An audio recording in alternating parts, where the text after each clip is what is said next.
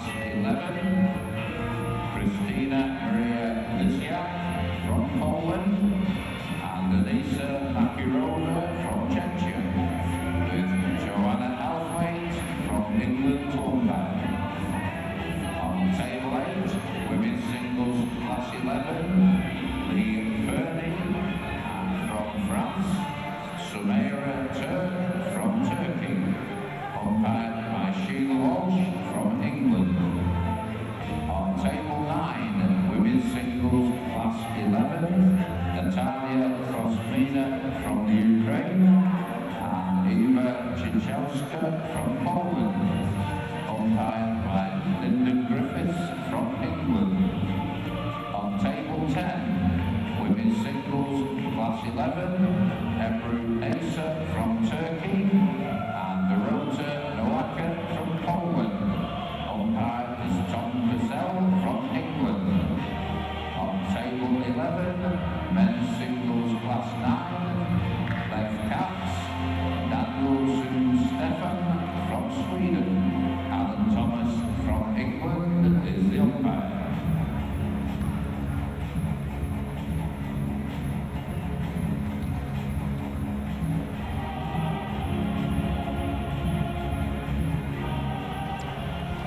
Well, good morning and welcome everyone to the 2023 European Para Table Tennis Championships here in Sheffield. It's day 3 and we are on to the knockout stages. My name is Elliot Stockdale and today, as always, I'm delighted to be joined in the commentary booth by former cerebral palsy world champion and of course 3-time GB champion Farrell Anthony. First up, we've got the GB athletes in Ross Wilson. How do you feel this one is going to shape up? I think it's going to be a very exciting game. Ross is a very explosive player, as is Cardona. Very accomplished players. They've been playing a few years now. Ross made his debut for the Great Britain team in the London 2012 Paralympics. That's when he made his first major tournament appearance as a 17-year-old. He's now a bit older and he's just very good. I think at the moment he's ranked number 2 in the world and he's just very good. Yeah, he is currently ranked number 2 in the world compared to Cardona number 7. Although Wilson didn't actually win his group this week. He won 1 and lost 1, so he finished in 2nd place. Was that a little bit of a shock for you? He was the first seed in his group, and to finish 2nd, do you think that might have upset the camp a little bit? Well, it would have upset him a bit, but the main thing is to get through the group. It doesn't matter whether you finish 1st or 2nd, because you know, if you don't get through the group, you can't carry on. You need to get to the knockout stages. So I'll be happy that he's in the knockout stages, and hopefully he'll want to progress and go into the next round. And Cardona, you say that, you know, he's no mug himself. He's 35 years of age. He's been on the circuit for a while. How do you feel like he's going to be feeling coming into this? He won 2 out of 4 games in the group, so he's at least got a bit of something under his belt. He's a very accomplished player, Cardona. You know, he's not. You know, he's number 7 in the world. He's not number 7 in the world for no reason at all. And he's won a lot of titles, especially when we used to have the team event years ago. He used to play with Jose Manuel Ruiz, and he's just a very good player. Yeah, very solid. Started off well there from his serve. Goes a point to 0 up in this round of 16 clash this week. It is the knockouts. A win is all that will do for these players. It's a great return from Ross Wilson there. There's already a fiery atmosphere around, plenty of support for the GB hopeful Wilson. That's a great serve from Ross Wilson there. He put backspin on that ball there, and it just clipped the bottom of the net.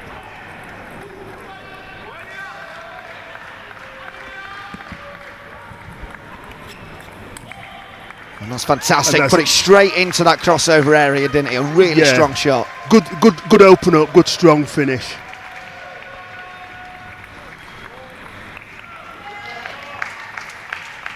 Good start here.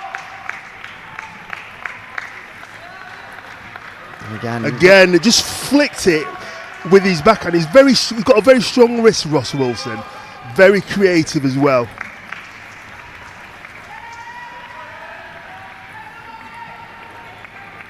Just snatched that down a little bit. Missed the shot. So 4-2 the score. Chance for, of course, that quick tower break. But this is a good opening to the game, isn't it, for the GB hopeful? Yes, it is. Very good. So he's up again. Nice serve. Have to go again.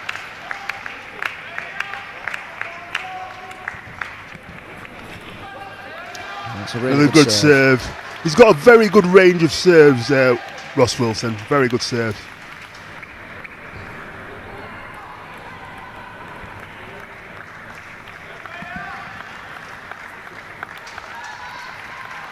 Again, Cardona's just struggling with the serve as well at the moment. It's very good for Ross Wilson. It's good because he's winning cheap points.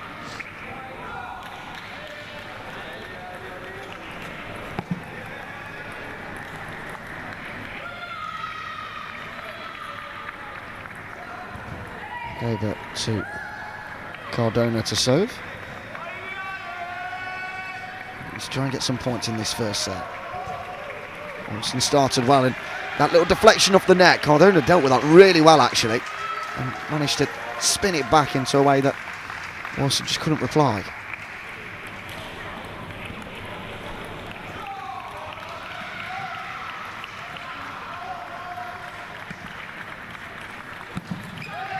It's a really good return from the Spaniard.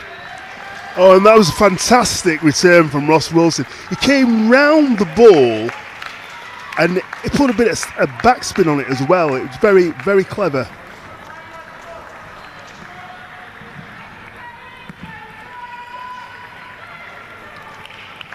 And those rallies coming up, and Wilson just getting over the top of it a little bit too much there. Yeah, just mistimed it, which can happen in a game like, well, in any game really. And for the score. Still been a strong first set from GB Hopeful. It's a good rally. Yeah, I think it just clipped the edge, and I think Ross Wilson acknowledged that just then. It does go to Wilson. That must have only just clipped the edge of the table. Sometimes you need good fortune.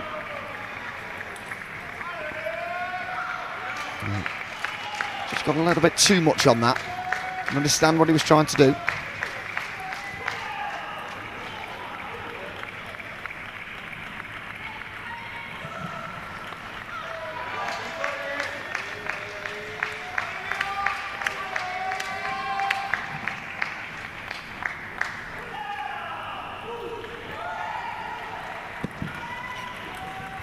His response there, really good. Yeah, he started well, Ross Wilson, in this game. He's serving well. He seems to be hitting the ball well as well. Set point, and he gets the set point. Good start for Wilson in this round of 16 clash. Yeah, he'll be happy with that. Happy with the start, and he'll be hoping to build on that as well.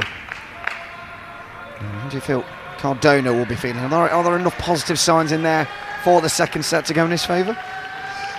Always. I mean, first set, somebody's got to win the first set, but I think he struggled with the serve initially, with Ross Wilson's serves, and that, Ross has got about 3 cheap points, and in a game up to 11, that's quite a lot. So he'll want to try and correct that and put the ball back into play if he can.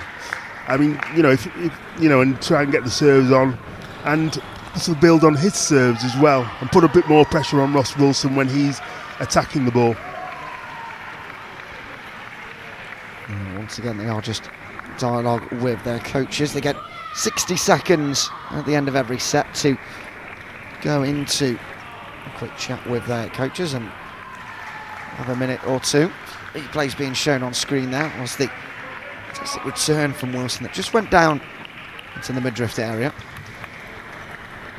As they now come back to the table. It's a big second set, of course, for both of these.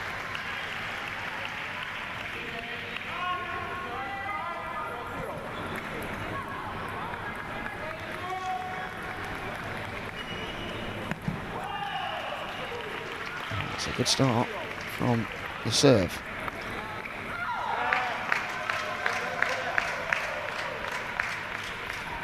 Well, number 2 goes again. Oh, I was about to say another really good shot and then a return from Cardona, but he didn't quite make the net, did he? No, it didn't. It just nearly crept over. And Cardona missed it then, just like a bit of an air shot, really. He sort of missed it, got the ball up in the air, and then seemed to miss it. And called the timeout straight away. That's a very early timeout to call in this game, isn't it? Yeah, but he needs to Cardona needs to settle down. He's lost 3 points. He's 3 points down already. You can't. I'm not saying you can't go down 2-0 and win, but it's going to be very difficult for him to get back into the game. And so he's probably just, his coach, or him, just thought, I need to settle down. Because it was quite bizarre that he actually missed that ball. Yeah, because the ball still, like you mentioned, got a bit of momentum towards the net, but maybe it was just the motion of the paddle near it that sort of aired it towards. But to completely miss the ball in a shot that I feel like he should probably be making. Yeah, he got the ball. He got the ball that he wanted. He got a ball that was attackable, and he just missed it. So I don't know. Well, these things happen, but he's called the timeout early. He's come back to the table, and a big serve now is needed from the Spaniard. And that is a lot better. Wilson couldn't reply.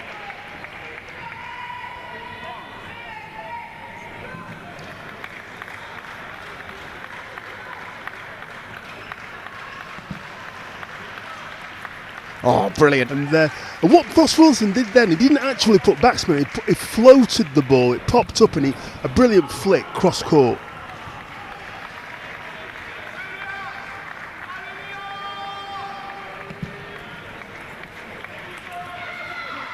Again, good opening up, and I think Cardona's probably just a bit tight. I don't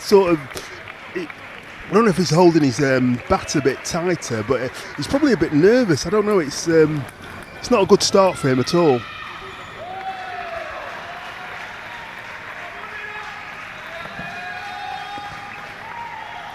Just looping it over. 6-1 lead for Wilson now.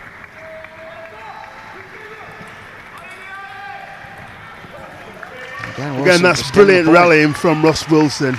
He's very good at holding the table, Ross Wilson, but also imparting power as well.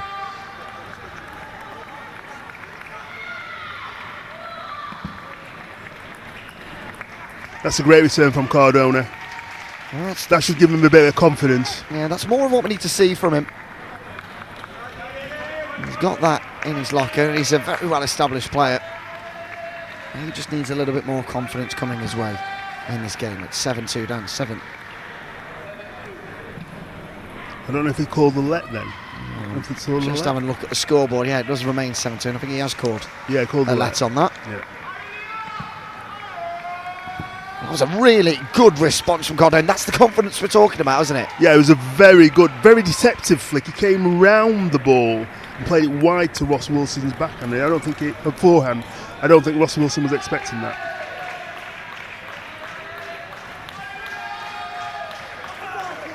Again, you see, when Cardona spins the ball, Ross Wilson's very good at holding the ball and putting it back on play, putting pressure on the player to play another shot, and he missed it.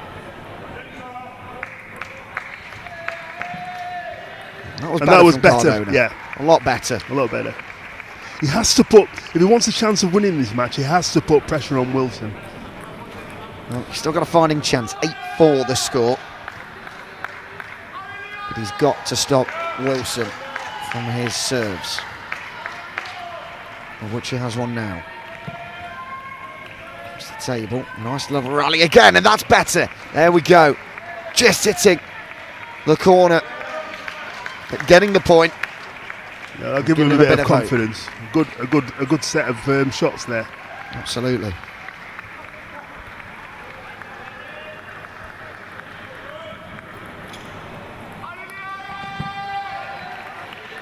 And that's both serves there that Wilson's lost now.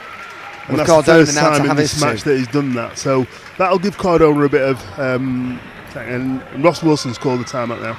And again, I feel like that's a sensible thing. Cardona was, I think, at 1.5 points down. There's only 2 points difference now with the Spaniard to serve.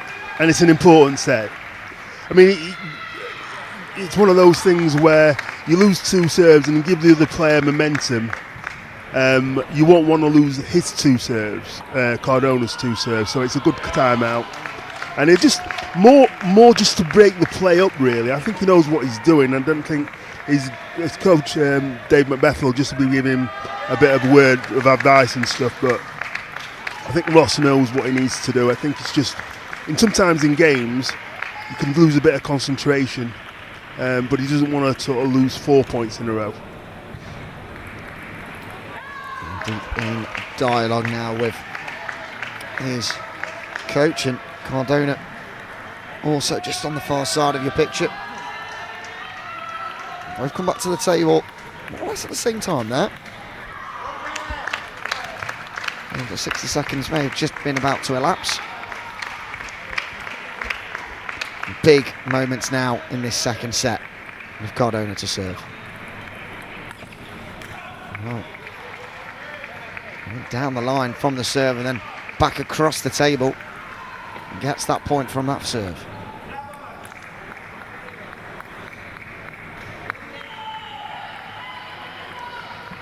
For a similar serve, that's a good response from Wilson. That was a better return from Ross Wilson. The first one was a bit high, but that one was very, very good, and he got him very strong. Sets him in good stead with his 2 serves to come. Down the line and back across. Good from Cardona. That just put it into a space. Wilson wasn't able to just quite reach it. Makes the score 9-8.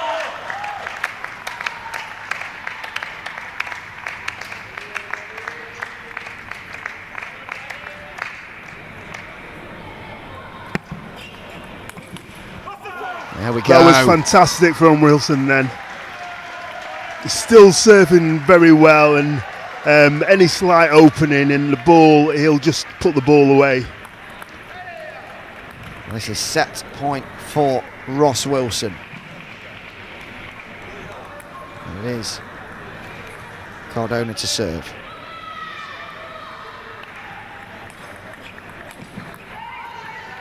And the point does go to the world number 7.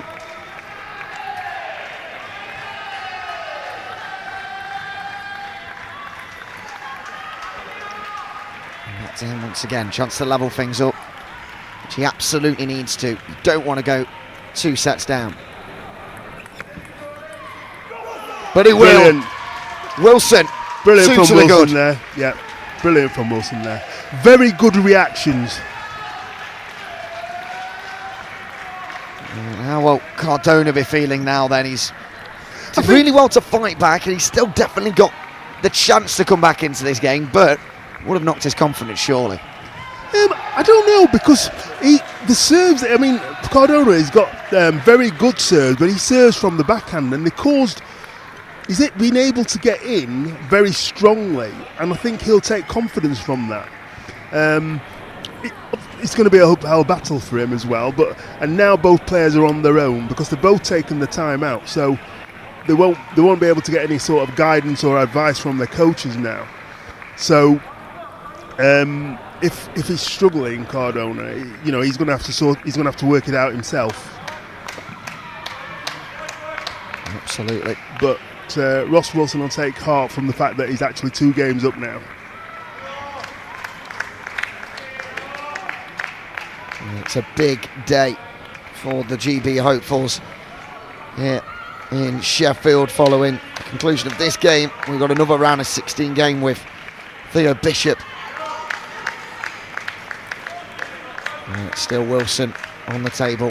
Wilson battling to get into the quarter-finals of these European Championships.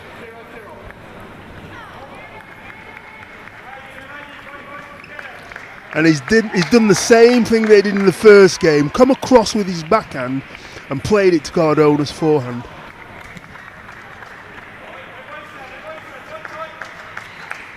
And strong again. got a little bit of fortune, I reckon, just by clipping the edge of the table, but nice, put it into the area where Cardona wasn't able to just turn his body and react.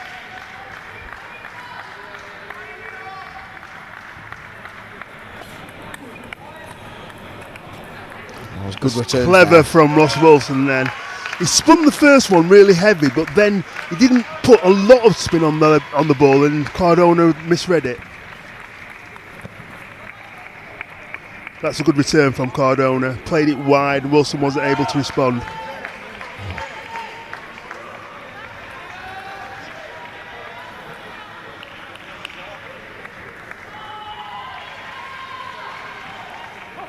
That's a really good response again from Wilson. He's dealt really well, hasn't he, with these Cardona serves? Yeah, in the main, that's been the difference.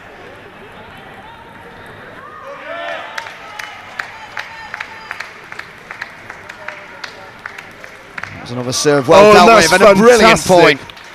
Just punched the air, didn't he? Yeah, he just put through the ball with pace and took it early, so Cardona couldn't respond. 5-1 he leads, and Wilson's getting into the groove now. And another brilliant shot. He got across then really quickly, took the ball early again, put a bit of side spin on the ball, so it sort of went away from Cardona as it hit the table.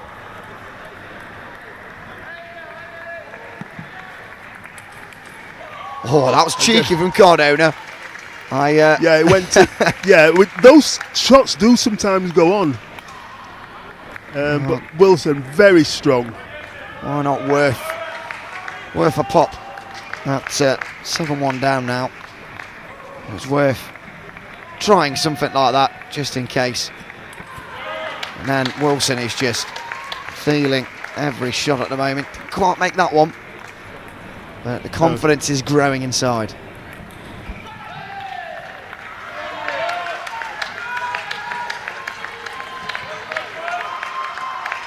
And he must have just clipped the net on the way through, I think.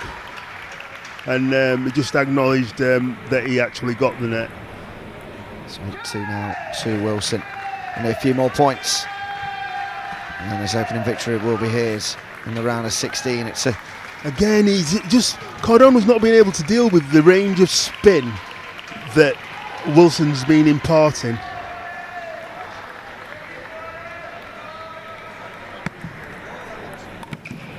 One again, and again really down the line, just brilliant shot. That's outstanding. The ball had that much whip, it left the table, essentially went round the net and then just clipped it on the way back in. That's fantastic stuff. And there we go. Round of 16 winner, onwards to the quarterfinals. Wilson goes. And what a fantastic 3-set victory that was. Yeah, very solid performance from Wilson. He'll be happy with that because he didn't have to do that much in terms of winning the game. Cardona didn't handle his serves, he couldn't handle the spin, he couldn't handle the variation in the placement, and Ross Wilson was the deserved winner. Well, onwards he goes then to the quarter-final stage, and he'll be delighted with that. Would have been expecting to get to at least there as the world number 2, and he'll be hoping for more later on this week.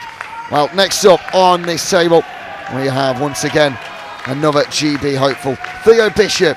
That'll be starting in around 20 minutes time as he tries also to get into the quarterfinals in the Class 7.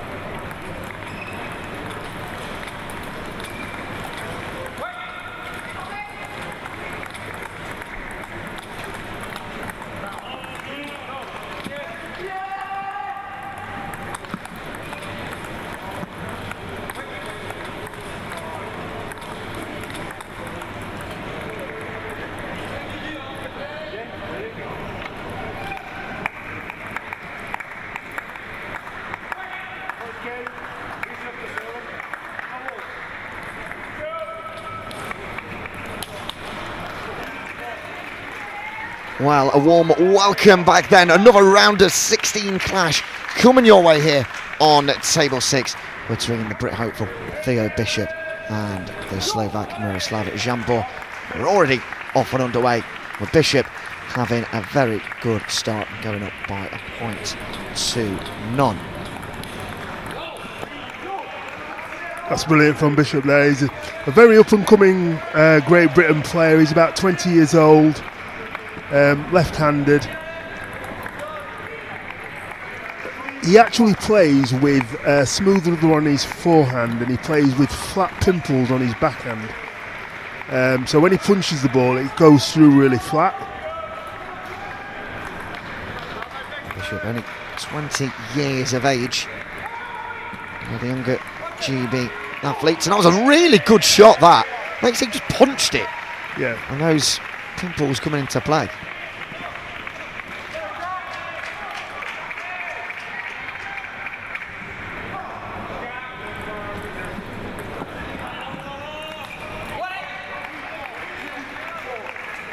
It's been a good start following the opening 6 points there. 4-2 the Brit leads against the Slovak.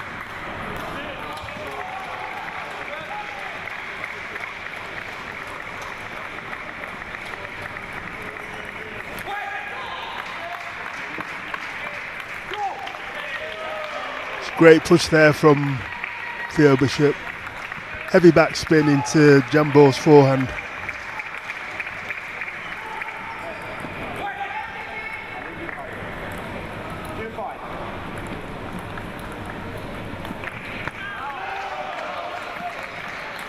Nice little rally there, and a couple of really good returns from the both of them down the line. And then Bishop just changed it up. Started really well, Bishop. He's got a very good forehand. No nerves at all, really, from him in this round of 16 clash. 6-2 he leads.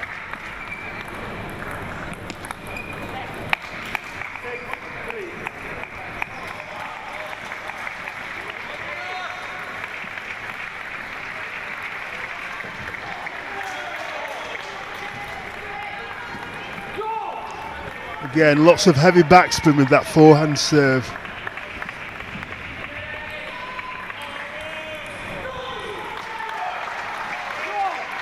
Oh, just clipping the edge of the table there, was it?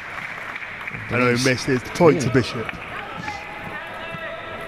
So 8-3 to Bishop. Just clipped the edge, but not quite. So the experienced Jambo will get his back underway, and a nice return for a Bishop there across the body. Yeah, so he's played down the line and he's playing across the body. He's making Jambo doesn't know where the ball's going, basically.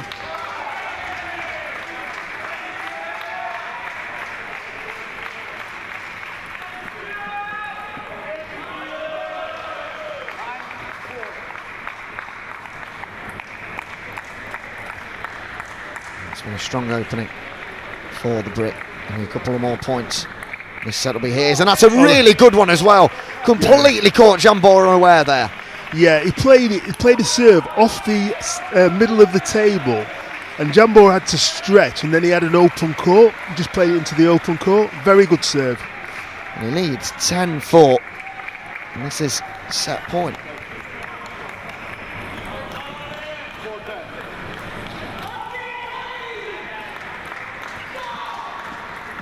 And he wins the set.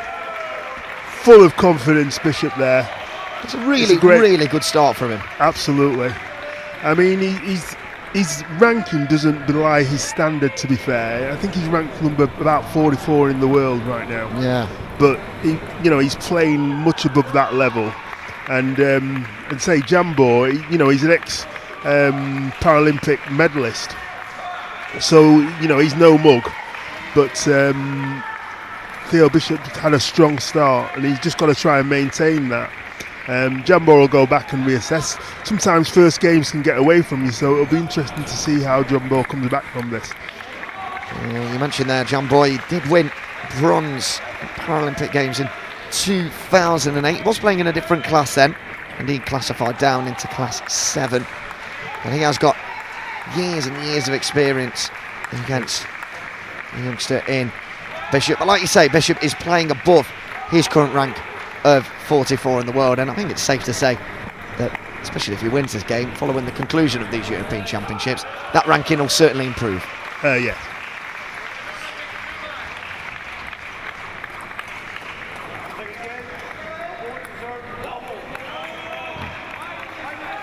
Making a restart.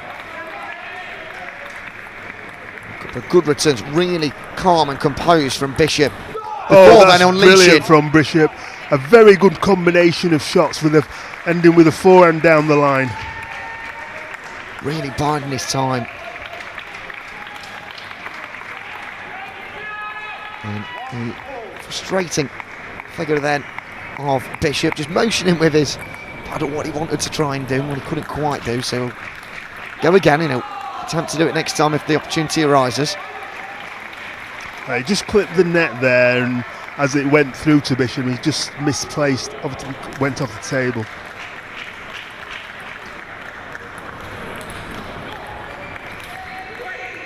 That's another great serve. Heavy backspin from Bishop there, and Jambo couldn't handle that.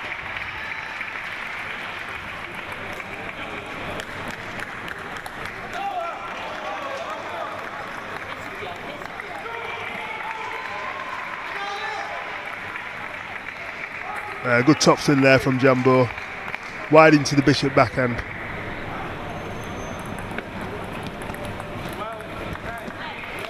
And again, heavy spin from Jambo there.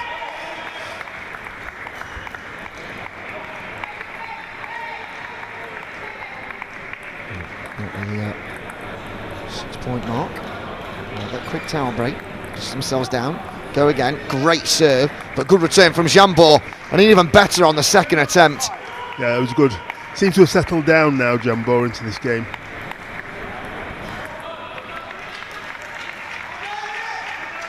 It's a 3-point margin, work for the Brit hopeful. And that's brilliant counter-attack from Bishop there, putting a lot of pressure on Jambo, rushing to make him rush his shot and miss the table.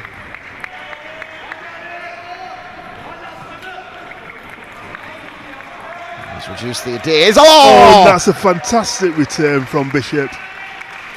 He did acknowledge his slightly good fortune, but it's great reactions. But that's unbelievable from him, just clipping it down the line. And again, this is brilliant from Bishop. Yeah, what he did there was very clever. He blocked it onto the table, then blocked it really wide. He's brought himself back level at 5-all. And couldn't quite make the table there, but over the top of it. This game is hotting up, that is for sure. Yeah, it's a good return. Down the middle of the table, very fast.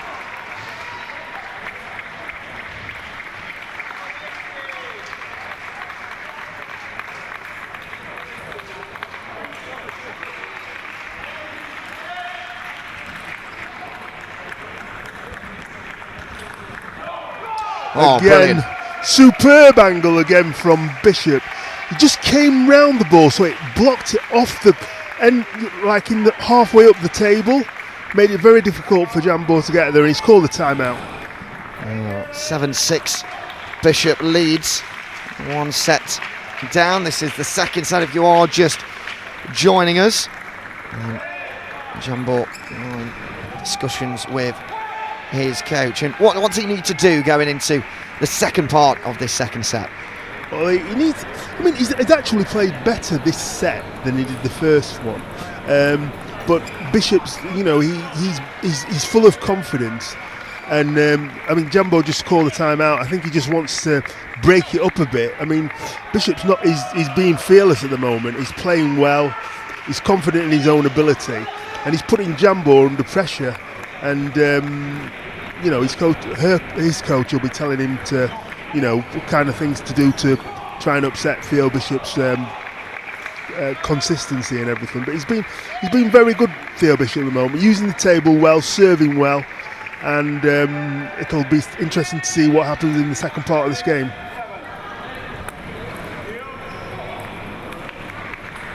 Timeout's done. Jambo to serve. And just a little bit of fortune as it nicks off the net, brings him level. And that's what he'll have hoped for after the timeout, to bring it level.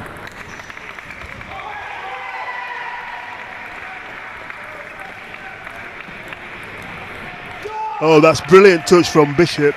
Touched it short, and Jambo had to stretch to try and get the ball. Obviously missed the table. Big celebration from Bishop there. Fist pumps towards his coach. Goes again, and he gets another one. It was brilliant that he enticed Jambo to topspin, and then he punched through with the flat pimples and made it hard for Jambo to get the ball back on the table.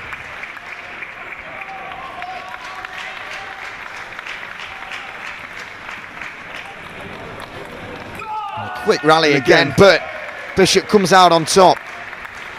And he extends this lead now to 10 points to 7. He's 1 point off finishing off this set.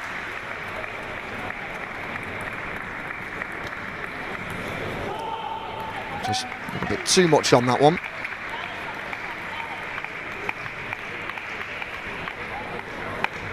So we'll have a bit of respite with this towel break. Come back to their table. Refocused.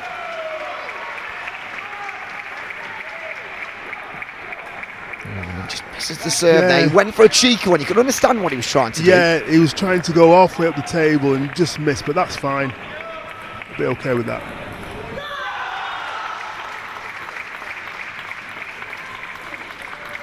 Well, there we go. Brilliant. Brilliant from Bishop, using the table well, forehand down the line. He's putting Jambo under pressure all the time, and he's obviously full of confidence. Absolutely, he is. And he is one set away from reaching the quarterfinals at the European Championships in his men's single class 7. So he has still got a lot of work to do, hasn't he?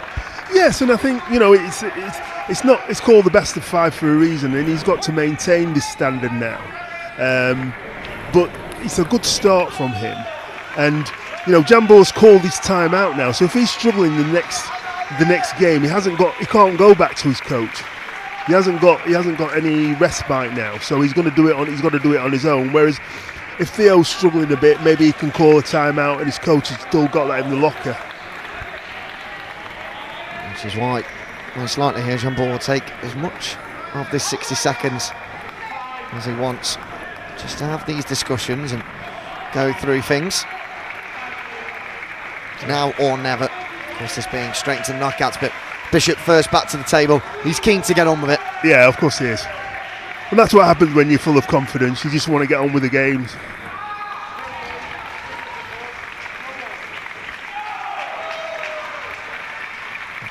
Bishop to serve.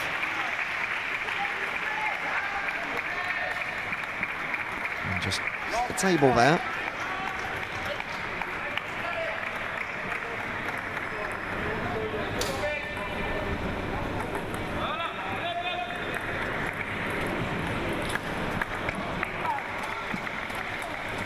Nice return. Yeah, fantastic from Bishop. He's gone down the line with a couple of his forehands, and he went cross court then, so he's just keeping Jambo on his toes.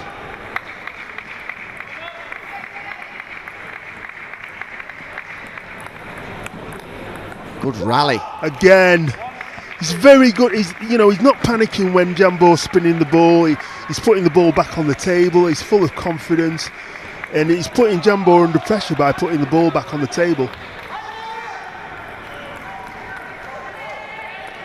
Just tried to clip it down the line there, didn't he? Just narrowly missed. But it just shows you how confident he is at this moment in time. He's willing to go for those shots. Yeah, that's right. Well, when you're full of confidence, why not? Why not try it? He won't let it faze him even if he does miss one, because he'll try it again. That's a great serve. Jambo completely misread that serve.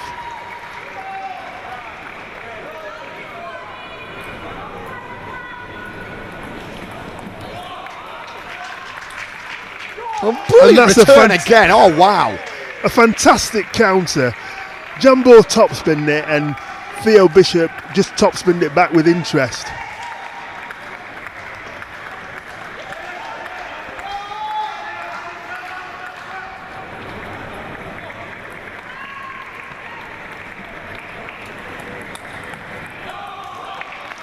And that's a great response from Jambo there. He has got years of experience. He would have been in situations like this before. Yeah. And to get out of them, the 44-year-old. So he won't be phased. And he does need to try and grow in confidence. And shots like that will. And there we go, back level. That's 4 apiece.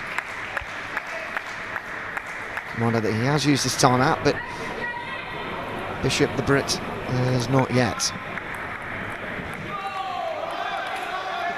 Oh, that's fantastic. What happened there was he blocked it to Jambo's forehand, then blocked it down the line to his backhand, and Jambo couldn't cope with that. Such a good combination of shots that Bishop is producing. Such unpredictability. And there's the roar as well. A bit of a fist bump as well. He knows he's starting to get the edge in this game. There's that 2-point advantage.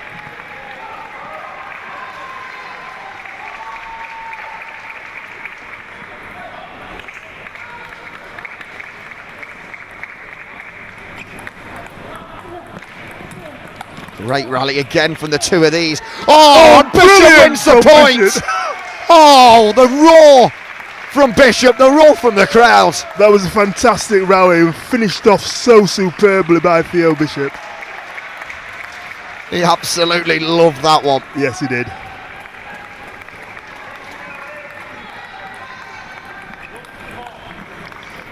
Oh yeah, just acknowledge the good luck, but he's playing very well at the moment, Theo Bishop. He's causing Jambo so many problems. And he hasn't got an answer at this moment in time. No, and to be quite honest, now's the perfect time for a timeout for Jambo, wouldn't it? But, of course, he hasn't got one. Used it. He's on his own.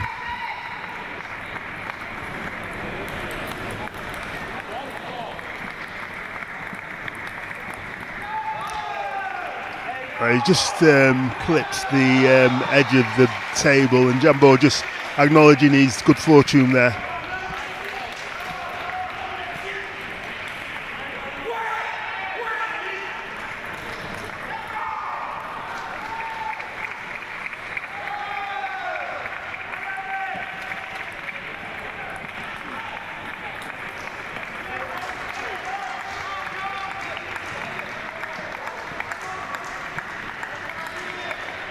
I think if he loses this point, Theo Bishop, they'll call a timeout. Jambo to serve, and it's a good return, gets lucky with the net, and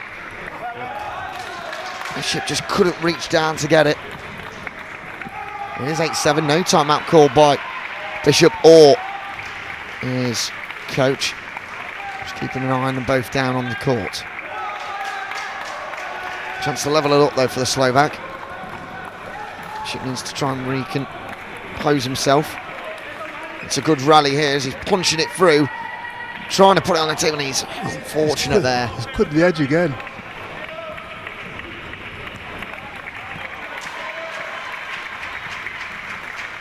It's all the score now. 4-point deficit from the Slovak has been brought back. So a bit of good fortune, but you need that at the top of the game. And into the net it goes. I think the timeout has been called there. Yeah, he needed to call a timeout. 5 points in a row is, it's giving Jambo an opportunity to actually win the game. I think maybe the timeout should have been called a little bit sooner then. Well, it's a difficult one. I thought he would call a timeout at 8 when he got to 8-7, but he obviously felt that Theo was playing well, and that but he's called it now, and that's the main thing. How will Jambo be feeling at 9-8 up? Oh, he'll be full of confidence. He's won 5 points in a row, and that's what this is the game of table tennis. It can ebb and flow, and at the moment it's on a knife edge now.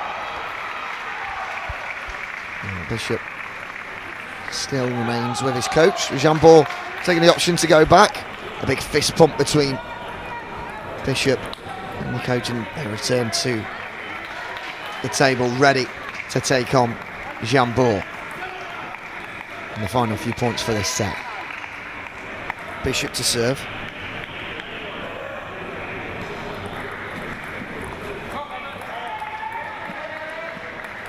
Lucky with the net again, but that's a really good Oh, response and that's from good from Jambo. Jambo. Just fantastic response. Just to clip it back on the diagonal, right to the corner of the table. And he has himself now just one more point to win to get himself a set.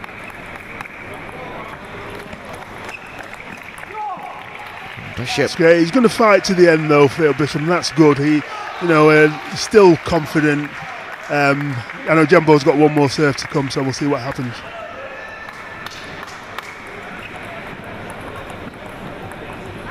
Both of them just battling, biding their time, waiting for the attack to open up. Jambo goes for it, and again, and again.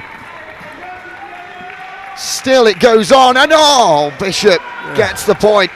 Fortunately, admittedly, but levels it up. Yeah, it was a great rally, couple of nets and stuff, that happens. But it's back to 10-all now. So on to 12 we go. You have to win by 2 clear points. We will take the early advantage in this deuce. That's a good response from Bishop initially as it clipped the edge of the table. Yeah, but then good on the block follow-up from Jambo though. Yeah, good block, wide into the Bishop backhand.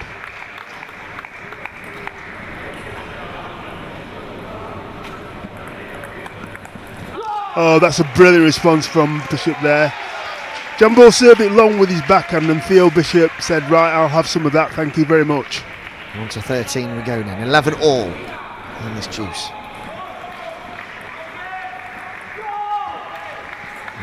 Bishop cheers. I don't believe he got the point there. He must have got the point. I didn't see it, but No, he has come to the scoreboard. He hasn't. Both of us up here in the commentary are a bit confused, but he has the advantage with Jambo to serve. One more point and he'll be into the quarter-finals. That just startled him really with the pace that came back. We're back level again. And Theo Bishop doing the sensible thing, taking his towel. He will do that every 6 points, regardless of whether he's winning or losing. That's part of his routine. Time to serve again as the eyes watch on.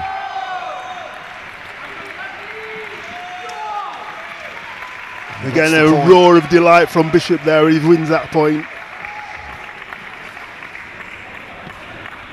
So again, finds himself in a position where one more point will see him into a quarter. Jambo to serve.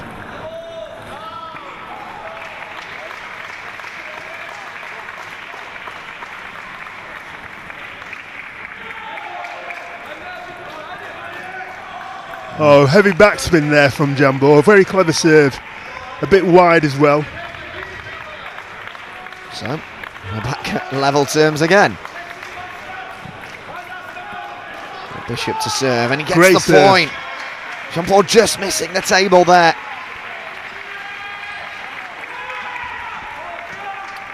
And again, advantage Bishop, 14-13. He'll take an extra couple of seconds just to set himself and prepare. The Slovak to serve.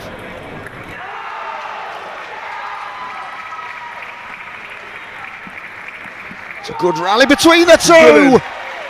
And That's there a we brilliant go. finish from Theo Bishop. Brilliant.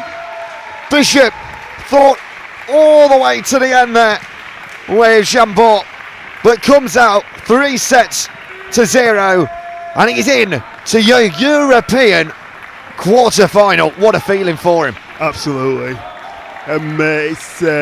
He played well though, and he deserved to win the game. That's very good. So it's Jambo probably not on the top of his game, but Theo Bishop made him work for every single point, and he made it hard for Jambo. And in the end, Theo Bishop went through to the quarterfinals. It's a great result for GB and a great result for Theo Bishop. It's fantastic. Well, we've got another GB player coming up your way shortly in 10 minutes' time. Grace Williams will be taking on the Frenchman Hotier at 11 o'clock. So we'll see you in 10 minutes' time.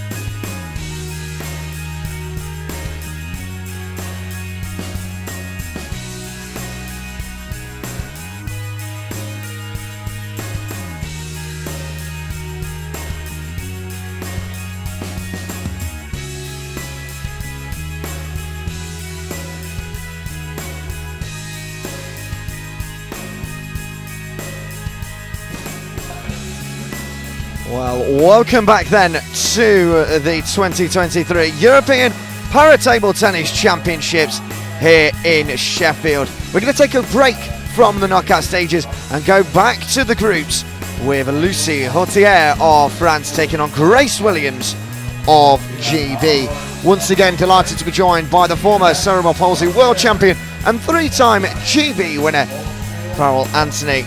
Pleasure to have you alongside us for what is a very big game, because the winner of this will advance to the knockout stages. Yes, and it's obviously it's do or die for both players. Grace Williams from Great Britain should be quite confident about doing really well, although Hotier is the higher ranked player.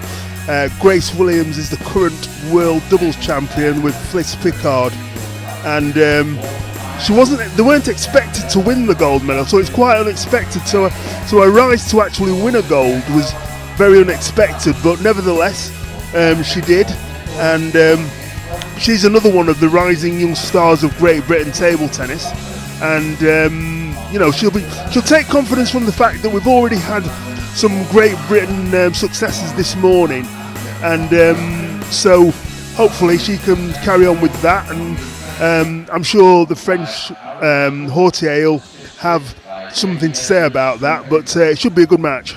Yeah, it's been a really good morning so far, hasn't it, for Great Britain and these home hopefuls. Ross Wilson beating Jorge Cardona in his round of 16 match, 3-0, and then just a few moments ago, Theo Bishop beating Miroslav Jambo by also 3-0 in his round of 16 game. How important would it be for Williams to get into the knockout stages? Like every player, I think it's one of those both players want to do very well and win medals at major tournaments, and this is a good starting point for her. Just to add to the standing success, I've just seen that Jack Hunter-Spivers beat Tommy Orhag of Norway 3-2, a very close game, but again we've had some more British success, so it all bodes well this morning for the confidence of the Great Britain team. Well, you've been three-time GB champion yourself. You've played in front of a home crowd. How does that help when you're competing? When every point you get, you've got your fans and your family and your friends all cheering you on. It's massive. It's not just your fans and your family and friends. It's people who are just people who just are interested in wanting Great Britain players to do well. So there's people here who've probably never seen table tennis but heard of a European Championships in Sheffield, and they thought, well, go and support some Great Britain players. Looking ahead then to the rest of the day following this game, we do have another, funnily enough, France versus Great Britain face-off, where we'll have Esteban Herlult facing off Paul Karabardak in the round of 16 match in the Class 6. But all attention has to go right now onto these two players. A big game for them, and like we said, the winner will advance on to the next stage, which will be the knockouts. Of course, those who get to knockouts, and further on from that, you've got a big chance of winning a medal, and if either of those two girls can do that, it will be a great success. But both of them still fairly on in their careers. 20 years old Grace Williams, 22 years old Hotier. As their warm-ups are just coming to a close, should be gearing up and ready to go.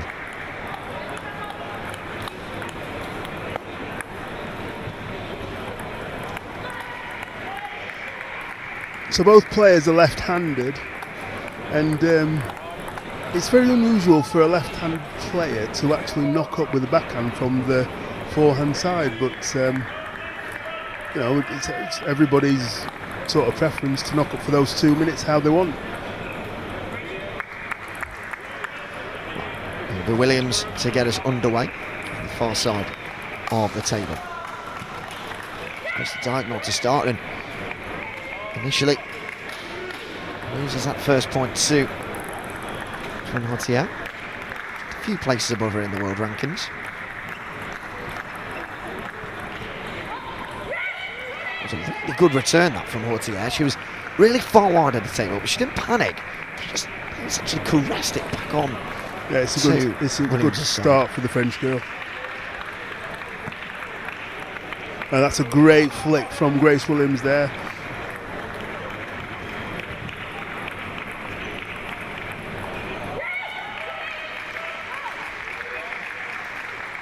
The French girl is obviously quite vocal as well. She's cheering every point.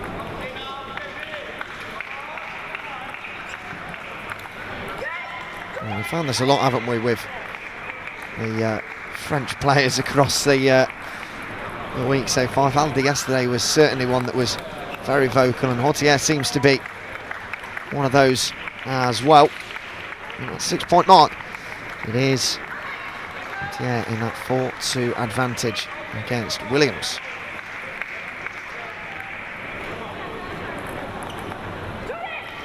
She just misread the serve then, Grace Williams. Lots of topspin and sidespin on the ball.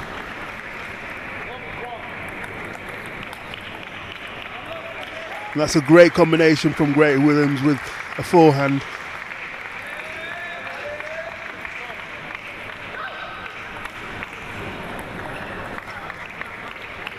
She's getting a few points back now onto the board.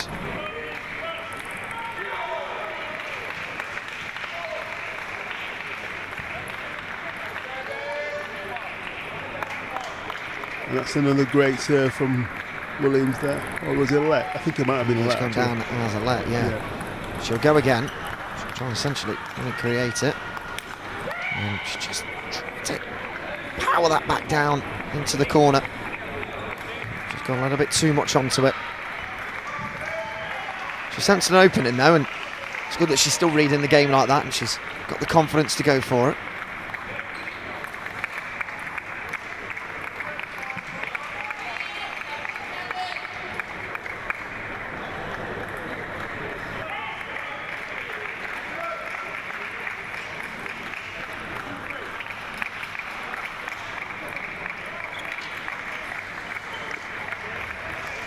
So 6-all, the score, nothing to separate the two early on here in this Group 3 fixture. Yeah, I think it's going to be a close game, this. Stats would certainly suggest that. Bertier cheering every point she gets onto the board. 7-6 in front.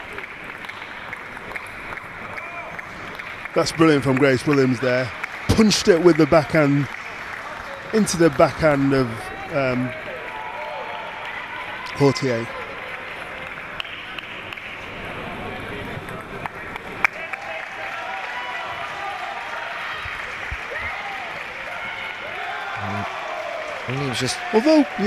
Although Grace Williams missed the ball there, she's bouncing, so she's still feeling confident.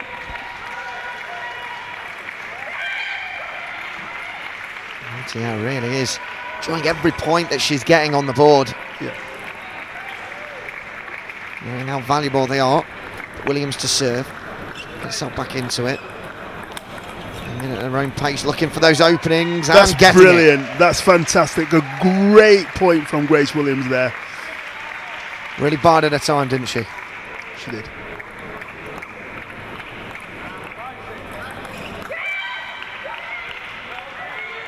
Set point then for Hotier.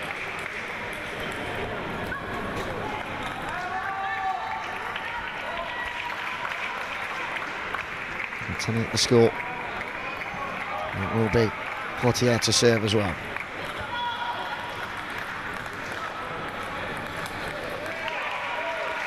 She dealt with That's good from Grace Williams. Played down the middle, straight into the body. Well, the first set goes to Hotier. You could hear that all around Sheffield, I'm sure, from the cheers bellowed upon us. That's Williams with work to do if she wants to advance through, but a lot of promising signs in that first set. There were, and the first game was very tight. It's always quite nervy. Both players know the importance of this game. Just a very quick note on Grace Williams and what she plays. She plays with flat pimples on her forehand as opposed to her backhand. So she favours her backhand with the spin, and she uses, because she has a flatter hit on her forehand, she favours the pimples. It comes through a bit flatter and it skids through the table, but it also controls spin a bit more. Both coaches just deep in dialogue at the moment with their players. Hotier first, back to the table. Williams gives her coach a high five and then comes back herself. With the game face on. And ready to receive and hopefully return this serve from Hotier. That was better. Brilliant. Fantastic put away there from Grace Williams.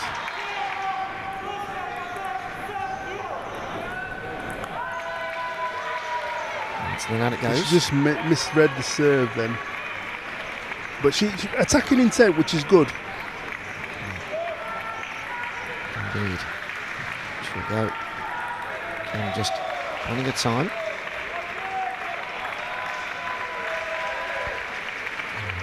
She gets the point there. Really having to go to attacking. And it was Hotier there that sensed an opening, but couldn't quite get over the shot. So trails. On the line from that serve. Williams there just motioning to herself, shadowing the movement she wanted to try and do, but couldn't quite pull off. And doing it again also. Shows such maturity from her, doesn't it? She acknowledges the kind of shot that she wants to do. And will try and improve upon it next time. Yeah, a lot of players will do that. If they miss a shot, they'll shadow the shot as well, just to say what they should do to get it into their brain. Hopefully, she'll build on that.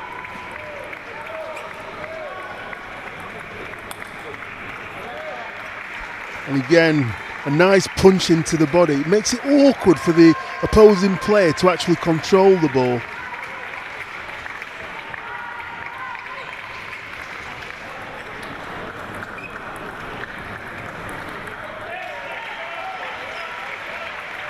Nice rally here from the two. Both just playing each other at their own game. Both of them trying to sense an opportunity to pounce and attack, and just bounces over the net. Yeah, just clipped the net and went on. It's a fairly calm rally. Not too dissimilar of what we're doing really in the warm-up. Then Williams tried to go for a completely different approach there.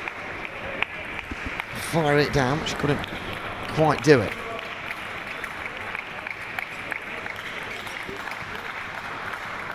Then she'll smash it, and Hotier did manage to get a touch on the ball, but absolutely no chance of directing that back. Very good smash from Grace Williams there. And a great serve. Fast and long into Hotier's backhand, and she couldn't control it.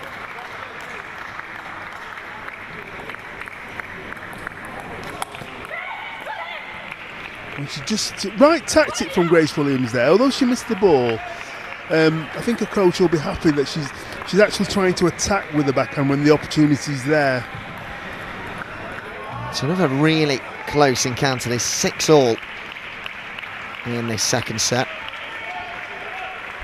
It's mightily important though for Williams to get this set in her favour, although she trails now by 7 points to 6. She won't want to be 2 sets down.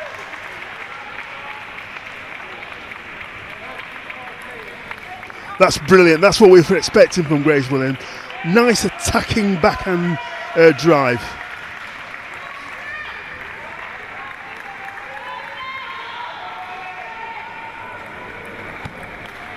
And a great serve there. Put a lot of backspin on that ball just then. Wow, and that's there nice. it is. A nice top spin and a backhand follow-up. And that's the best of Grace Williams, when she's like that, when she's attacking and she doesn't feel constricted. It's a fantastic way to draw yourself level in this game. And the ball's gone out of court. It was that hard, it went out of court. Squirmed away.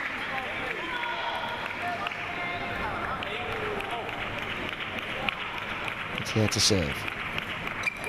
Oh, it's a good serve. It's a difficult way for Williams trying to hit that back.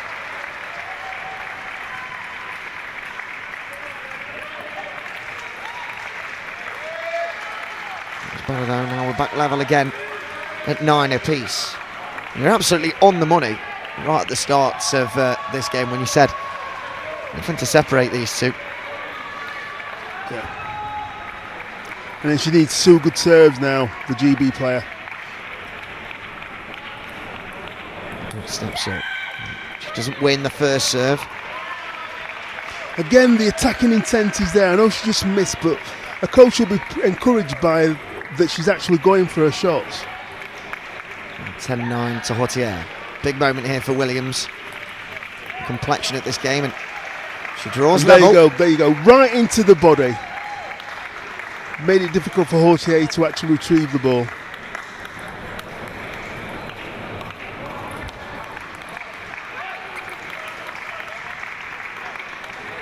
And again, great backhand from Williams there. It's advantage to her, 11-10. Just misses. And she's missed the serve there. And that is a rarity. She's hit it a little bit too long. Level to 11 all.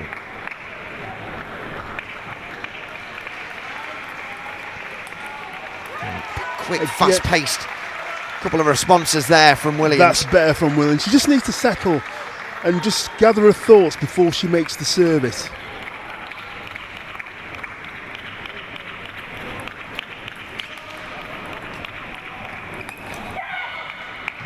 Level again, she just tries to punch it through there.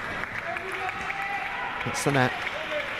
And that level to 12. Reminder to win by 2 clear points, so we'll go on to 14 here. That's brilliant from Williams. So she's still confident about going for her shots, and that's really, really good. 13-12. There we go. There it is. You could see just by the sheer jump of joy from Williams there. You knew she'd won that set, and we're back level to 1-all overall. Yeah. And I think she'll be pleased with the way she actually won the set, even though she missed a few balls. She still, when the opportunity was there, she was still going for them, and that'll encourage her. And it'll, a coach will be telling her that when she's gone back to the corner that, I know you've missed a couple, but you're doing the right thing. When the opportunity's there, you have to go for that ball. And playing it into the French girl's body makes it a lot harder for the French girl to actually get the ball back on the table. Once again, both of them just in dialogue at the moment. Deep conversation with their coaches, just encouraging them. And a high five there from Hotier's coach, and she'll be encouraged. She won the first game, so I think it's going to be a tight game. This, and Hotier's not playing badly either, so it's it's a good matchup. Oh, absolutely, yeah. So both of them took each other right to the end there.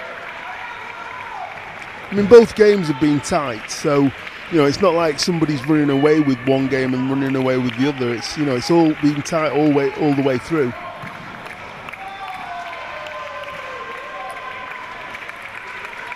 Williams to serve. Get us underway in this third set.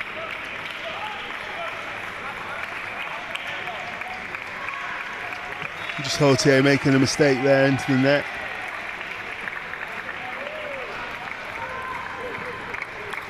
Oh, and that's brilliant. A brilliant put away from Grace Williams. Nice spinny serve and a forehand up to the table. No chance for Hotier.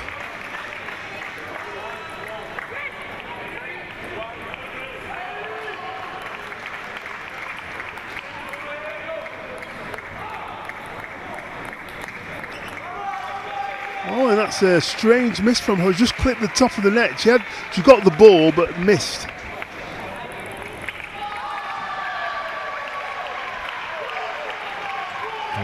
So like that. Just clips the net on the way over, so she'll have the chance to serve again. She goes for a smasher again. Fantastic forehand down the line. That was brilliant from Williams there. That's the confidence growing inside the Brit. It's oozing out in all different shapes and sizes now. 4-2 she leads at that 6-point break. Coach just gestured there for her to calm down a bit and not get overexcited. And she was jumping up and down like some. And that's brilliant.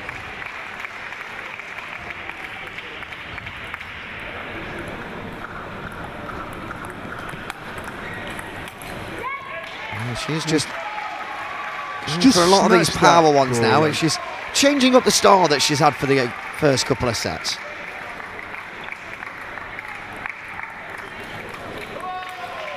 Again, Williams, that's fantastic. A great combination. Couple of backhands and a forehand winner.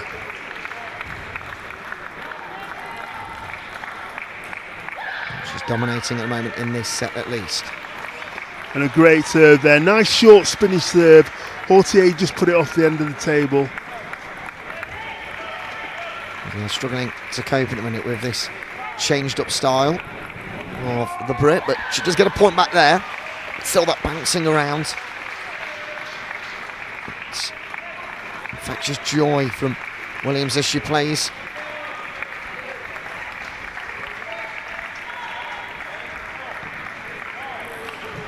Seeing both of them just utilising that towel break.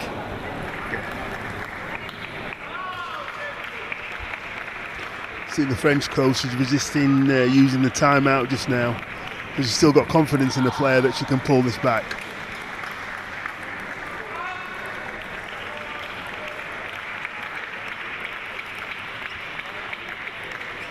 It's a nice rally, similar to the ones we had in the early sets. Yep. And it's won by into the Williams. net. Good consistency there. Didn't panic. She made sure she got the ball back on the table. And then Hotier did really well Yeah, to get she the did. first ball back, and Williams was a bit off balance when she played the second ball, and that's why she missed. Bertier gets a point back in this game. Williams, that's a good return from Hotier. She did really well. And still this battle continues. And Hotier came out on top then. yeah, this big lead that Williams had built up. She's just lost the last couple of points. This next one's really crucial for the complexion of this set. And she's won that point. Mistake from Hotier.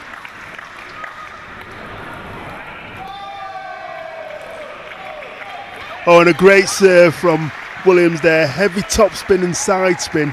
And Hotier misread it and it went off the table. Well, 11-6 overall, the score for Grace Williams at the end of that third set, and she takes the 2-1 lead going into the fourth. I think that definitely was much better from Williams overall. Overall, yes, definitely. She was more attacking. She had more attacking intent, and I think that comes from the confidence that she's actually been playing well. And a coach will have been saying, look, you're playing well. She's missed a couple of shots, but they've been the right thing to do, even though the execution wasn't good. And that's always a positive sign if you're doing the right things, because eventually they do come right. It's a big moment for these two as they try and reach the knockout stages of this European Championships. Yeah. And Hotier, you should know she's not playing badly, and she'll have, hopefully she'll try and get a good start in this game, and put a bit more pressure on Williams in terms of trying to take take the match to a fifth game.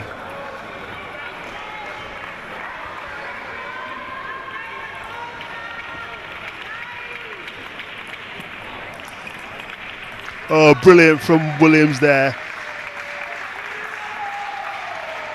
Two superb backhands.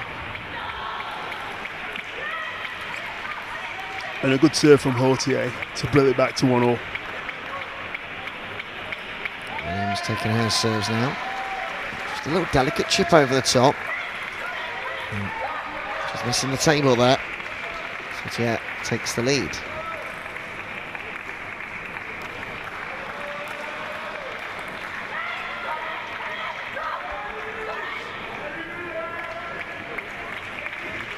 surprise me if this does go all the way to that 5th and final deciding set.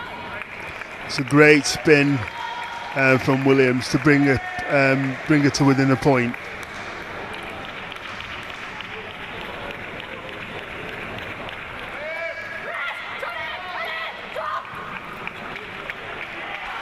Fall to Hotier at 6-point mark.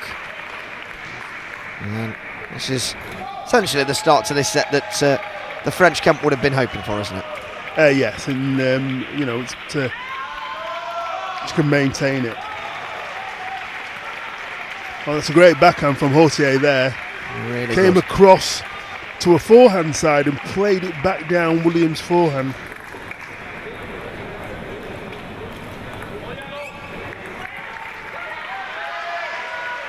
Williams has just lost it a bit in terms of her consistency.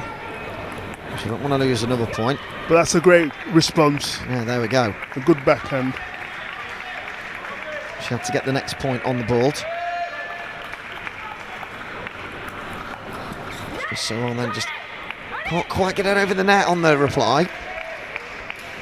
So finds herself 7-3 down.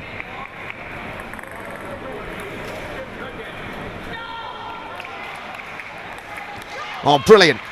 Finding that little pocket of space in the corner just to return the ball to. Yeah, a great serve, great follow-up.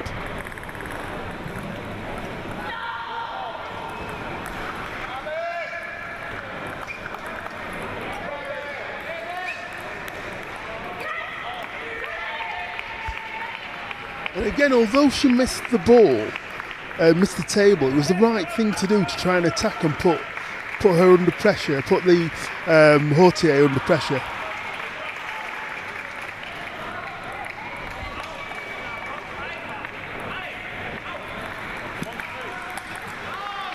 A quick rally and just skimming the table. Yeah, she's acknowledged her good fortune, but it was a good combination of shots. So she still trails by 3 points, but is going back into this game. Return, and again. Brilliant forehand as well.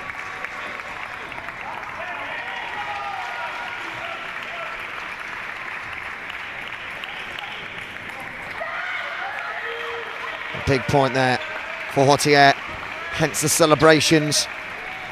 She takes a short walk before coming back to the table and resetting herself. And brilliant there, returning that serve from Williams. Yeah, great forehand. And a good advantage here at now 10-7.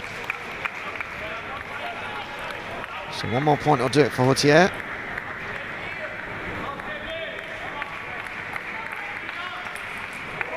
This isn't giving up. A brilliant forehand backhand combination from Williams. So she's still confident, she's still going for those shots. She takes a minute, or a few seconds should I say. She's got to take a minute, but... what is the longest amount of time you are allowed to take from this towel break? Well, I don't know, maybe 15...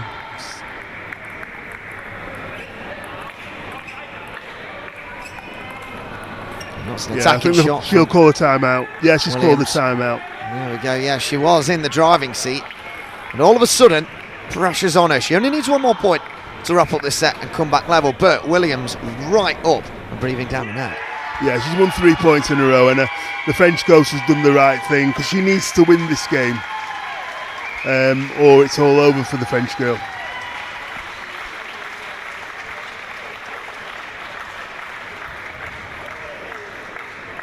Coach will be telling her what to do, giving her some guidance and advice. Yeah, you can see the coach there motioning kind of actions that she wants her to be doing. Yeah.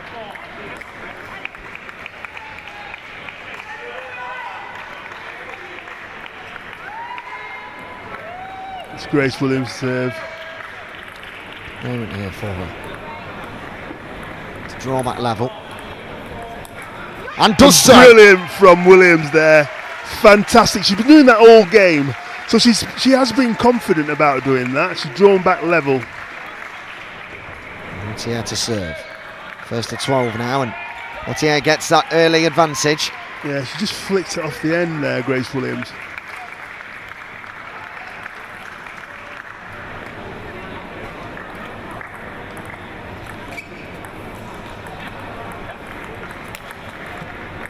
Somehow Hotier returns, not once, not twice. Brilliant! It's not thrice. Williams, brilliant. How on earth did either of them, to be quite honest, That was keep a brilliant returning rally. that? Yeah, that was brilliant rallying, and Williams came out on top. Well, on to 13 we go, and Hotier takes the advantage. A clever serve. Yeah. Took Grace Williams by very fast into her backhand. 12-11 in favour of Hotier. Sort of won those precise rallies. And it is Hotier that takes it. Williams just missing the table. A big scream of delight. We're back level at 2-2 on the set. And onwards we go then to the fifth. Another fifth game. I thought it might be a tight game, and it's proven to be so. So, the fifth game. Both players are playing well. Actually, they're not playing badly, and I know they've missed a few shots each other, but they're still going for the shots when they're there, and that shows that they're both still confident. Absolutely, and really tantalising. Tail unfolding in front of us here, and well, it is impossible to call who is going to take this, and I'm going to ask you to try and call where this is going to go. I'm not even going to predict it. I'm just going to see how it. I don't want to sort of say anything. It's been a good game, and both players are obviously wanting to win, and if. There's been some good table tennis, some good rallies as well. A good spectacle for the sport, and that's brilliant. And just remind us once again what does happen when someone gets to 5 points in the fifth set. Yeah, they just swap over, so they swap sides of the table, so everything's even. So the players favour one side of the table to the other. Williams starting on the far side.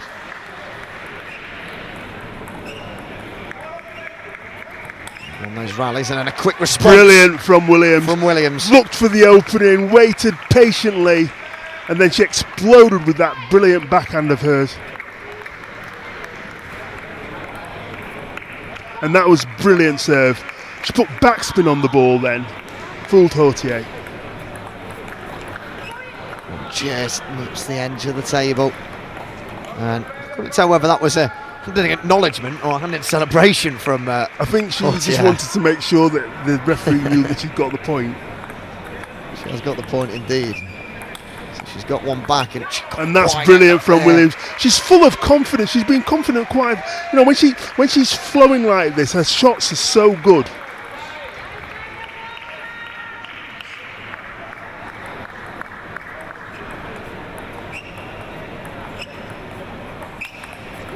Brilliant again. Put it straight down into that middle area. Yeah, and the thing is with Hotier now, she can't call the timeout. She's already had it.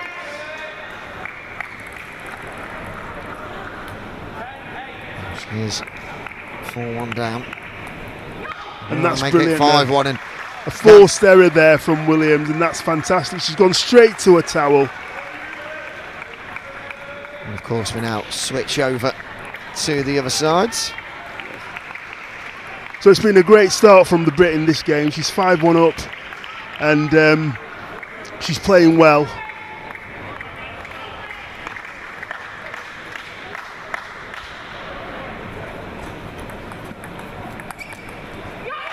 Again, and they don't hear. She doesn't shout very often, but she just shouted there, giving herself some encouragement, and that's a good sign. Pressure on to Hotier, and she is alone out there, and again you can just tell she's playing some really good stuff, Grace Williams. Really good stuff. It's brilliant. She's desperate for a bit of respite, is Hotier, and it's just not coming her way. Grace Williams in full control here and in full flow. With her serve, she's got another chance to extend that lead.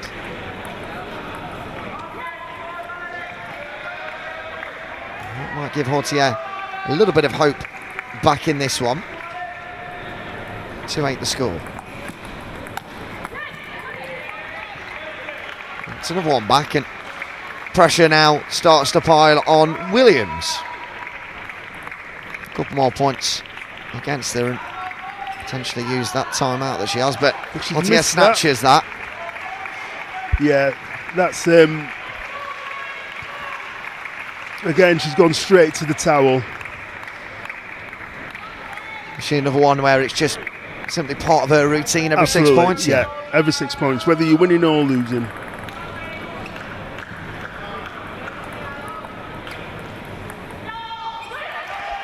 Brilliant from Williams there. Bertier was essentially arguing the fact that Meyer just clicked the table, but I don't think so. Neither did the official either. So, a service error. miscued serve. Yeah, a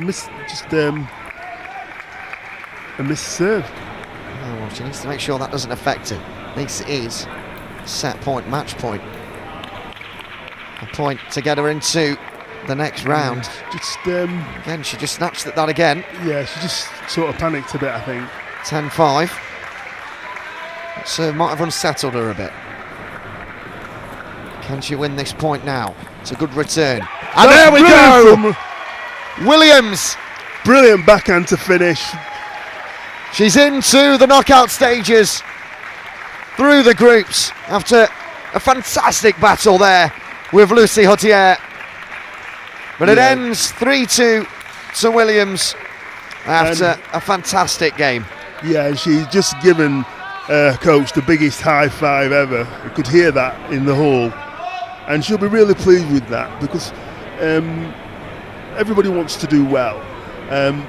But the thing is, she played well, and that'll give her confidence for the next round.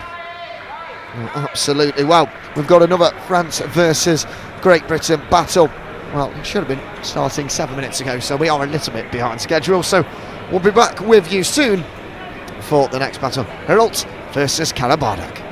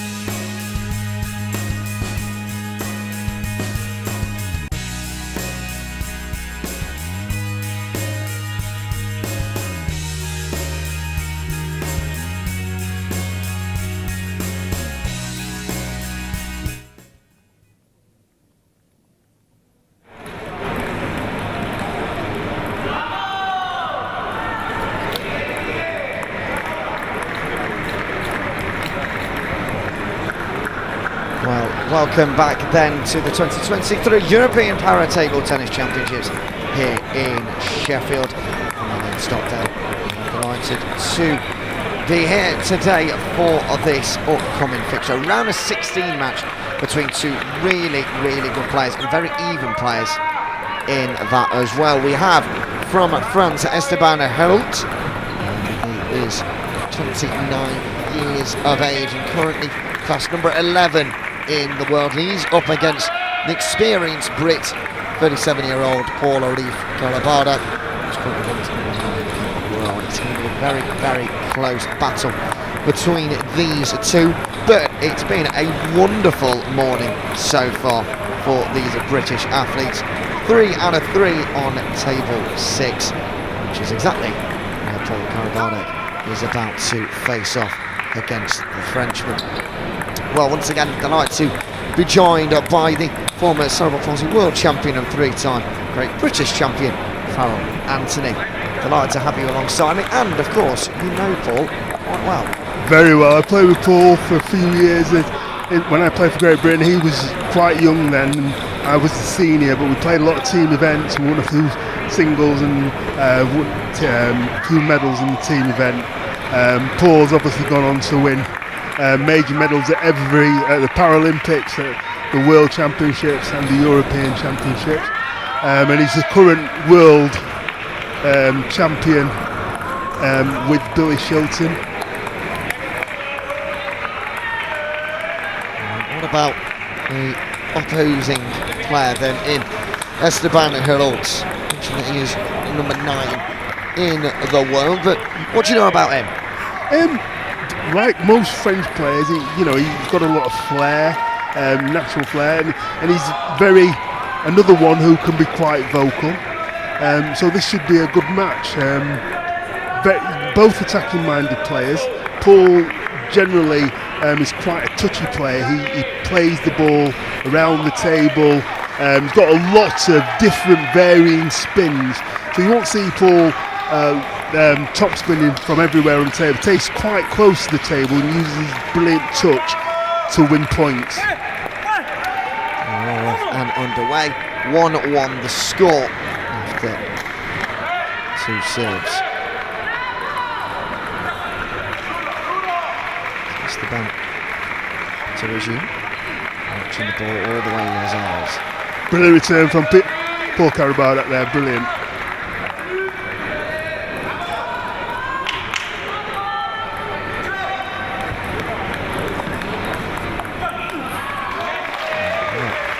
Fast reply from Esteban, but just missing the table.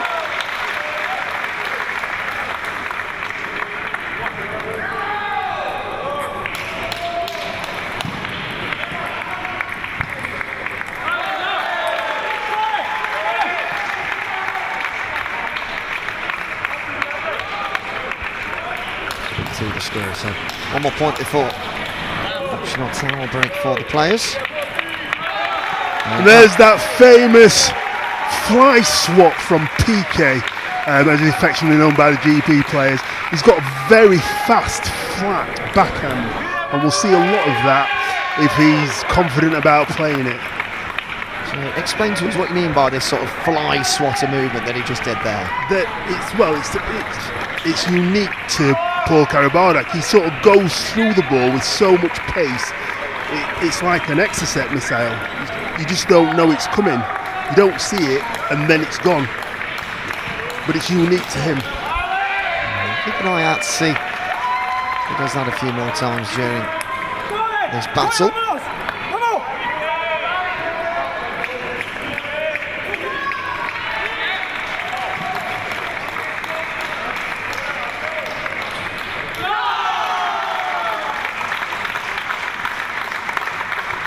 Done in the 2, and a big smash and grab there from Heroult.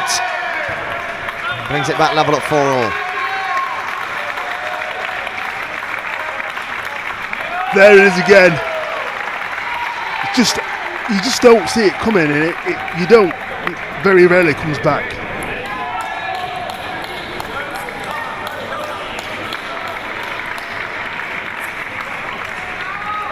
Serve.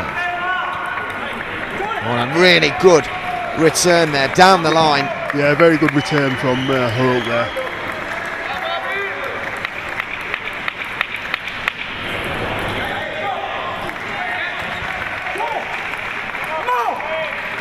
Just misread the serve then, Paul.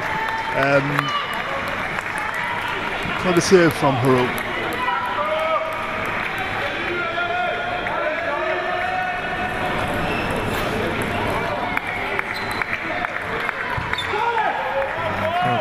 Just get into the net. He's got that opportunity now, and he will take it. Let's just go and have a second. Put his hands down and go again.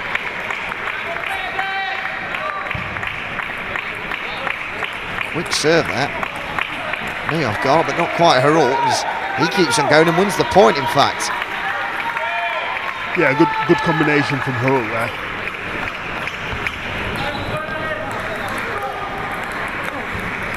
Oh, and just clipping the edge of the table. Acknowledges, like you say, his good fortune, but it went down. It went down. There they are. It went down. Yeah, it went down. It's not his point.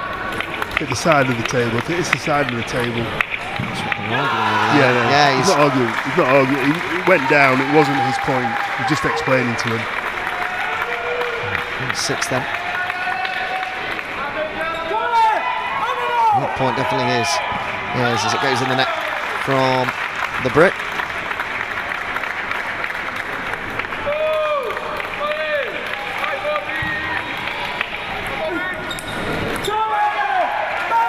Responses here from Frenchman. Started well, the Frenchman. Started well. So. And the first set is his. Fantastic start from him. Work to do for Karabardak. Well, this is another one of those games that could go all the way. It's not, it's not outside the realm that this could go to 5. Obviously, it's first blood to a Hurl, and he played some really good stuff. But Paul can be happy that he's not out of the game. I mean, he missed a few points, but come back to the second game anew, and hopefully he can pull it back. He's taking on plenty of fluid. Talking to his coach.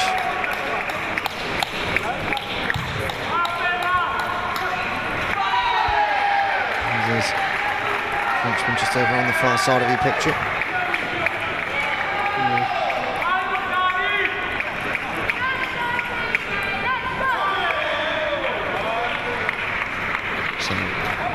Back to the table first. Eager to get back on.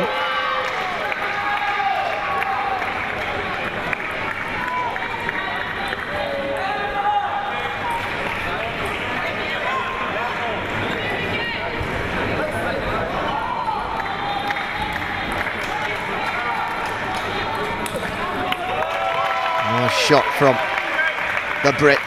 Forced it onto the edge of the table. A bit awkward.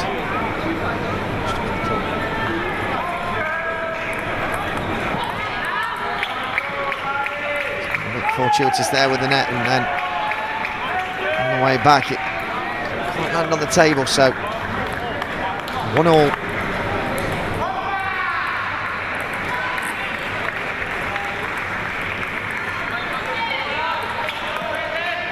Brilliant there from Paul. He's just played it right into the corner, made it difficult for Hull to return the ball.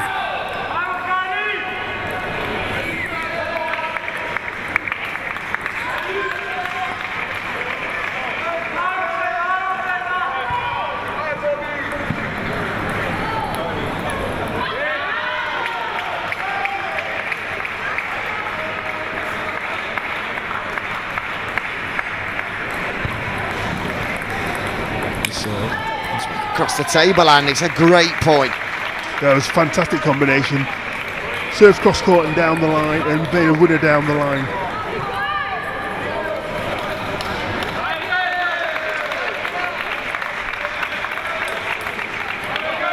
missing Brilliant narrowly from there. PK, just missing narrowly, but it was a great shot from Paul Karabardak there. 3-3 the score.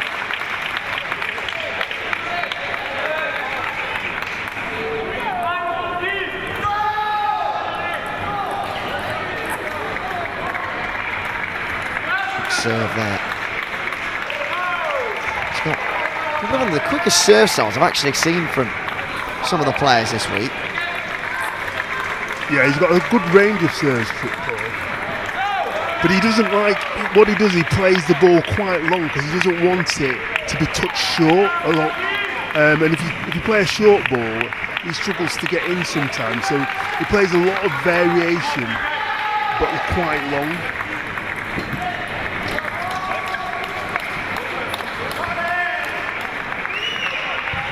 So the Frenchman's been warned about not throwing the ball up enough. Turn there from Karabardak, and again, and wins the point. Yeah, he was scrambling there, Paul, but he stayed in the point and got his just desserts.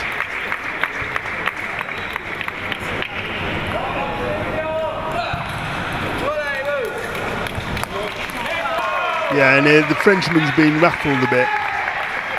The ball's gone straight out of court as well. Right in the middle of the running track that circles around all courts. 7-4 now to the Brit. 7-5. He's just a really quick points there, hasn't he? Yeah, I think that, it's just one of those, he's gone for the shots, which is good. Again, although he missed, it was the right thing to do. Try and put pressure on Hurult.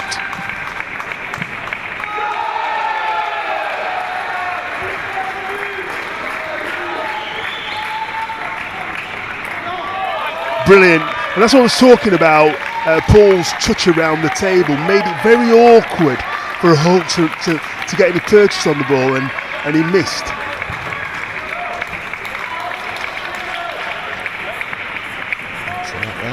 Hits the net on the way home from the serve.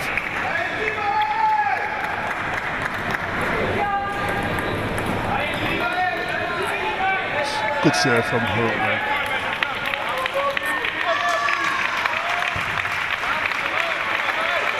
Brilliant serve from Paul then. What he did was he didn't put spin on the ball, he just floated the ball over, and Hurult misread it. So one of those vicious serves from Karabardak. You're absolutely right when you say you've got such a good combination of difference in serves that you can just deliver at any given moment. It's Hurult's time to serve now. So just the way over, it's returned well, and then back on the table and finished with brilliantly power by PK there, affectionately known as in the Great Britain squad as PK. So if I do refer to him as PK now and again, it's just natural, and I do apologise.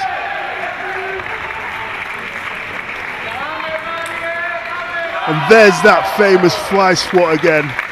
Great way to finish off that set, and he'll be very, very happy with that, won't he? He'll be absolutely ecstatic, because he's not playing bad, and his coach will calm him down. Neil Robertson in the corner there is an experienced coach and a very good player, and so he'll be giving Paul lots of encouragement, because sometimes Paul does, he gets a bit upset about it, missing easy balls and everything, and sometimes those things happen in a match.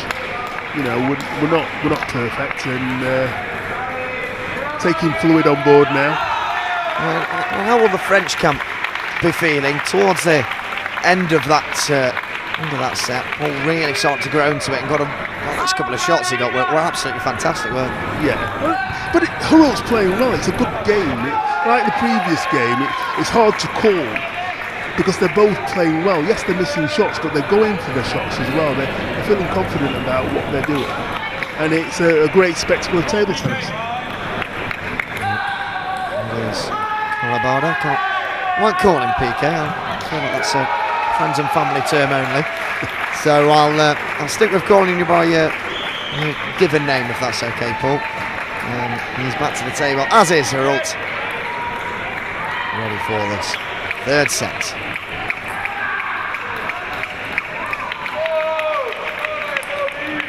Nice return and a confident start for him. Yeah.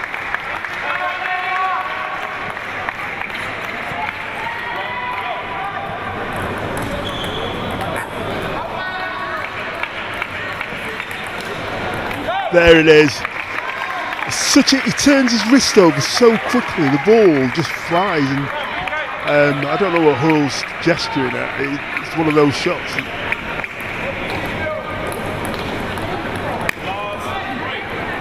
It's put him under pressure now, Hurl. He just missed the serve. And that just shows you, when you build pressure on a player, how sometimes they can change. But that's a great response for the backhand.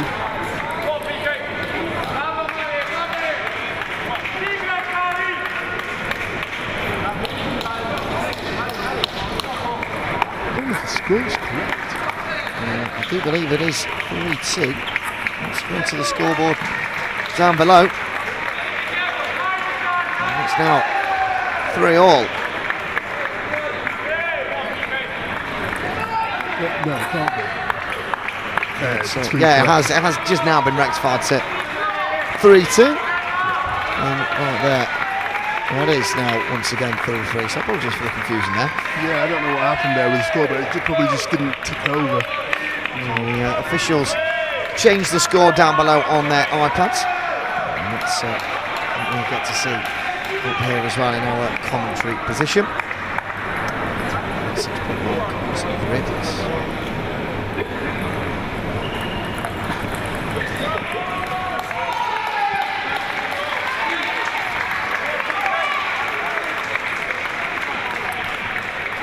Start from Hurl, so he leads 4-3 now. Starts point really now of this second set.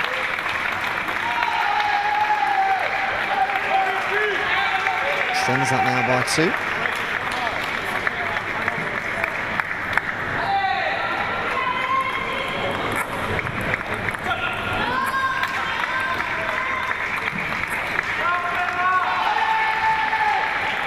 Great serve from PK there. He just put a lot of backspin on the ball, and Hurl couldn't handle that.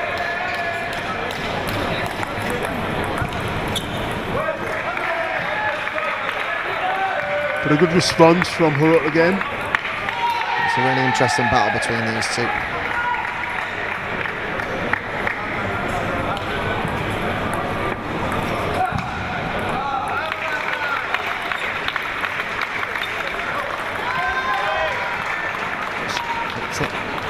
Too far. Yeah, gesturing to his coach there, but I think the right idea, but he just missed the table, that's all.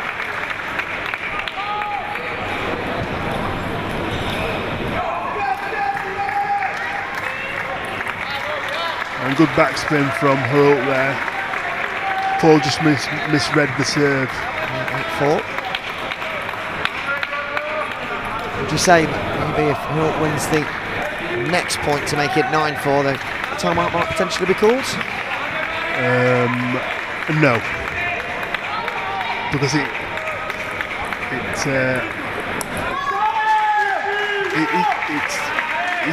not going to say it's a waste of time, but if Hurl's in the ascendancy, you can probably save it for another game. There are 2 games left still, potentially. Absolutely. 9-5 the score. I think the difference between, if it was 5-1 down as opposed to 9-5 down, he might call a timeout, but Paul's very resilient, and he's quite capable of actually turning this around. See if he can do that now. From the serve.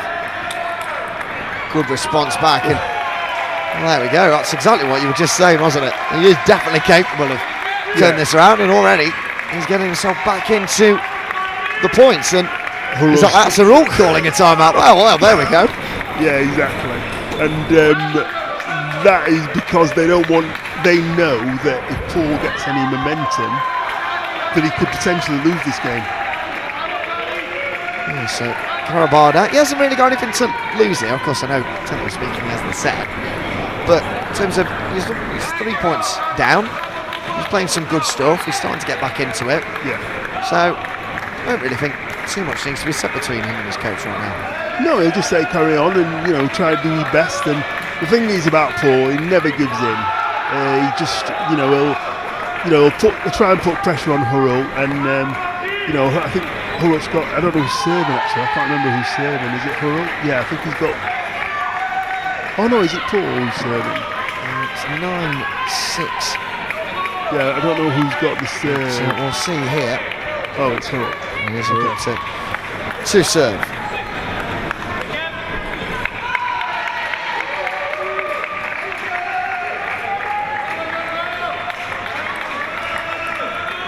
Brilliant from Paul. Fantastic. Good return. Good open up. Good follow up as well. Feeling the pressure now. It's the Frenchman. Paul's again, he's made it so difficult for the Frenchman to get the ball. He takes it just off the side. He's so good at doing that, Paul. Very good. A chance to level things up now. Remarkable comeback in this game from Karabana, but Hurrell wins that one. Celebrates it. Shot. I mean, he goes for the line, Paul, and it's very difficult sometimes, but you know, that's the way he plays the game.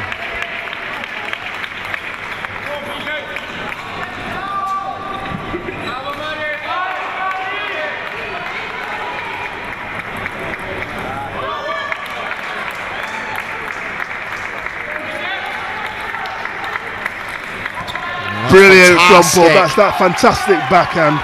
He didn't actually fly it, he just placed that ball with precision right into the corner.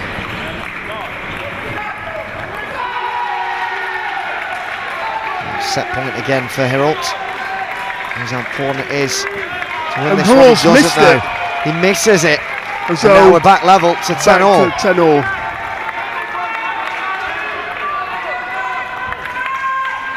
So first to 12 now. Karabana to serve.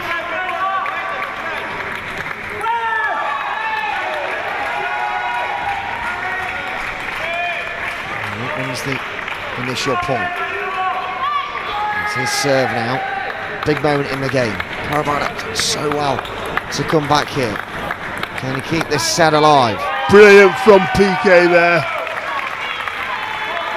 Keeping himself in this set. 11-all.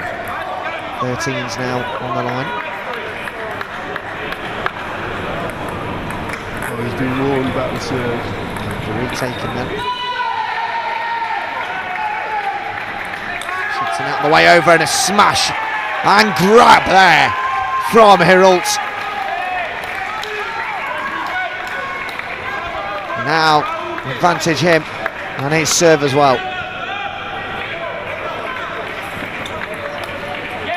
Brilliant return, played it right back into Hurrell's body. And he was off balance when he played the ball, and that's why it went up in the air.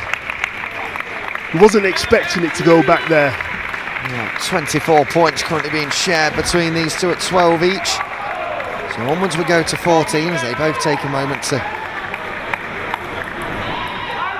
experience some sweat and just have a few seconds of recollection. Brilliant. Karabana that takes. Yeah, he took the pace off the ball then. He just played it back with little spin and Hurrell misread it.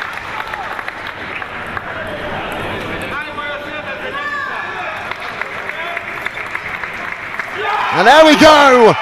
Karabana takes the third set. That was not easy at all. No, it wasn't. But I told you before, Paul Karabana, you have to win the points. He won't let you have a game, and he'll fight until the end. And I know it was 4 points down, but I always knew that, I played with him such a long time. I know what he's like. And it's great for the Great Britain player that he's taken that set. His coach is full of smiles. Can't quite see Karabardek right now, but I imagine he's still got his game face on, nodding away at the instructions. Yeah.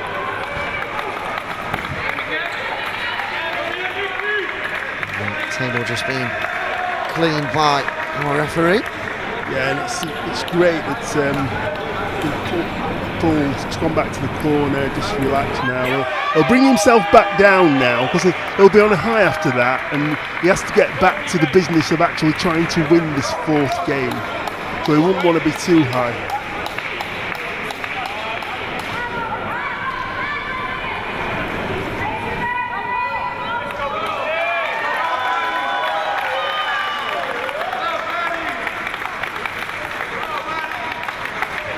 Start then of this fourth set.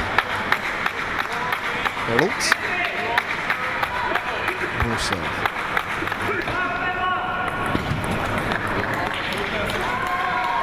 Oh, just fortunate there. Acknowledging his good fortune as well.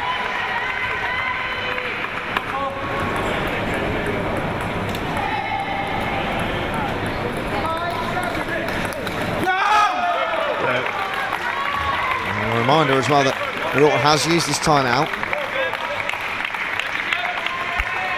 So he's in his own area. So if he just find himself in a void, he'll have to get out on his own. Right up there, just slipping it off the net on the way over. Deflected it away from the table and brings the Frenchman back into it.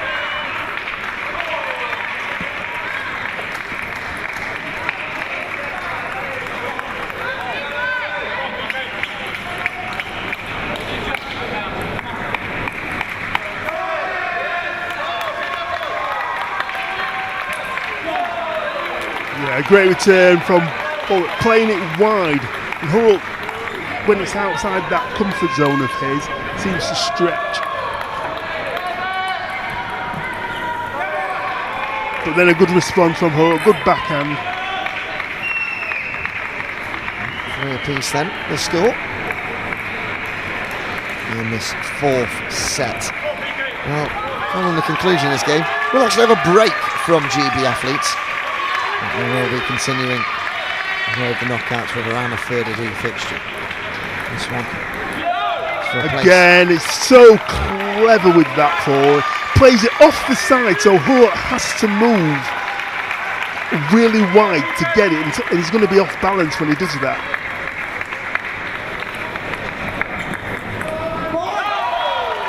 And now he just played a backhand, so Holt's going to be, he's not going to know where that backhand's going.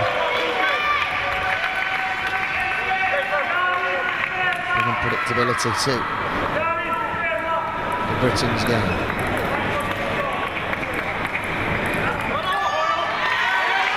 And that's a great spin there from Holt. Spun it heavy into the backhand. And Paul just missed the table.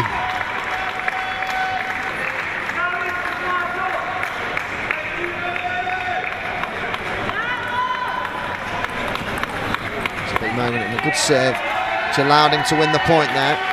Draw back level at 5-all.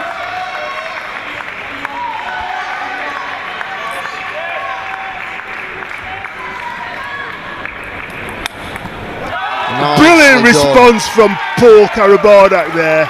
That was a fantastic shot from Holt, but Paul Karabardek's shot was just as good. Good serve. In the middle, and he just tried to flick it into the lines. Didn't make it, and into the net it went. So the score reads 6-all in this fourth set.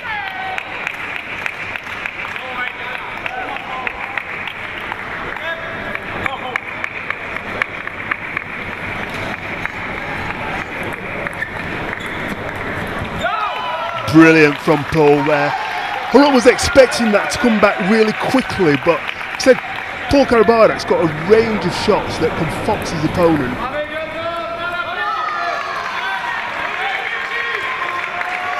And again, Holt, fantastic response there. So we're back to 7-all.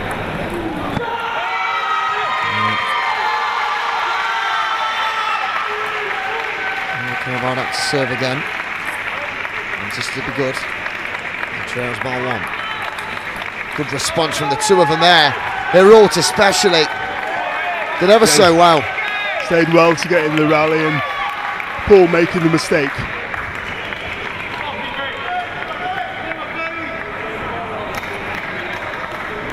To serve.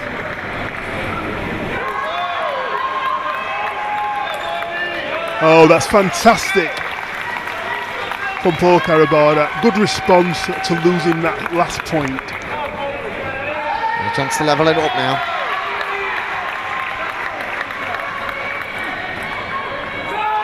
Oh, that was a top spin serve from Holt there.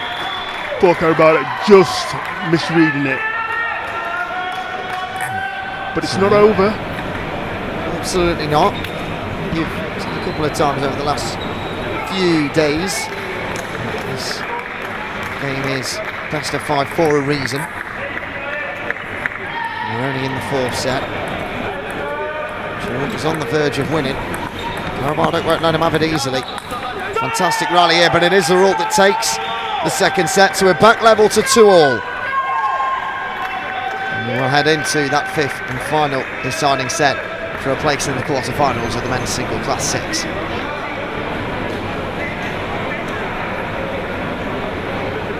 He had a quick nod with his coach there, so he's not. It's a very tight match, very closely matched. Both players can play some really good stuff, and it's a great spectacle for table tennis.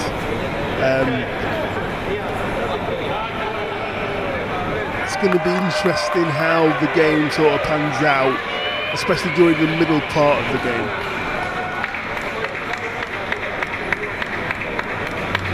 Just once again, just deep in discussion with their coaches. Cardona, the first one back, but he still has a timeout, doesn't he? He does. He can use. Do you think he'll utilise that in if this? If it's necessary, without a shadow of a doubt, if it's necessary, he'll definitely utilise it. And if any game is good, it's this game to be able to utilise that, just to break things up if things aren't going too well.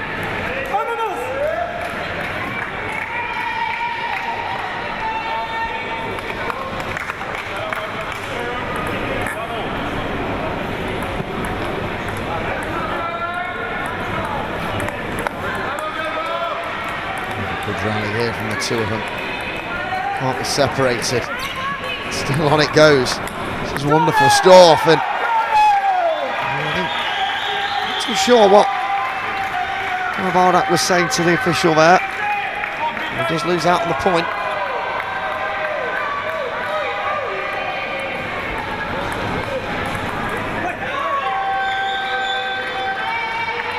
It's not been an ideal start. Brits in this 5th and final set.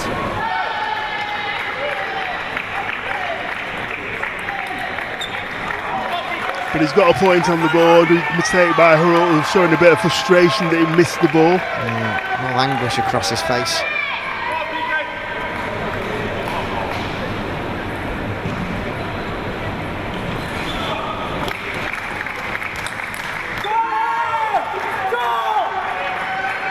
Very vocal. Yeah, so he's called the timeout. The timeout has been called.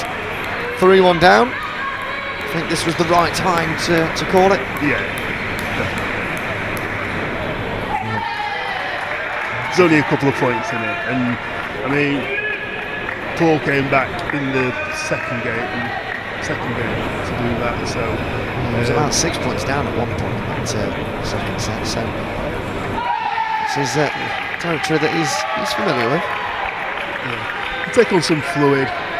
He's nodding to his coach, so he's listening intently to what's going to, what his coach is asking him to do, and giving him guidance on what, how to get back into the game and ultimately win it.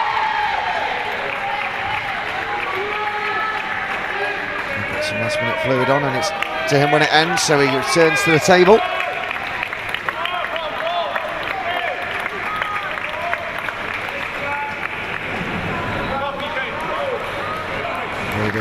His serve.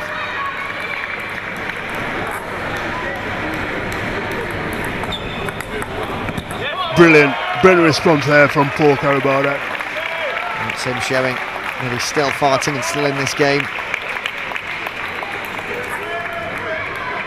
He trying to slow things up early on.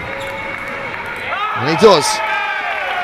And I think maybe that timeout has settled PK, but not quite settled Herald. In fact, it's probably done the opposite by the looks of it. Yeah, well, that's a perfect response to a timeout. To get yourself back into the game.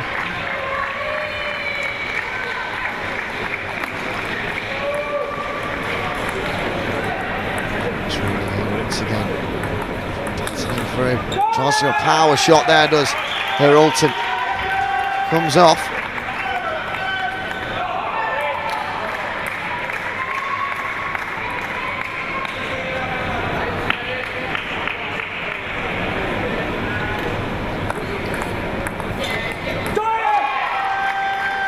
Finding back that 2-point advantage to level.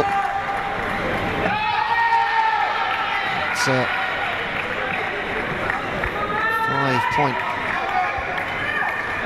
changeover has to occur now for our players in this 5th set.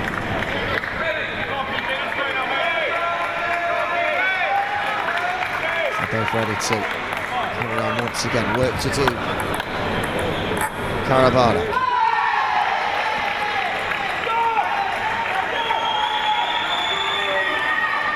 Frustration. Yeah, he just lost it a bit. Paul,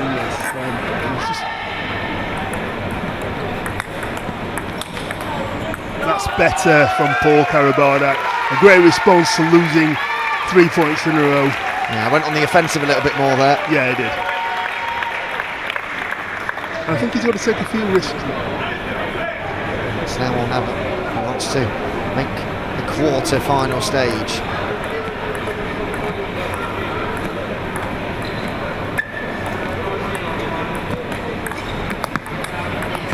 Brilliant rally again.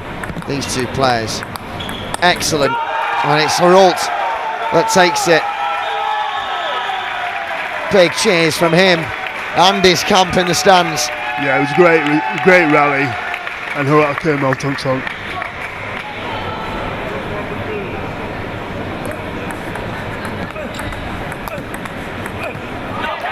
Yeah, it's great. Just putting pressure back on that backhand.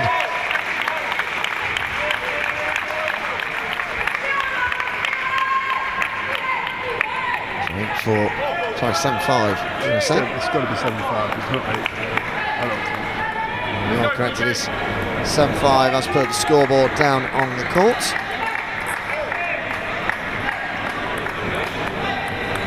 Starts off underway. It's a good serve, and now Herald's in an awkward position. He's far away from the table, trying to edge back, and he couldn't. And he was stuck in no man's land there. Yeah, it was a great response.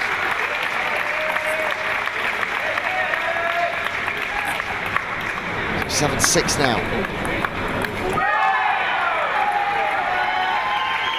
So Herald edging it back to an 8-6 advantage.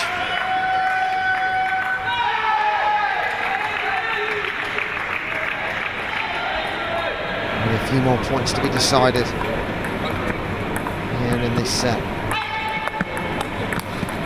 Oh, and Herald did so well. Found a brilliant angle to fire it back across the table. Yeah, good response from Holt there. Work to do for Karabardak.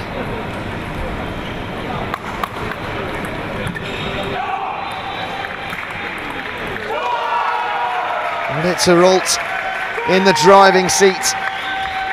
And he only needs 1 point to get into the quarterfinals.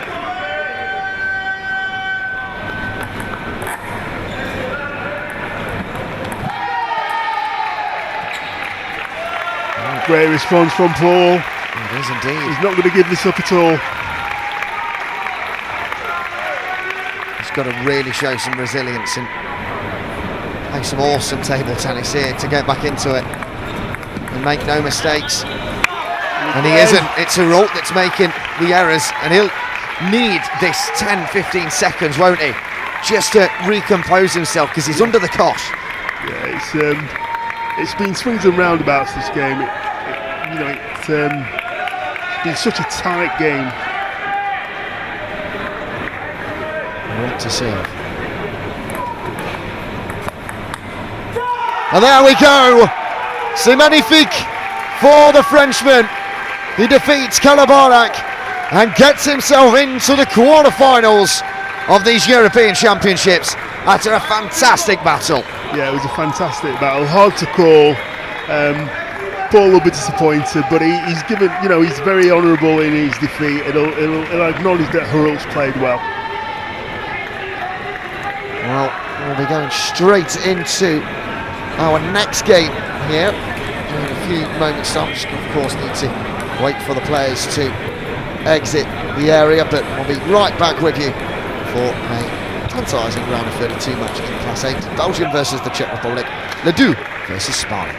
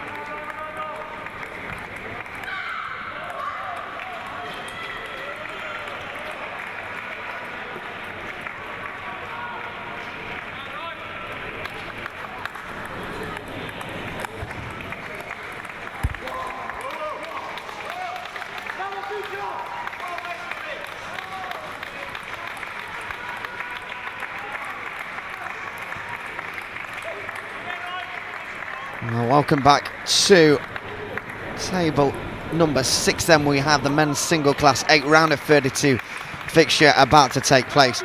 Belgium versus the Czech Republic. Marc-Philippe Ladoux versus Sparlik. We have the world number 11 taking on the world number 53. This 37-year-old versus 20-year-old. So a mix of experience from both of these players. This is our penultimate game before the lunch break, and we are back with the knockouts once again. Following the conclusion of this, we'll be moving on to the quarterfinal, our first quarterfinal of the week, with another Belgian, Laurent Devos, taking on Ross Wilson. But now all attention on Ladoux versus Sparlik here. And as usual, we do have Anthony alongside, which I'll introduce in just a second, as we're already back off and underway with Ladoux getting that early point.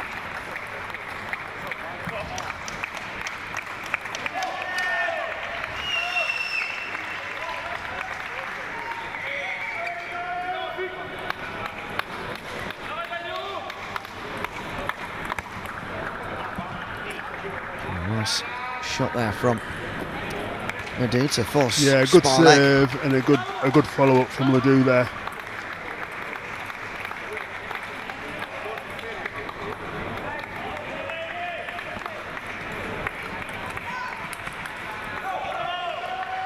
And just clipping the edge of the table. Was that right on the edge or was that on the side? That was on the edge. It was Sparlik's point. It is indeed 3-2. There's a pace to this game. That is for sure. Gone through to 4-2. 6 points gone.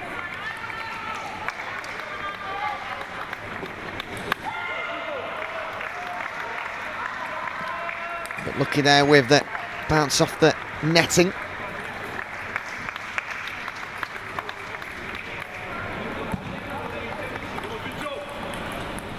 It's a great serve there from Marc Ladoux.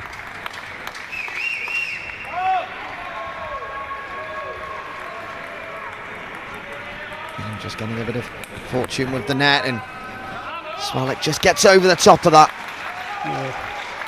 And fires Just off the table. rushed his shot then.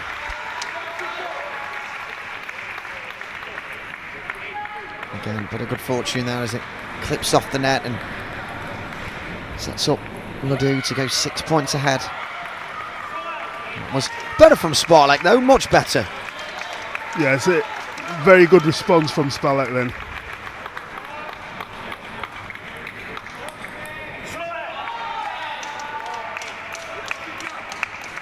Ball just gone out of court.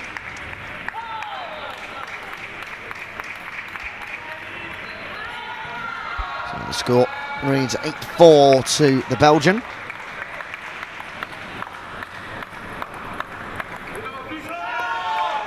Sparlik slowly getting himself back into this game now, only 3 points difference.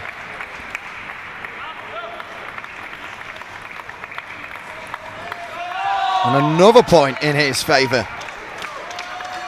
And it seems to be a runner as well. He runs around the table every time he gets a point.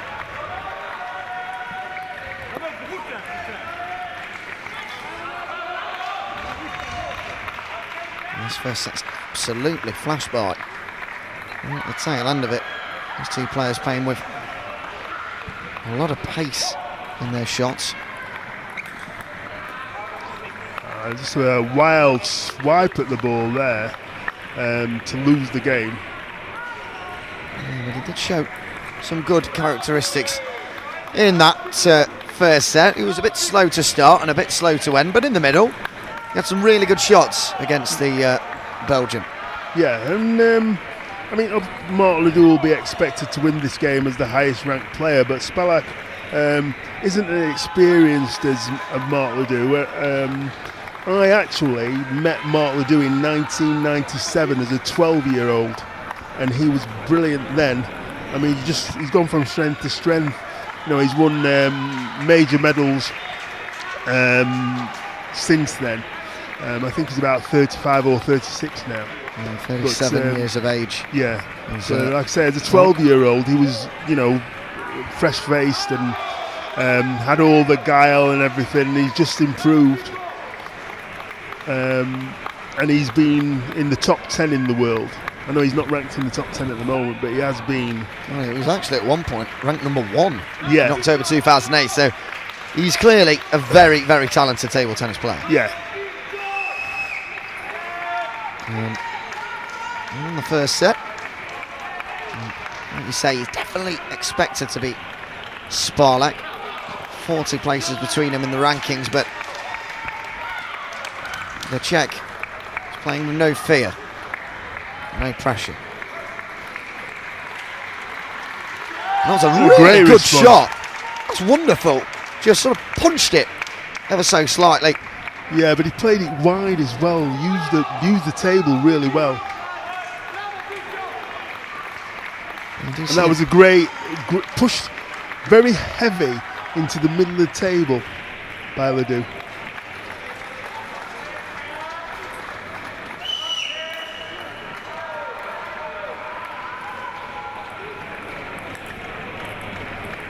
Just clips off the net there, and we'll do a point back, 2-2.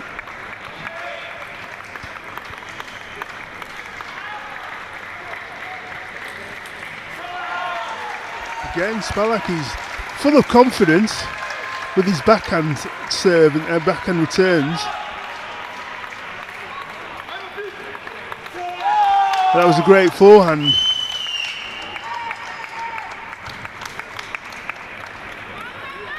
So 4-2 to the Czech, which is why they're just slightly off screen at the moment, just going through their momentary towel wipes.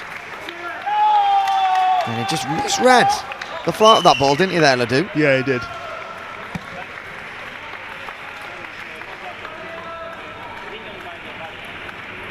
Oh, the referee's complaining about just mentioning that he's hiding the ball, I think.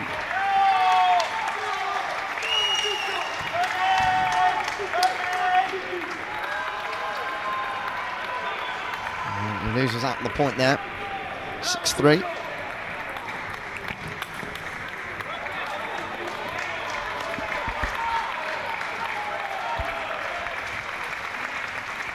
Do slowly but surely come back into this game.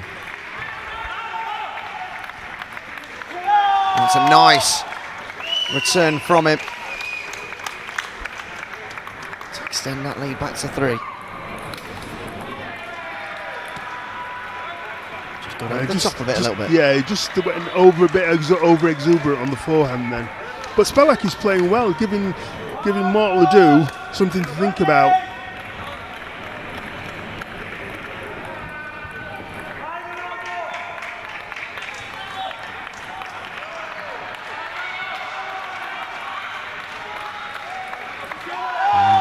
Great response from Sparlik as well. Yeah, this has been a much better second set than the first. Leads again by 2 points, 8-6 in his favour. From his serve, another really, just a quick diagonal across. Yeah, with the backhand. His backhand's been very good. In the middle this time, and he goes for another attacking shot. And maybe just a little bit too attacking there. The 20-year-old.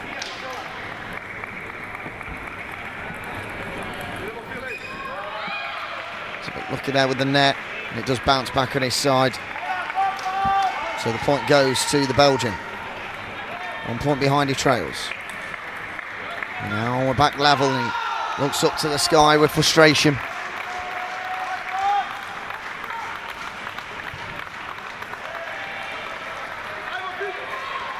Yeah, he just got lucky there. He's showing him frustration. It's just unlucky.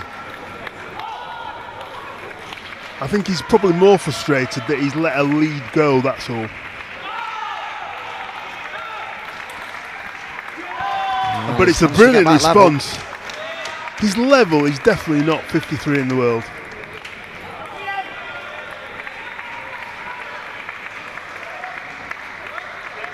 And he does lose the opening juice, so 11-10 in Marc-Philippe Ladoux's favour.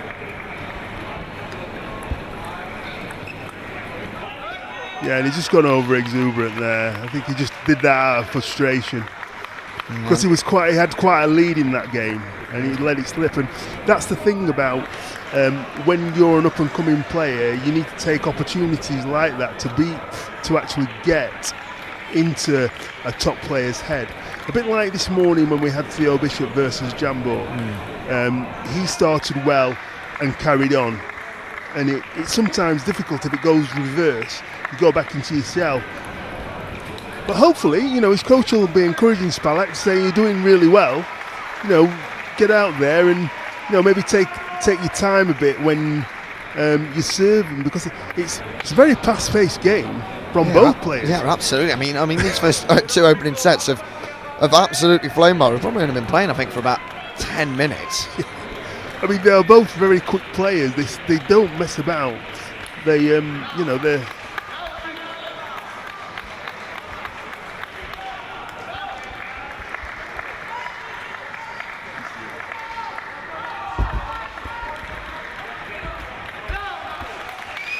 So both players back on the table and ready to go again in this third set. So must win for Sparlik. It's best of 5.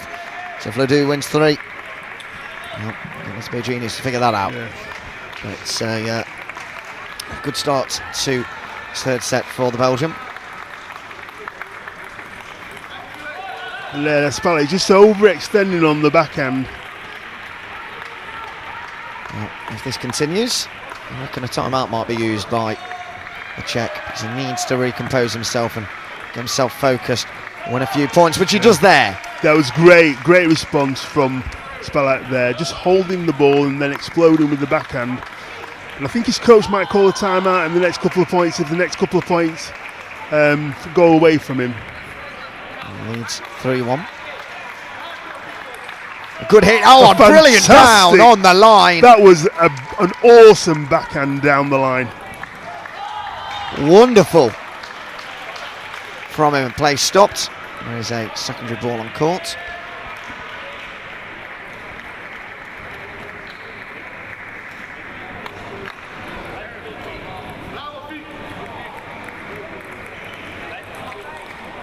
And that's been called there. So third time lucky on the serve.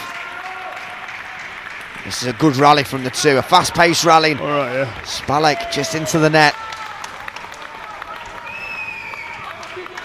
His coach is reluctant to actually call a timeout, I think, because he believes that Sparlik can actually get back into this game.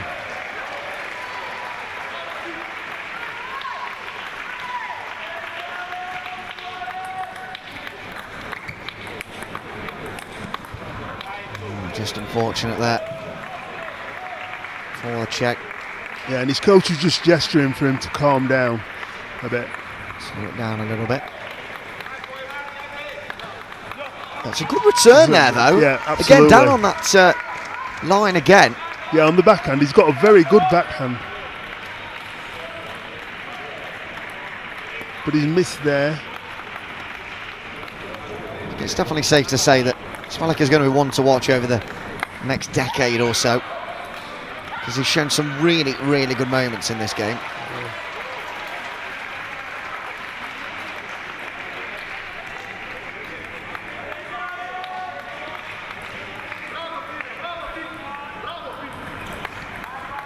Great backspin serve from Marc Ladoux there, very, very well disguised. And now the coach has called the timeout. Is I think the wise thing to do. The game's slipping away. Yeah, well, it's 7-4. He's actually playing quite well, Sparlik, in patches. He's playing that backhand.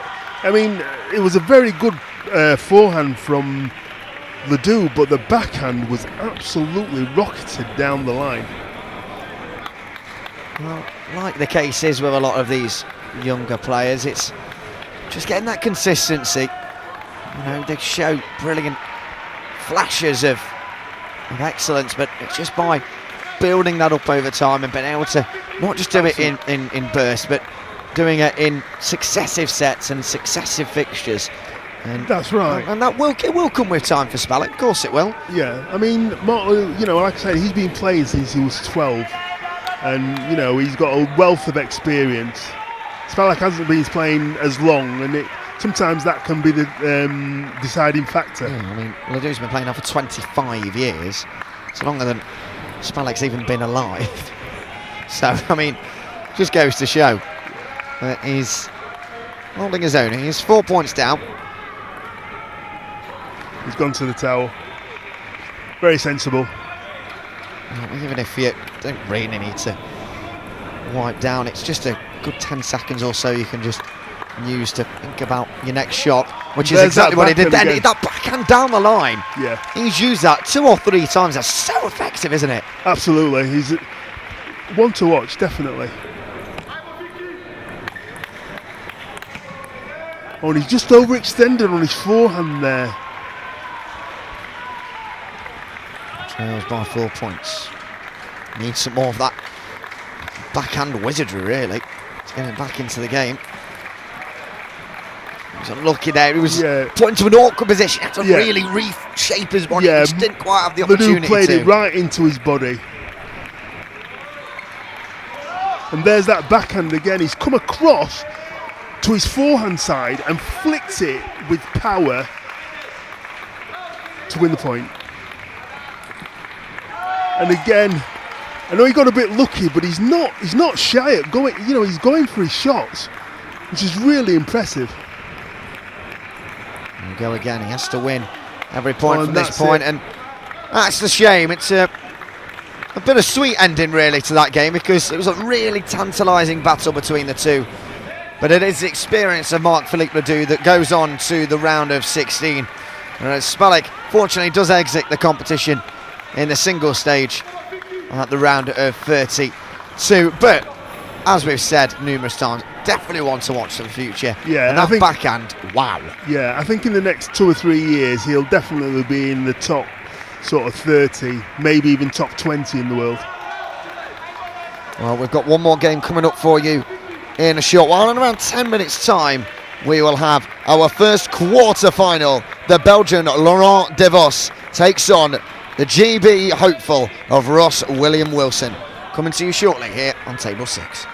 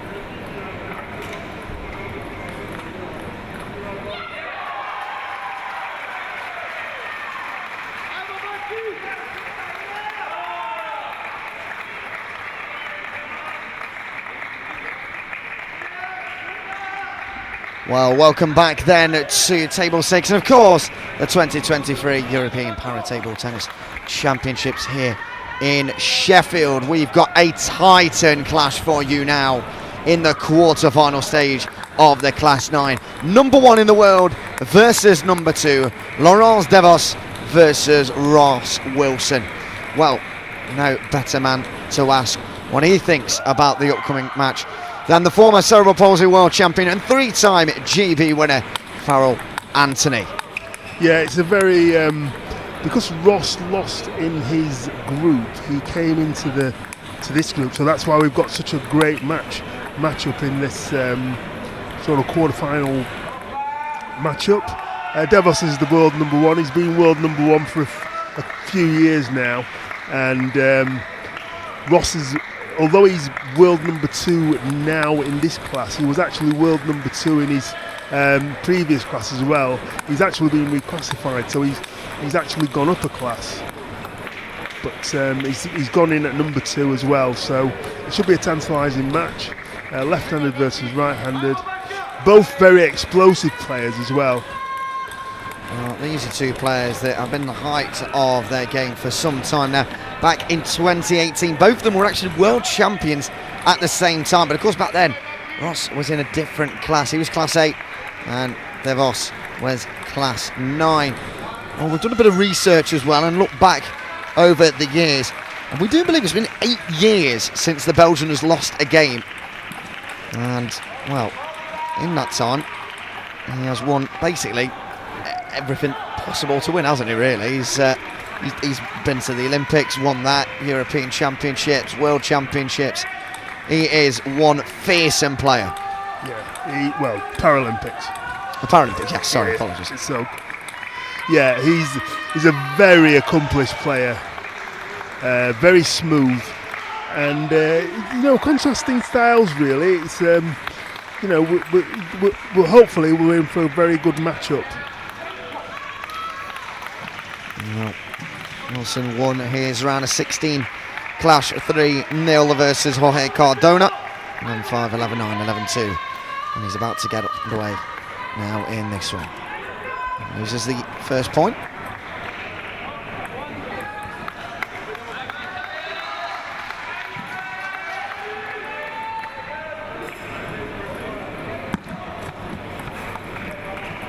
That was a nice return that from Wilson. He was forced out wide, but his return was, well, pretty much a carbon copy on the other side of the table and forced Devos into hitting the net.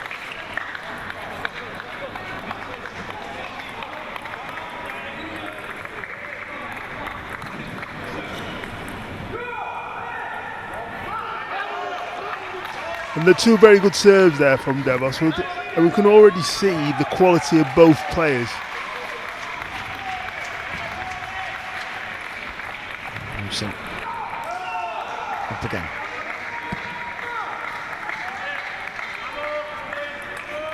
Good rally between the two.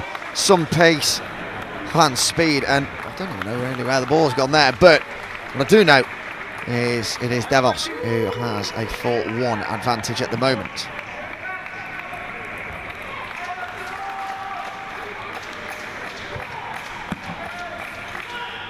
Oh, he just got lucky there, Devos. That 6-point margin. It's been a tough start to this quarter-final for the Brit hopeful. 5-1 down.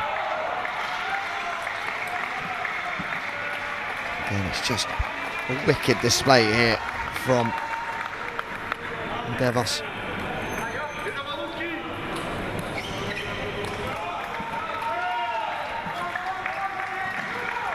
And just Ross returning the favour really with the net, just clipped the net, but they all count. And he didn't need at that point just to give him a bit of confidence going into the next serve. Brilliant from Ross Wilson there, forcing Devos to take the ball a bit earlier than he wanted to, and he just got caught out and missed the table. And just the sheer speed that this game is being played at the moment is something to behold. It's a nice shot just onto the edge of the table by Devos. And 7-3.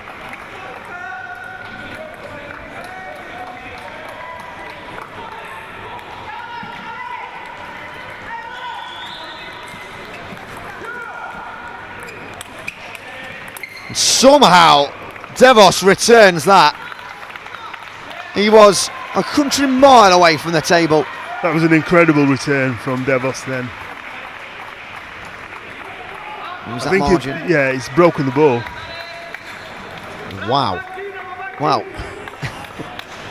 That's the first for me, of course, in table tennis. I don't obviously, of course, how common that is. It can be sometimes, but the ball was hit with so much power sometimes.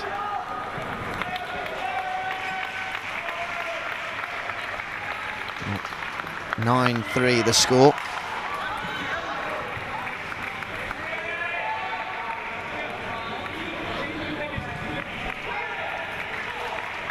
Work to do for Wilson.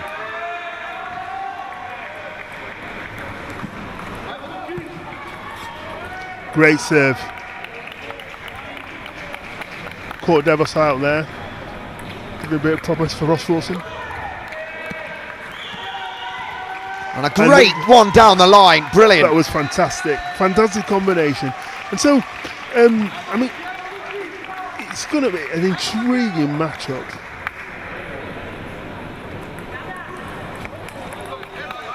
Managed to reply it, not quite on the second attempt, but Wilson most likely will be gaining confidence on this. He's started the game slow, but he's building his way back in. Yes, he is 10-5 down, but he's having some really good opportunities and rallies here with Devos. Well, he loses the first set 11-5. What will his coach be saying to him now? I think he'll just probably just try and get him to just relax a bit more and just believe that he can get back into this the second game, because he had a bad start in the first. It's very difficult when you're playing somebody of the quality of Devos. If you go 2 or 3 points down, it's very difficult to claw that back, and conversely the other way around. That's what makes the game so compelling. But it's difficult at this level. You know, if you do lose points straight away, it can be really awkward. But you know, we're looking forward to the second game. There's lots of promise, and you can see that the quality. You can see why they're number 1 and number 2 in the world. Let's put it that way. Well, up we go again, and work to do for Wilson.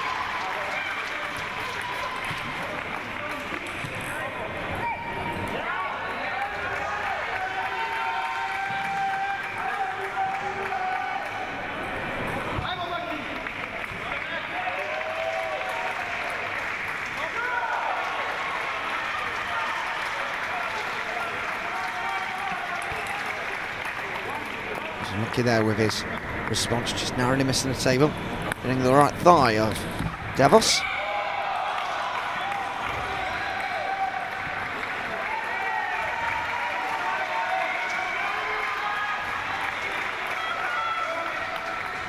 That's a tough start to this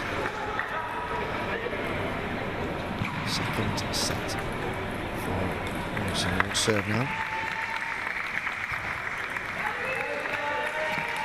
A nice rally, although it was a distance away from the table, and a good combination from Devos there.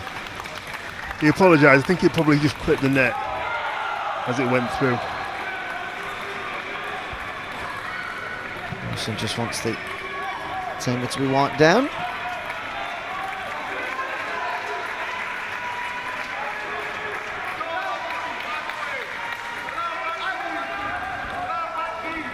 It's ready to go again. 3-0 the score. Another nice strong rally, better from Wilson. I mean, it was so hard to see the ball, it was going that fast.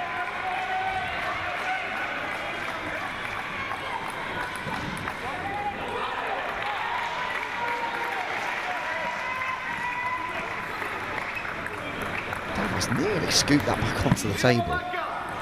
Just lose the point, but the way that Devos can get from one side of the table to the other, and it seems to be half a second flat.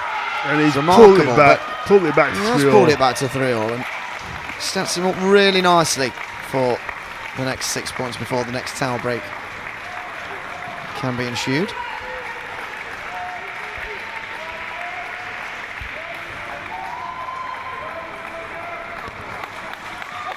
A great serve from Ross Wilson there.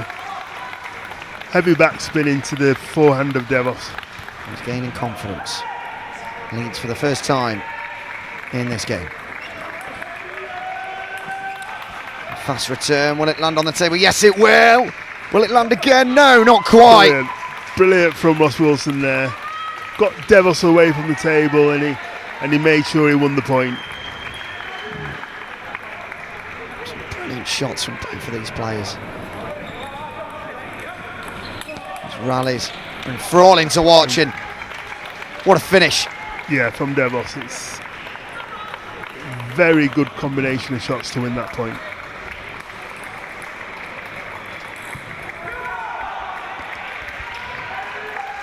Devos again once more. Hits the net, good fortune on Wilson's side. Wilson keeping up the pressure on the world number one.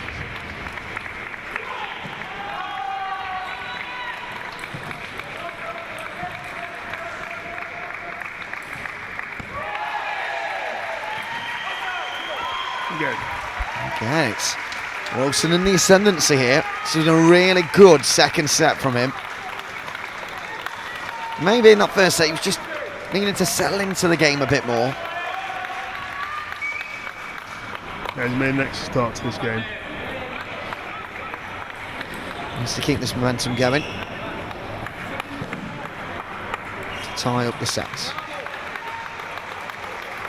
3 points separate them at the moment, 7-4. Just missing the table there as he arched his back to try and angle it.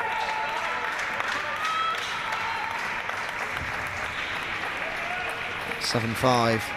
Quick towel break, but he is still in front.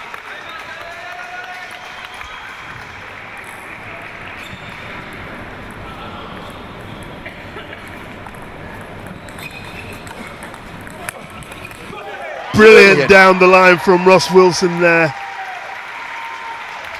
Superb combination of points, cup shots to actually win that point.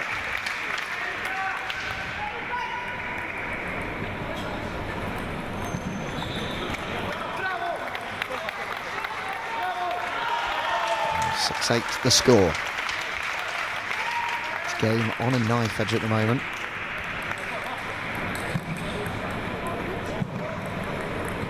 Some more serve.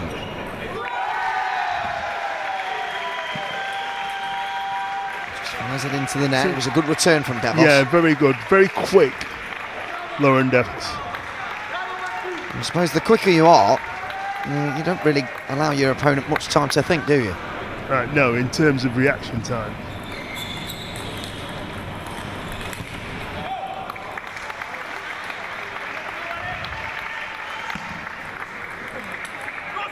Brilliant from Ross Wilson there.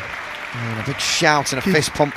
Yep, and keeping the pressure on the Belgium. We're in 7 now.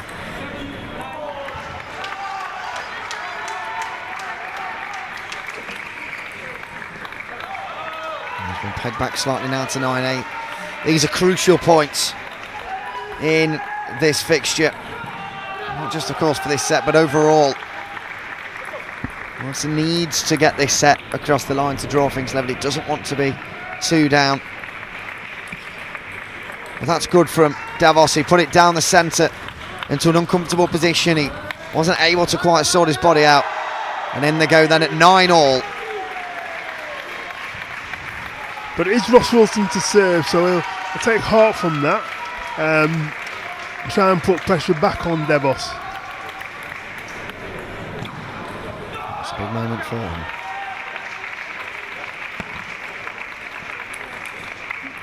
And just flicks it off the net and away, and that means it's Devos who leads by 10 points to 9.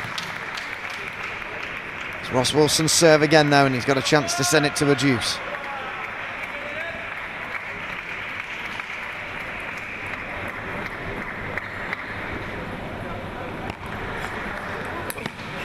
And there we go. Brilliant.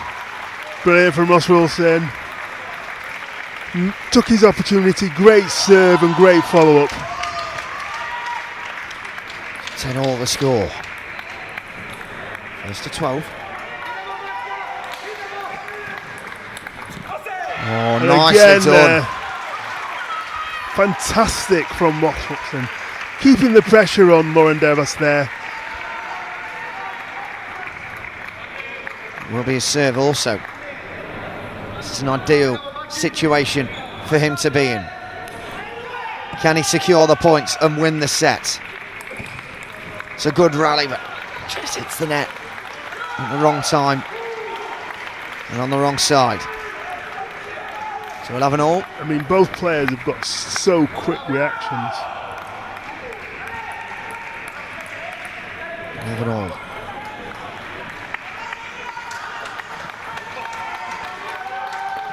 Wilson loses out on that point, just missing the edge of the table there. Yeah, just missing the end of the table.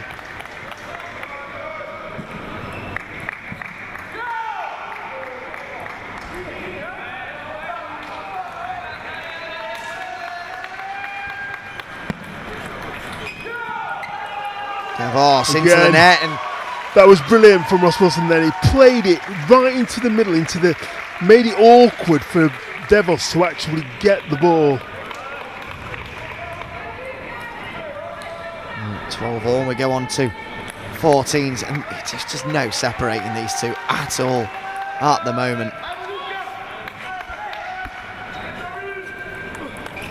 And it's a good one from Ross, and he shouts Rossi, giving himself that personal encouragement. He knows how big that can be. And it's advantage him, 13-12.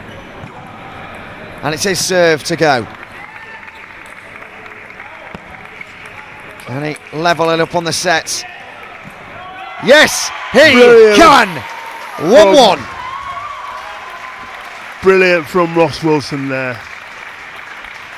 And I said at the beginning it could be a very compelling match. The world number one, world number two. You can actually tell why they are the world number one and world number two. Both have got great serves. Both can play very quickly and read each other's spins and speeds and anticipate where the ball's going. And hopefully we'll have more of the same in the third game. Both sets of players with their coaches now. Devos with Carlo Maginello. Ross Wilson with, I'm going to say Greg Baker. You can correct me if I'm wrong there. It's David McRae. There we go.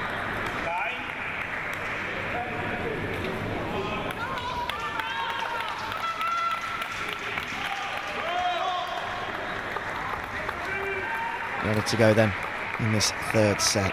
Reminder, this is the quarter-final, a semi-final place at stake here. And the winner will face one of Lucas Didier or Anders Sipas. Wilson to play. Just gets on the net and doesn't help him out on this occasion.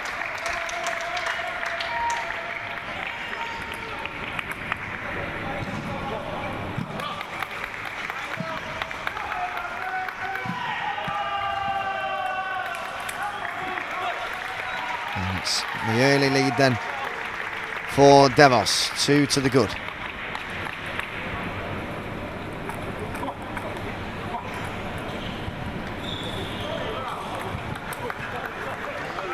Just tops roughs up there. Very good fast serve.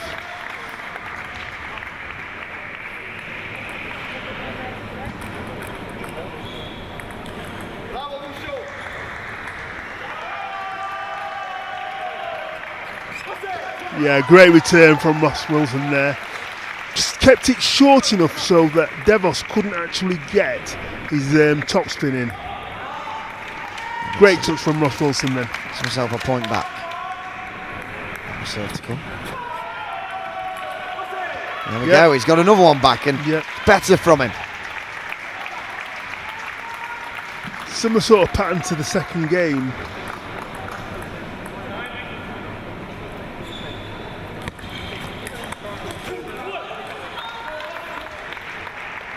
It's a good flick from Devos then.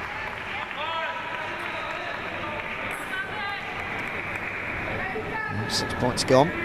Towel break. What will Ross Wilson be thinking right now in these 10 or 15 seconds break he gets? Just to keep doing what he's doing. He's playing really well. He's doing, he's keeping, he's not out of the game at all.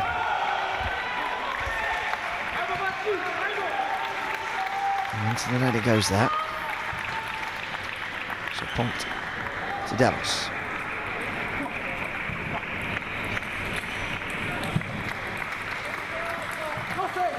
Yeah, there you go. We'll take confidence from that. Fast and long into his Devos' backhand, and he couldn't lift the ball. Wilson now to go. And 2 points trailing. Just trying to put it down the line, didn't he? But not quite pulling it off.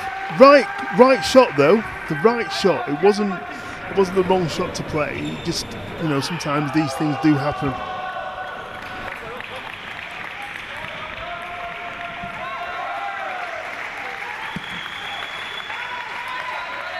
There, point in case.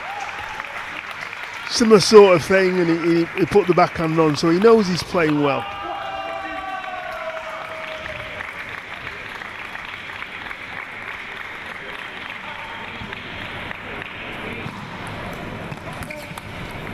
Good return, got fortunate, and fortune ran out there just at the end. He was a fair distance away from the table. He'd been forced there. 7-4 now to Devos in this third set.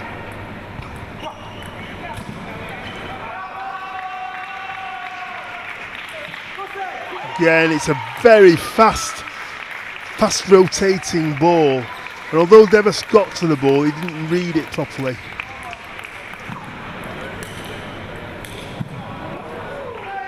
Seven 5 the score.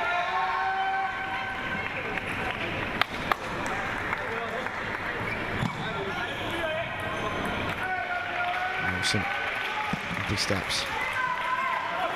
He just missed it again. It's just right shot again. He got the opportunity and it's just gone away.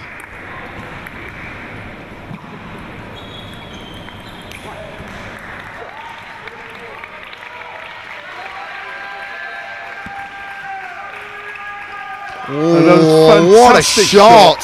Fantastic shot down the line. Devos suspects it cross court. But what's just turned his wrist at the last minute?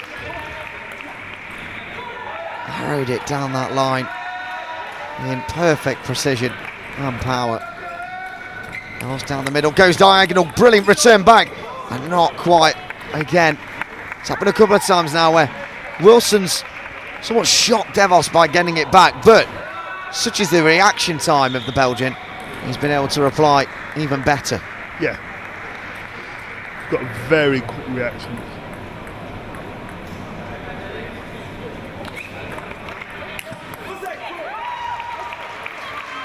Just got over it a bit too much there. Yeah. Point to Wilson with Wilson's serves to come, and he knows he can cause problems for Devos with his serves.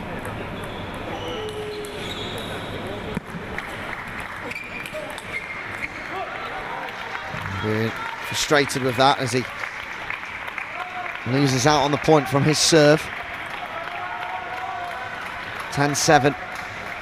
Set point now for the Belgian. Chance for him to go 2-1 in front. And he does. At the end then of set 3. It's Devos 11-7. And work to do then for Wilson, but he is playing well, like you've said. Yeah, he's playing well, and Devos is playing well as well. It's a very good game, and it wouldn't surprise me if it went to 5. It's just the way these players play. It's the quality of their serves and their returns. It's just Very, very good. We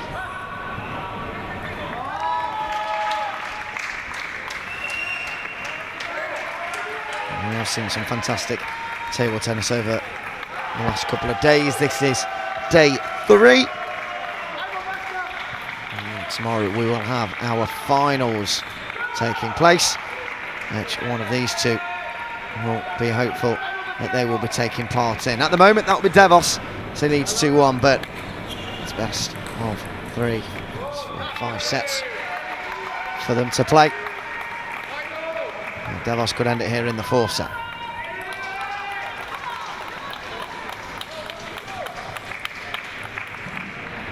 So we get ready to resume.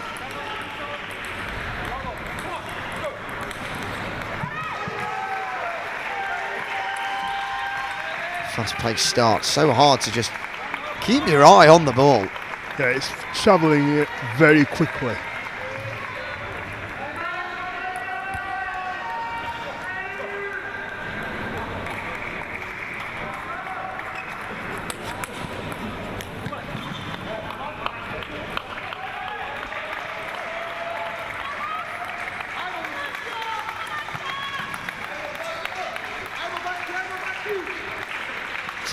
To Devos. Work to do for Wilson. There we go. Great backhand. Some of that work being done.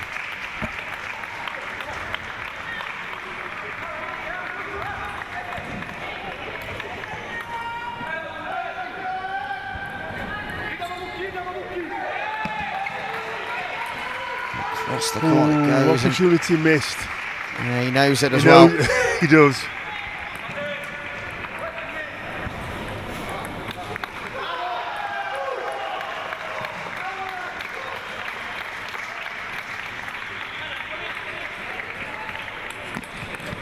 Good return every time there, but not quite on the final one. He finds himself 4-1 down now.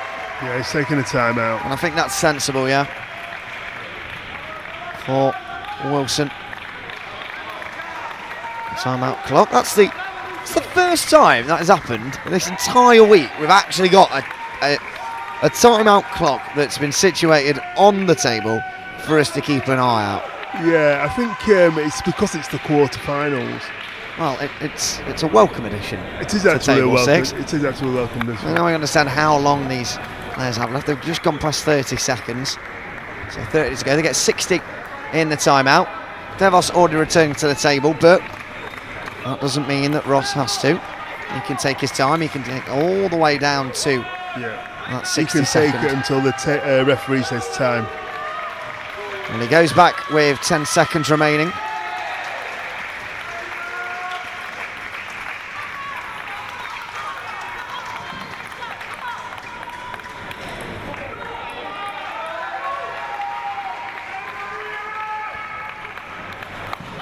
Devos to serve. Got over it there, and Wilson's hopes in this game are slipping away as he finds himself 5-1 down. But he's got his serves, and he knows he can cause problems for Devos with his serves.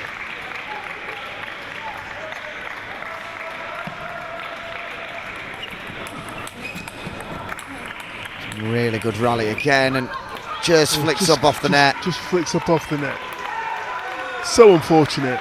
Very good rally. And he just needs a bit of good fortune to go his way here, the world number 2 against the world number 1.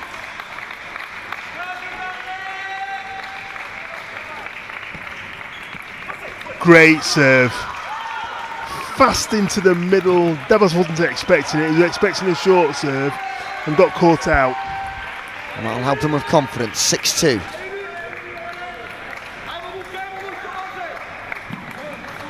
And then again, brilliant. Across the diagonal channel. Great response from Ross Wilson.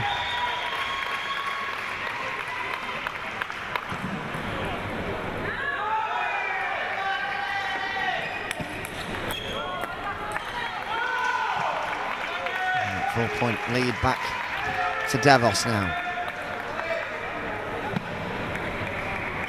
And these couple of points are absolutely crucial for Wilson to win.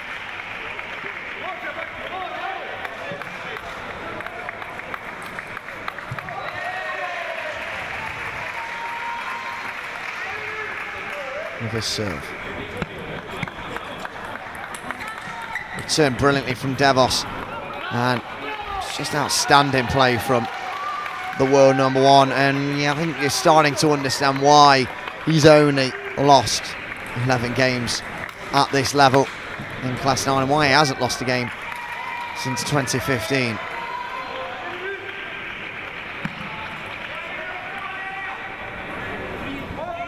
Time to serve again for Wilson. It's effectively now or never for him from this serve.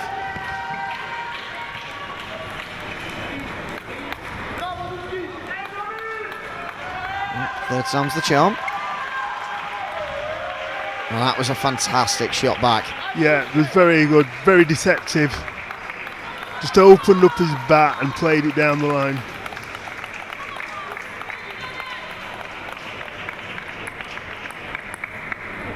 Just wiping himself down as Wilson just maximising that time. Devos to serve. It's over it and punches the air there, does Wilson, because he gets a point back and that'll give him some hope.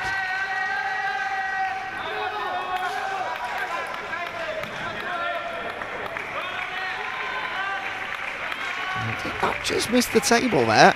Yeah, Lawrence went for a fast shot down the line, but just missed. It's a 9-5 the score with Wilson to serve once again now. One down the line and he's done wins it. that point. That's a brilliant serve, brilliant follow-up. And he'll still believe he can win this game, and Devos taking a timeout. So Devos obviously feels like he's Ross Wilson's got some momentum, so he's taken a timeout to break it up. I think that's wise, by all accounts. With the score at 9-6. The momentum and the confidence in the Wilson camp skyrocketed now, surely. Well, he will believe that he can still win this game. He's not playing badly, so he's got one more serve to come, and if he can take that, then it's anybody's game still.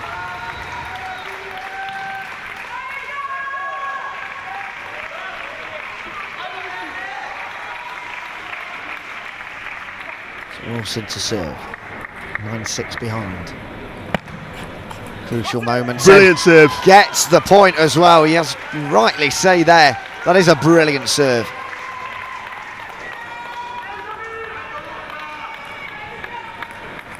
Now it's over to Lawrence Devos.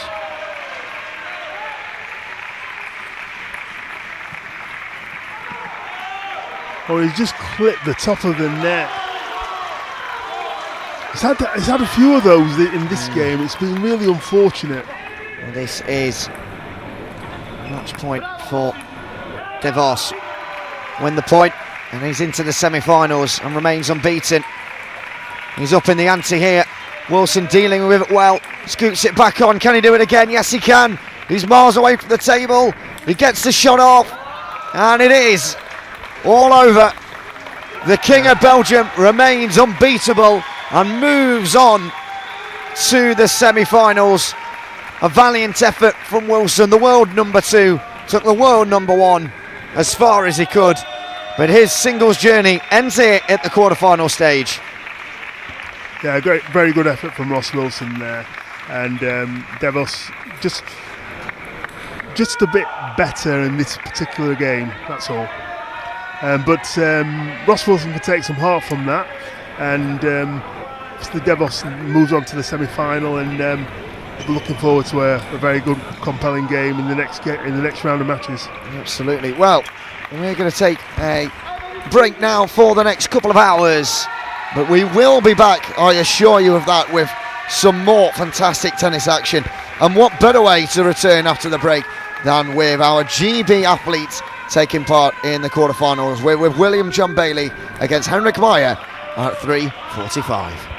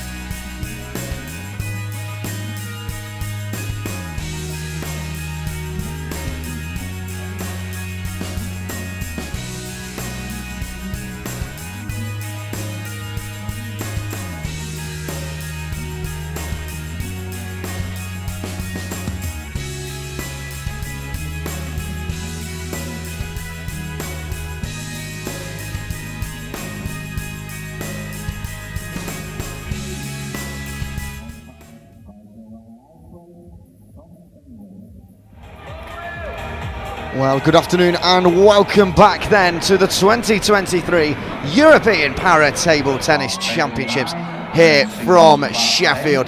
We've got a fantastic game to start off this afternoon. Will Bailey, the world number one, taking on the German Henrik Meyer in this quarter-final clash. As usual, I am joined by the former cerebral palsy world champion and three-time GB champion, Farrell Anthony. How excited are you to see Will Bailey once again in action? Always excited to see Will Bailey. He's always a bundle of joy and fight and guile and everything. He's a joy to watch. He's been a joy to play with as well. He's world number one. He's the current world champion as well. So he's feeling quite confident at the moment. And he's up against Henrik Meyer, the 25-year-old German. He's relatively new to tournament table tennis. His first tournament was back in 2021. This is going to be a really tough test for him, isn't it? It is, but the testament to the fact that he's actually got to the quarter-final of the Europeans obviously means his level is very good. So he probably won't be thinking about that. A bit like Theo Bishop this morning. He'll just go out and if he's playing well, he'll try and do his best to upset Will Bailey and cause an upset. Absolutely. Well, these two have actually played each other a couple of times before. That was last year in 2022 at two of the minor tournaments in Finland and Czech. Will Bailey won both of those games, but that does mean that Meyer has had a bit of experience again against the world number one. They're just going through their warm-ups at the moment, as they are just on screen for you. Mainly on this near side, Meyer in the red on the far side. It's been I'd say a reasonably good day for GB so far. Fortunately, the last game of the day that we covered for you before the lunch break was Ross Wilson's defeat to Lauren Devos, but well, that was the number one versus the number two, so no shame in leaving the competition after that game.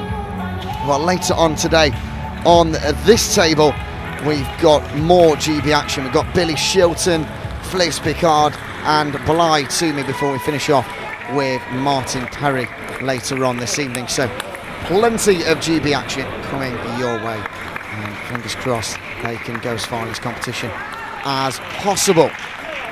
Well, Meyer, to get to this stage, managed to beat the Croatian Pavel Josic in the round of 16 phase, won by 3-1, and the winner of this will play up against the winner of the other clash, also taking part at this time on table 11, and is Kevin Dauerbecker of France against Jonas Hansen of Sweden.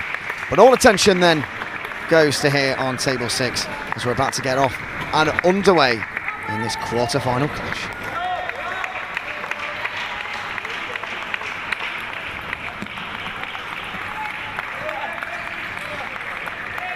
Well, yeah, gets the early point. Not settle his nerves if he had any.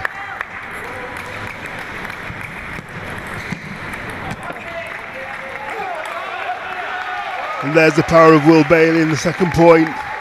Very consistent with his putting the ball on the table. Very rarely does he sort of make unforced errors. Bailey into the net there. Yeah. It's not been a comfortable start for him. Yeah, Meyer started well.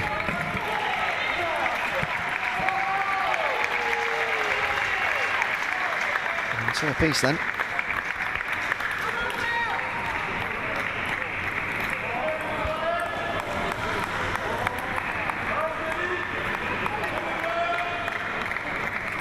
German to serve. Very high serve up into the air. Brilliantly fought back by Will Bailey. Down on that left line. Yeah, Will Bailey plays his lines really well. Again, a good serve from Meyer there. The 6-point margin, both of them just go across for that quick tail break. Every 6 points they are permitted to do that. 15 seconds is pretty much the max you can do, but it's up to the officials. A nice initial serve down the line there, and that settled Meyer, and that's why he eventually lost the point.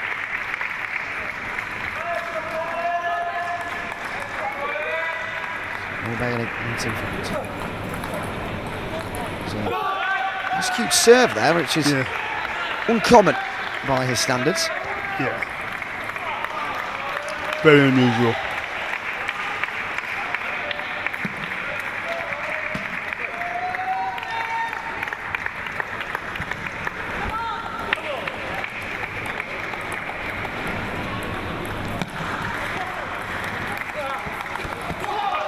Again, he's played it wide to Meyer's forehand.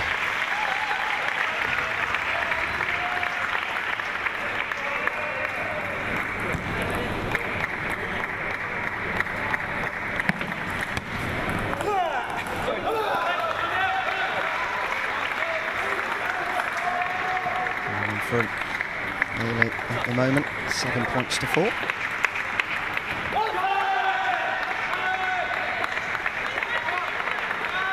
I think that may have just clipped the edge. Back edge, yeah. I think he signalled potential fortune that he received there. That serve down the line. And he tried to just come back across and catch Meyer out, but can't get the contact on it. 7-5.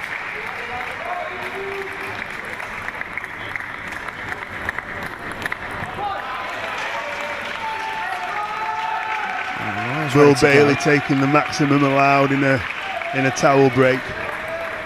And taking the long walk around to come back to the table. He's taking about 25 seconds there.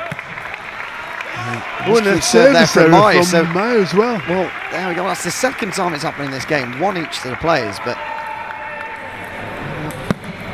Toomey had to wait just unsettled as he was preparing for the serve. And we're now 9-5 in front.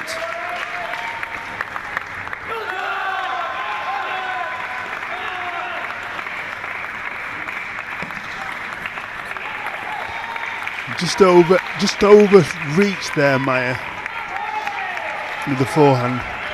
He's got the right idea though. He's got to try and put pressure on Bailey. He just can't put the ball on the table. And there we go. That is set one done in this quarter-final stage. It is as we expected. Bailey with the first set victory, but probably, to be fair, not as easy as maybe some people may have expected. Meyer really took him hard there and showed exactly why he is in this quarter-final. That's right. It's really weird. Will Bailey plays with long, sort of medium pimples on his backhand, so the ball skids through on the table. And Meyer has got a blue sheet of rubber on his bats as well. So now the traditional colours were red and black, but now you can have a black rubber with a purple rubber or a green. You must have a black rubber, but you can have a purple rubber, you can have a green rubber, an orange rubber. So they're sort of making it more accessible for those people who want to play with different colours on the bats. Oh, absolutely all for that.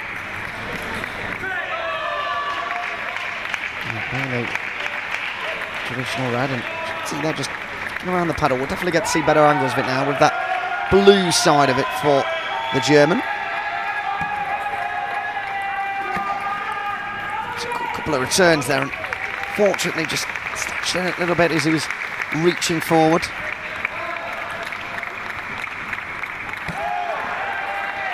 Great topspin there from Will Bailey.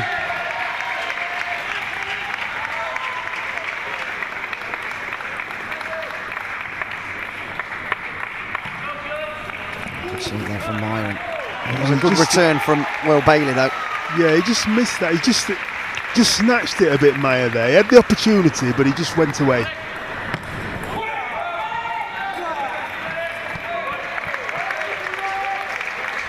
This has not been a comfortable start to this second set. No, it's a great start from Bailey. And the German can't maybe considering time out unless he can stop the flow of this Britain's attack, and this is better. Nice rally between the two, but Bailey does get the point. It was better from Henrik.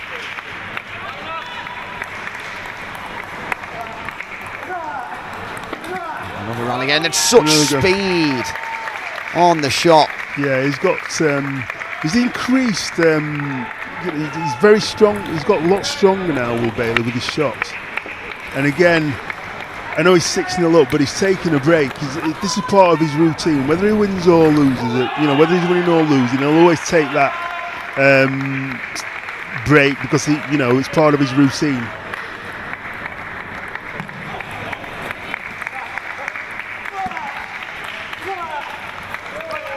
Again, he's so strong. He's very difficult to get through, Will Bailey. Just a big deep breath there from Meyer before he goes in for the serve. Before he just up on that. He'll be able to take it again here. I think she's just giving him a warning. That's the first point on the board from Meyer. It's 7-1. You have to try and use that as a catalyst to bounce off.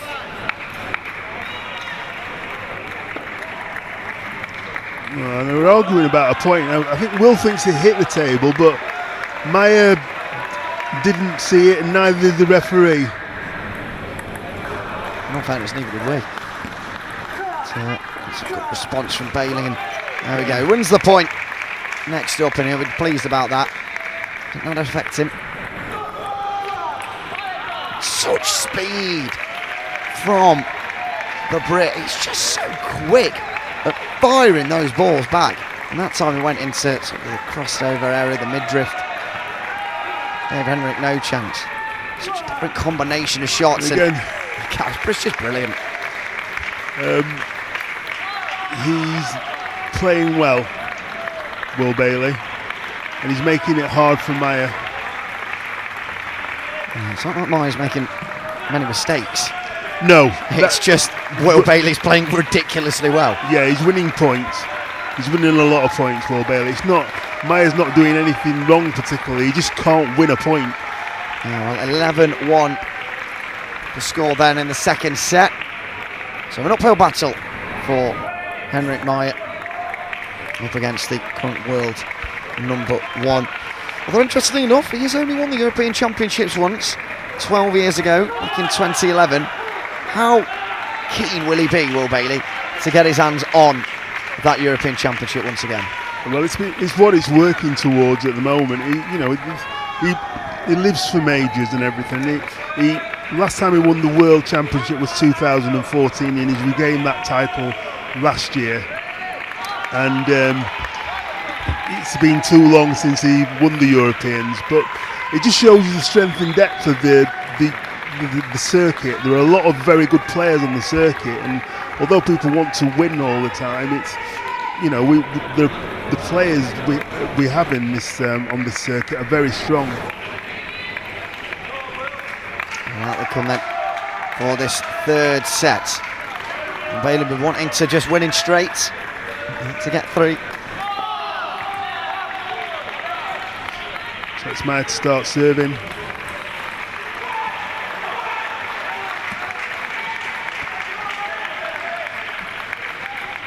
Oh, that's a great block there from Meyer. Just stops it short, so Bailey was stretching. It's his serve once more. He gets And a another great point. serve. So that's a great start from Meyer. That's exactly the start he would have been hoping for in this third set. Comes back, wins a couple of points. Gives him a good platform to build off.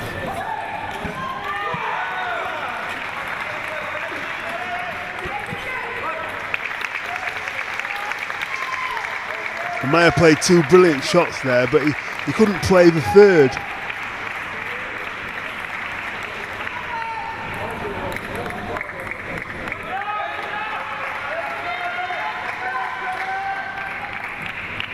Assessing, setting. Getting a great topspin serve from Will Bailey. Very fast and long. Hard for Meyer to control that.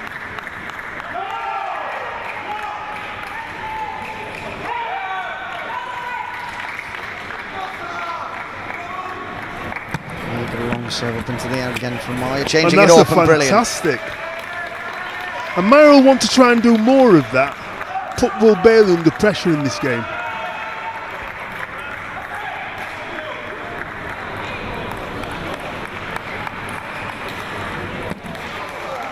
Down the middle this time. It's a good response that from Will Bailey. 6 points gone. Tied at 3-all. And Meyer will want to try and keep this as close as possible to give himself the best possible chance of actually winning this game.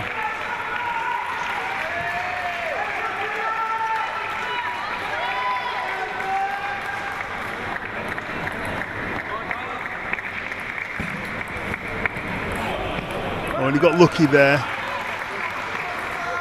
He acknowledges it with the left arm raised. Nice cheeky serve down the line there. Well responded to by Meyer, and well won actually the point overall. Yeah. Held his own there. So Meyer takes a 5-3 lead, and he'll be happy about that.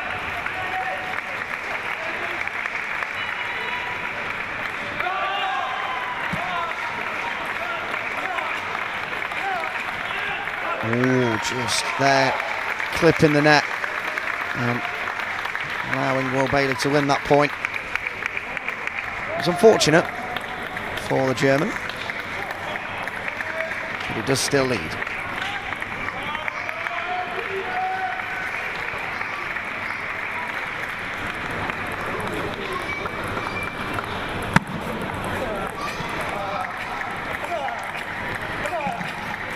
Brilliant from Bailey.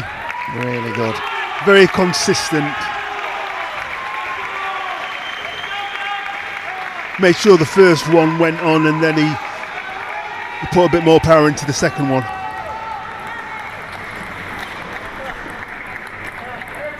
As it goes, a good shot then coming in into the body. At 6-5, the score reads to the Brits.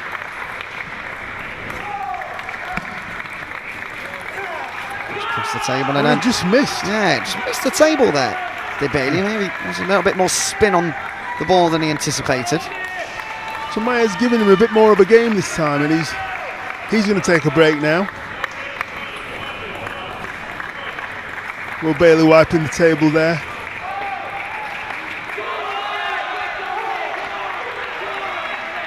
Just making sure it's the way he wants it. Excess sweat.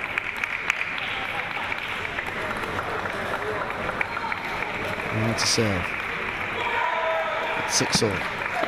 Down the middle. And fired back by Bailey and then into the net. That's 2 shots now he's missed, and might be feeling a little bit uncomfortable here, the world number 1.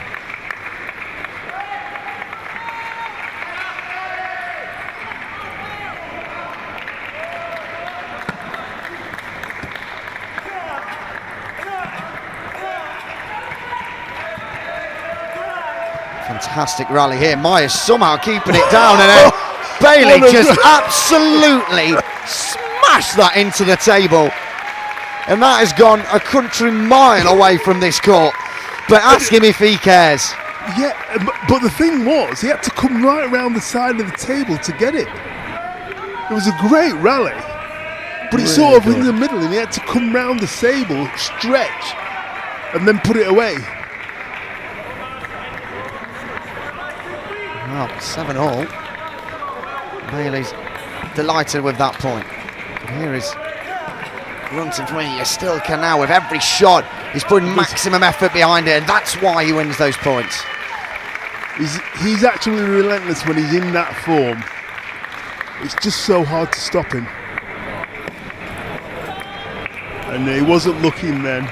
Meyer put his hand up, very clever. He made sure he wasn't anywhere near the table, put his hand up and said, "I'm not ready." Will wanted to get on with it, and he was having none of it. Go again. Just misses the Bailey's table missed. there, does Bailey. 8-all.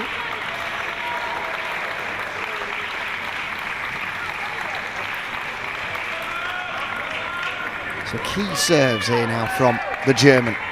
If he makes these count, he's all of a sudden right back into this contest. Great return from Bailey there. He's 9-8. But Meyer's still in this game. He's played a lot better this game. Put a bit of pressure on Will Bailey, and he's forced him to make a couple of errors.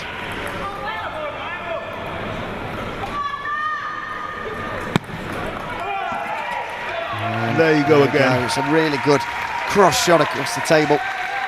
10-8 to now. He's got one more point to get to seal his completion into the semi-finals. So here's Will Bailey to serve.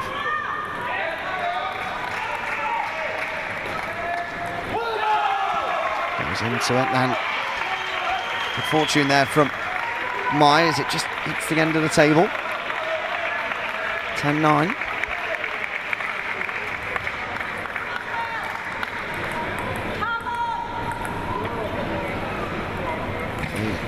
There's a cross. Nice shot back, and then there we go. He wins in 3 straight sets. And applauds the fans as well. That's a really good victory from him. But Meyer did not make that as easy as the scoreline might suggest. Yeah, in the third game, he gave Bailey a run for his money, but it just fell a bit short.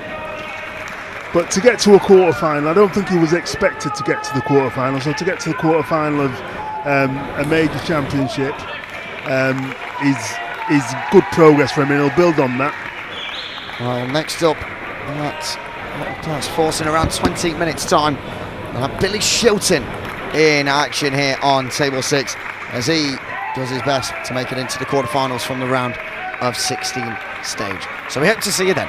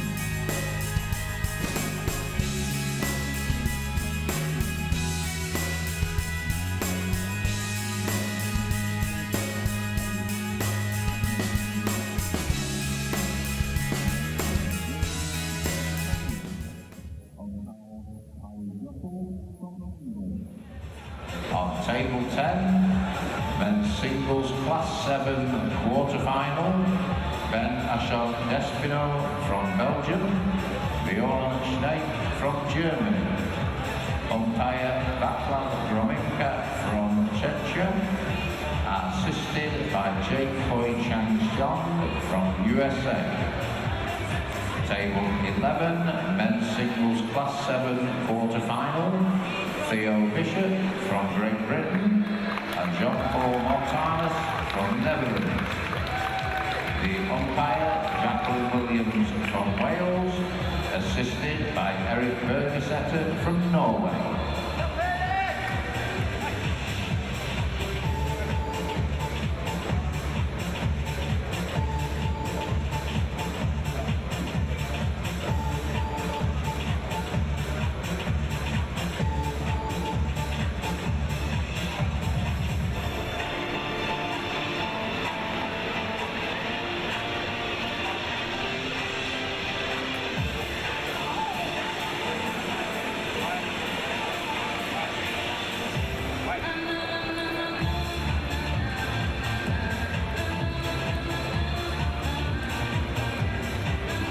Well, a very warm welcome to you all back for some more para table tennis action here at the European Championships.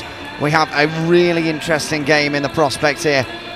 France's Clément Bertier up against Britain's Billy Shelton in this round of 16 clasher, placing the quarter-finals up for grabs. Only, well, actually no, not even a place separating these two in the world rankings, with Bertier being number 10. Shelton being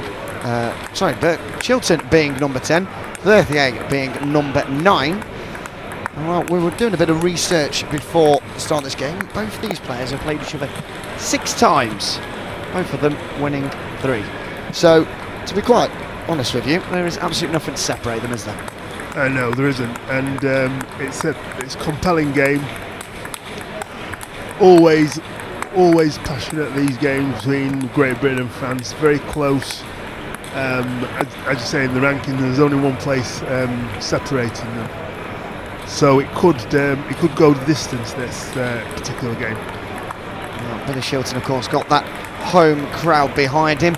He's had some really solid performances so far, hasn't he? He has, and he's been playing well. He's worked a lot on his backhand, which seems to be firing on all cylinders at the moment, but his all-round game, his touch and everything, he's been working on that for a few years now, and you know, the fact that he's actually in the top 10 is a testament to his work. Well, we are off and underway with the Frenchman starting a serving. The ball went that quick there, couldn't even keep track of it, but I think it just hit the net, went off the table, and a point to Shelton. Yeah.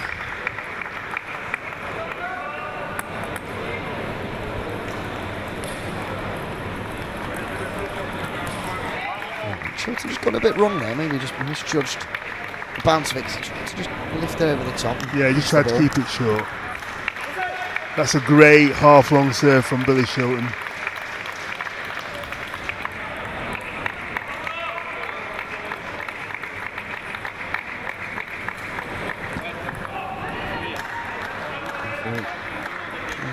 Shelton on something there to do with the serve.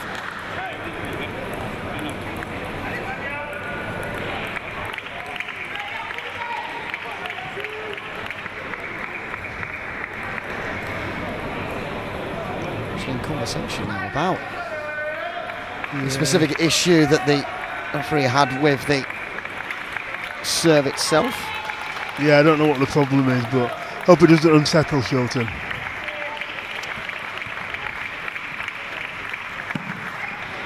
Potentially it may have done that, but just trying to snatch on that ball to get it cross table.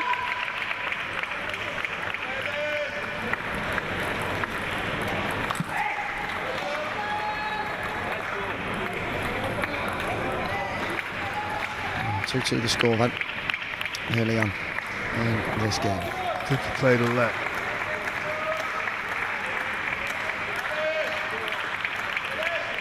So, another one there. Great return from Shelton there. can see the intent of both these players. They're going to try and get in and attack the ball and put pressure on the other player.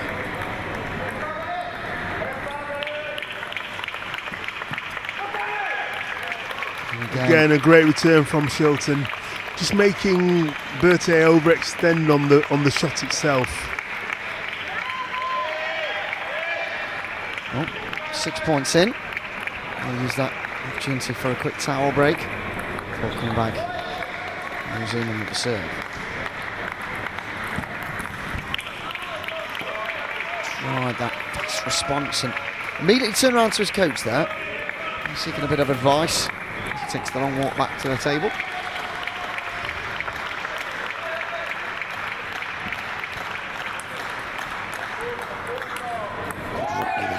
Good rally from Bertier there. And just going to the Frenchman. Took Shelton up into the backhand side.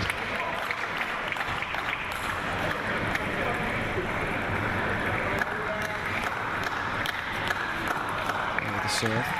Shelton trying to power it back. Goes for a delicate one back after the return. Brilliant return there from Billy Shelton.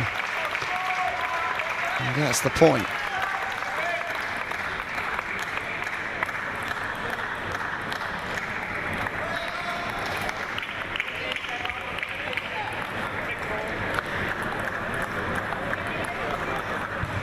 Service errors there from Bertier.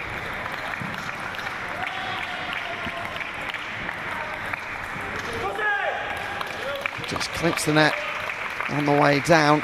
Yeah, and Billy Shelton's been a bit vocal in this game. He's really up for it. Yeah, a lot more vocal than he was yesterday. Yeah. Still was vocal, as are a lot of the GB players, but definitely more so. And again there, you can just hear him bellowing. Yeah, and then there was a big fist pump as well. I think he enjoyed that backhand. Now is he doing this to give himself, more confidence? Essentially a loud pat on the back. What do you think that'll unsettle Bertier? Not really, not at this stage. It's the first game, but I think Shelton's just letting him know that he's around. It was a really good response.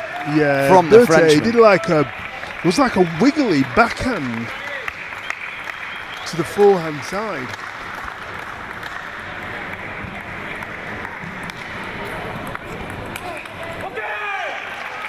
And again, loud cheer of approval. And his own shot there from Shelton.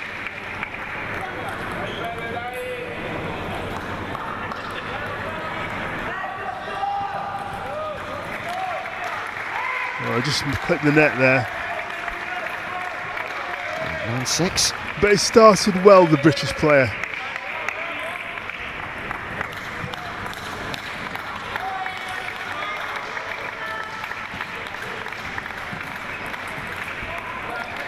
And there's the power of the Frenchman there, Bertier. He's still there and competing and trying. He's very much doing that. He's had some good shots in this opening set.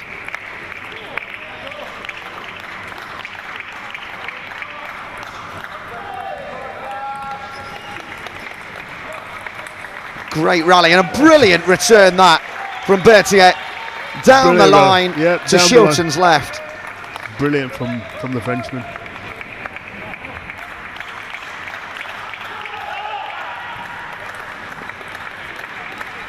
Only served off. And you could see what he wants to do. He wants to play it really long into the middle of the table to make it awkward for Shelton to return. And it missed maybe by a few centimetres. Shelton takes 2-point lead.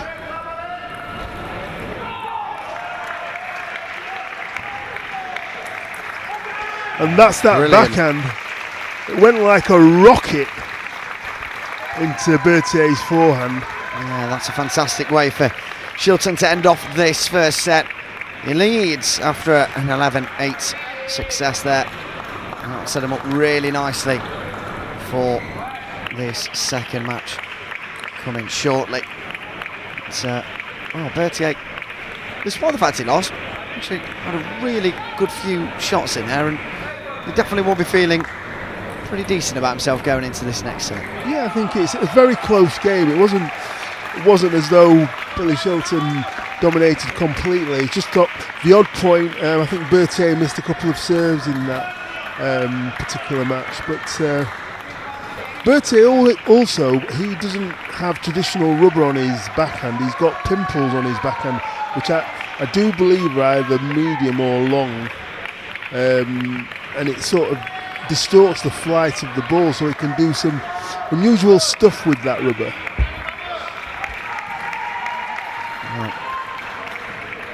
Coach is just instructing him and just showing him a little bit, shadowing what he feels he should be doing a little bit differently or correctly, I don't know. He might be praising. So they're both back out and ready to go again.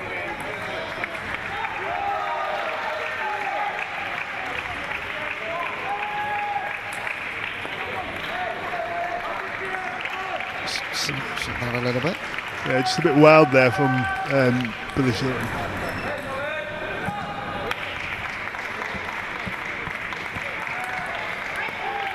That was a good shot down the line, and a bit unexpectedly. That was a weird kind of way for Bertier to do that. It really caught Shelton off guard. It did.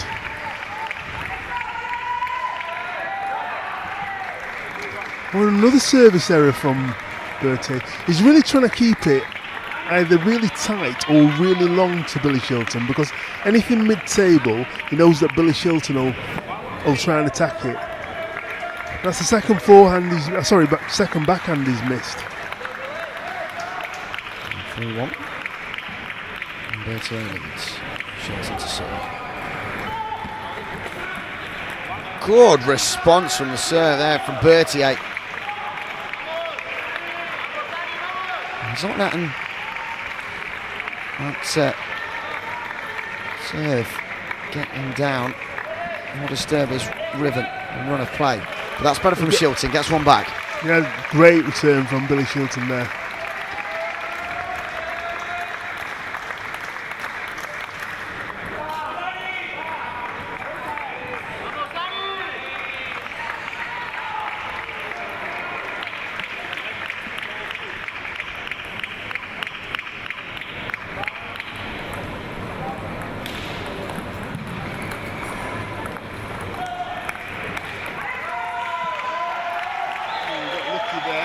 He got lucky there, Bertier, just acknowledging his good luck.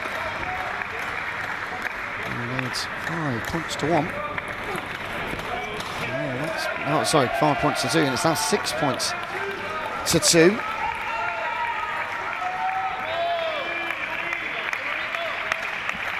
Shelton's got work to do.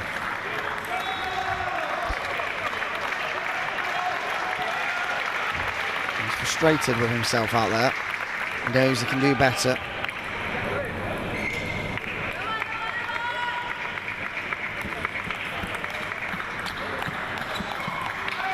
Nice from Bertier. Just opened up his body, didn't he?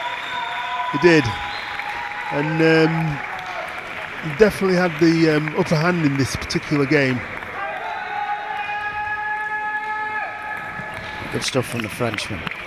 Well, not much so. It was just a good return from Shelton that put him off.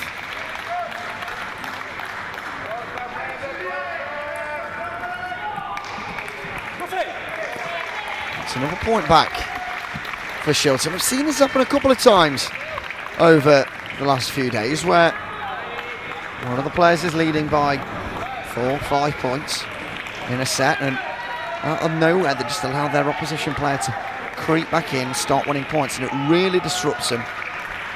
And they really struggle just to block out what they're doing. Brilliant return from, brilliant serve from Billy Shelton there. Lots of backs in. Lots of new successful points that Shelton's won. Make that 4. It wouldn't surprise me if Bertier takes a time out. He's under pressure. And that 6-point gap has now closed up to a 2. Well, that was better from him, and that shows that he's still there with the ability. An inside-out forehand. It really took the ball really early as well. That advantage banging now. Shelton that's feeling a little bit under the cosh. Might be able to do something here with the serves. Response from Bertier, and that is set 2 done. And despite that last wave of attack from Shelton, Clement Bertier that wins 11 points to 6. Yeah, and Billy Shelton wasn't happy with that. He threw his bat on the table, more in frustration than anything else. He didn't play as well as he did in the first game. But like we said at the beginning of the show, it's they're both evenly matched. One's number 10 in the world, one's number 11. It could actually go to 5 games. That's how close it is. Yeah, and this is the 7th time they've played each other. In the previous 6, they've both won 3 each. So, well, in terms of 2 players in the same class that are completely and utterly equal, these are the 2. You don't get closer than these 2 competitors. So, I could definitely see this one going all the way. But you know, at the moment it's 1 set each, and I don't even know who'll be feeling the happier of the 2 at the moment. Well, Clement Bertier is smiling with his coach. Yeah, it's Billy Shelton will get a reset from his coach, and he'll just sort of give him a bit of guidance about what he's expecting him to do. And to go back to what he sort of produced in the first game, really. He takes a long walk back to the table, prepares himself.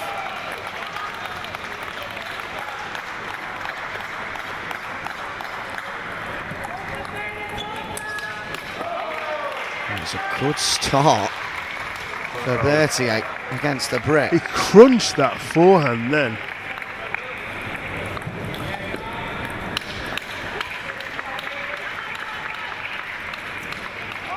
But he's making a few service errors, and that He's done one in each set now. Yeah, it's just shows you how intense this game is. And that was a great serve from Billy Shelton. There's another half-long serve. He didn't know whether to attack it or push it, and then put it in the end, in the net in the end.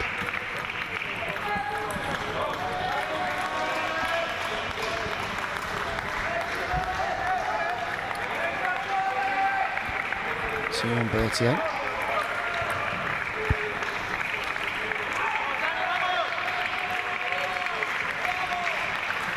And Shelton that comes out on top there as he just tries to lightly put it over the top of the net, but touches the top and bounces back on his side and on the other.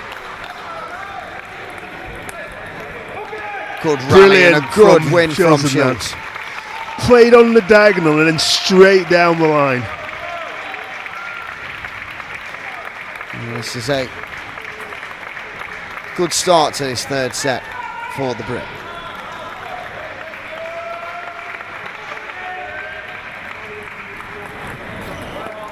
Really there's nice that forehand rocket again from Bertier. He picked it up so quickly.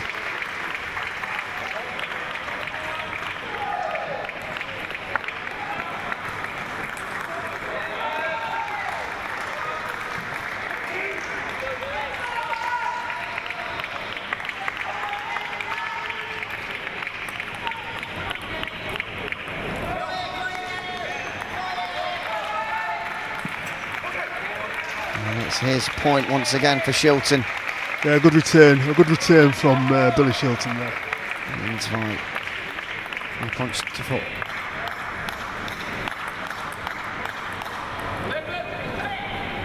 Close encounter. That was brilliant there from Billy Shelton. Made sure that it was right in the corner so Bertier couldn't turn the corner. He had to play a backhand. Shelton asking for a table wipe.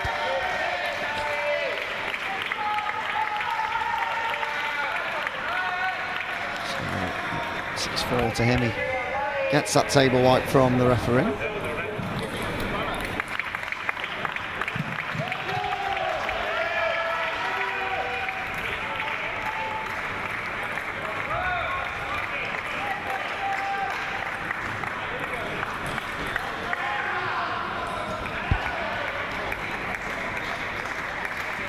Shelton with the serve. Goes across the table and brilliant serve again from Billy Shelton.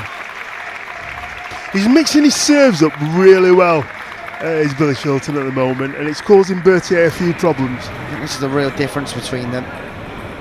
Is that Bertier's made a few costly errors from serves, and Shelton's done relatively well for them, although he has just lost that point from that serve. But that seemingly is the difference at the moment between them, as Bertier has made a couple of mistakes from his serves. Yeah, and they're big. You know, every point that you miss, where you give a player a cheap point, gives that player a bit of confidence.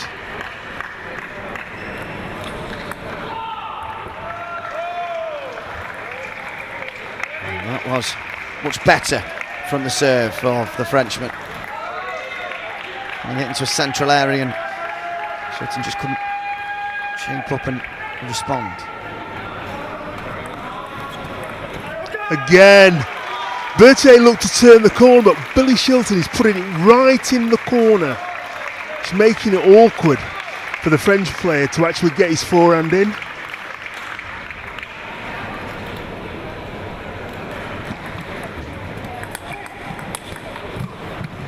Bertier did well, still doing well.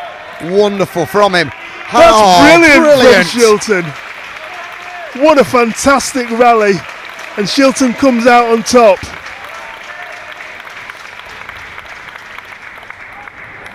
(9-6) he leads. That was one of the best points of this game.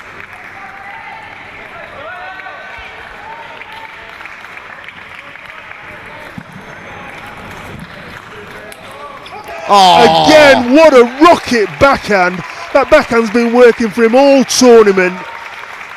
And it went like a rocket. And he's 1 point off now, winning this set. And he's doing it in some style. Again, Bertier is struggling with the serve. He got fortunate there when it hit the net, because that means he gets to go again. It's a let. Big moment here for the Frenchman. Did really well there. He tried to touch it short, but it locked backspin on it. Very difficult to do.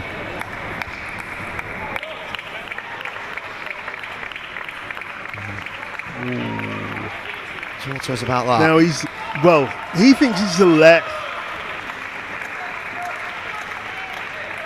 The referee, the umpire didn't see it. Bertier shrugged. I don't know. Well, Shelton's called a timeout there. Yeah, because he needs to settle down. He'll be fuming about that, because if he genuinely saw a let, sometimes the player will sort of say, okay, fair enough, but Bertier didn't do that. I'm not saying it was a let, I'm not saying it wasn't, but Bertier didn't say anything, and it's the umpire's call, and the umpire didn't see it, you see, so it's point away. Which puts him under a little bit of pressure at 8 points to 10. Yeah, and it's a good thing that Shelton's done that, because he'll be fuming inside if he generally thought it was a let, but if there's nothing he can do about it, he'll go back to the table now and reset. He's got a couple of serves to come. He knows that Bertier's been struggling with his serves, so he should be feeling confident that he can actually close this game out. It's Shelton to serve them, following that timeout. Goes across the diagonal and then into the net it goes, and Bertier creeps back into it ever more.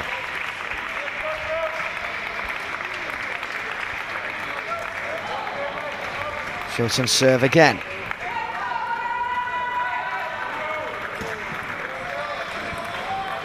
Brilliant from Shelton. Third set. Brilliant from Shelton. Rallying up the crowd as well. Absolutely. And why not, when you've got a home crowd to work with, why not get them up on their feet and cheering you on? And he'll be happy he's got over the line in that, because it can disturb a play if you believe that something isn't correct in the match. And Bertier didn't say anything wrong. He didn't think it was wrong. The umpire didn't say it was wrong.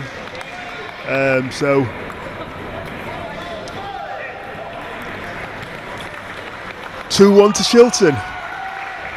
Shelton in the position he would have wanted to be in at this stage. Like I said, kind of do expect this one to go all the way. Bertier needs to make these first couple of points his, but more importantly, he really needs to sort out these serves, doesn't he? Because that's 3 sets in a row now where he's losing crucial points. He's lost about 4 or 5 points just on serve. I can see what he's trying to do, though. He knows that if it's too loose, that Bill Shelton's going to get in. So he's trying to keep it as tight as possible. And it may have to make a slight adjustment.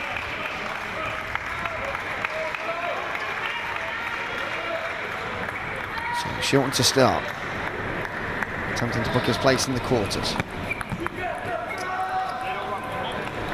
Pushed deep into the backhand of Billy Shelton then. He was looking to get into the forehand, but it went straight into the middle of the table.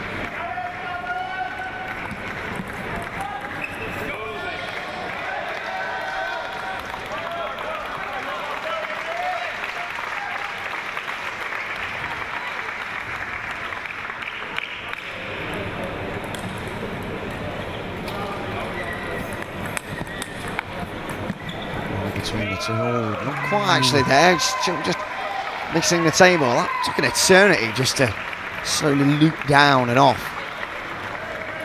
A chance to watch it all the way down. 3 to the good for Bertier. Smashed it back and Brilliant gets a point. Shelton. I think he needed that because Bertier was, he won the first 3 points. Britt doesn't want him to get too far away from him.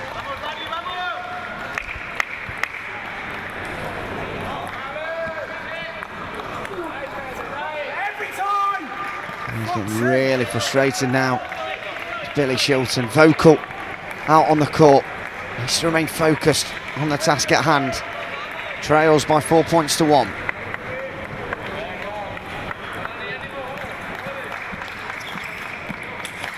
That will. Well, did he just miss the table? Actually, yeah. Yeah, he missed the table. I was going to say that will help his confidence. In fact, no, we'll do the opposite. It won't help him. Very close, he's though. Not had the best of starts in this game, Billy Shelton. So,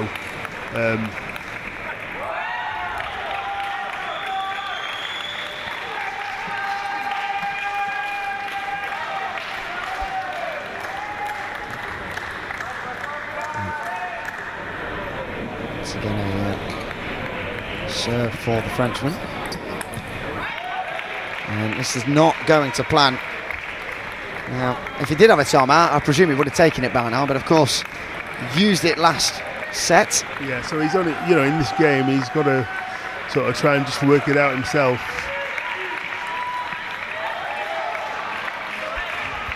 Looks a frustrated and worryingly isolated figure out there on table 6.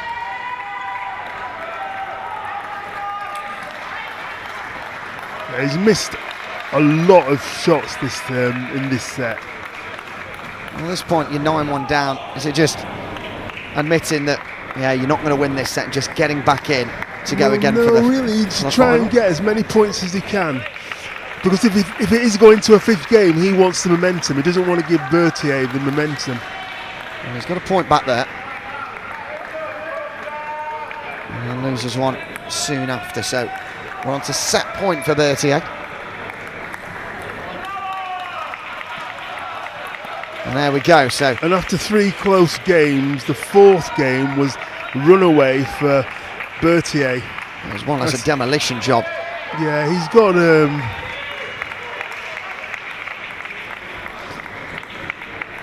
he has to reset very quickly because I think he's a bit frustrated, and some of those points that he was going for, there were a bit some of them weren't there. And I think it's just frustration, but he's got to reset. He's still, it's the 5th game now. We did say at the beginning that they are close. It's 3-all in the ties they've had so far. So it doesn't surprise me that it's gone to 5 games either. Well, we did think that was going to happen, and indeed it has. It's a really, really big final set now for both of these players as they look to get themselves into the quarter-finals.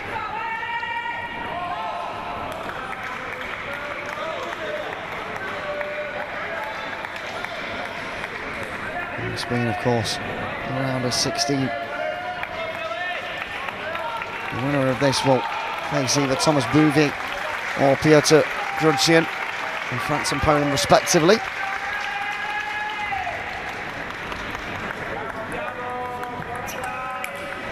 It's a good start for Bertier.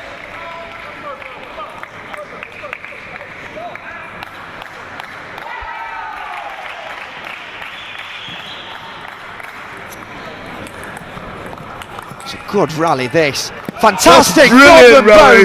And it's Shelton that comes out on top. Two fantastic shots from Shelton, but Bertier played his part in that rally as well. Very good.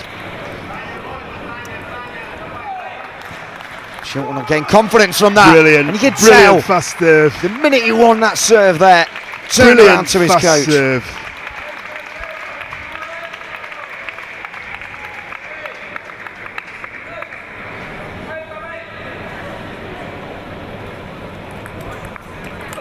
Serve again into it. Just went a bit wild on the backhand there. And he's taken away, walk away from the table, which is good.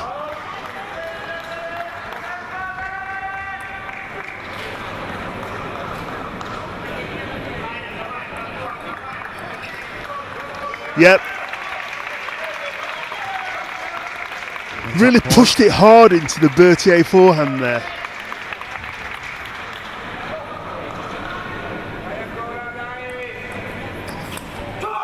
Yeah. Brilliant again, and just a little encouragement cry to himself, and then a little ante to the crowd there. Yeah, that's definitely from the belly. He roared from the belly then. He knows how important it is to keep himself up for the game and let him not to let himself drop.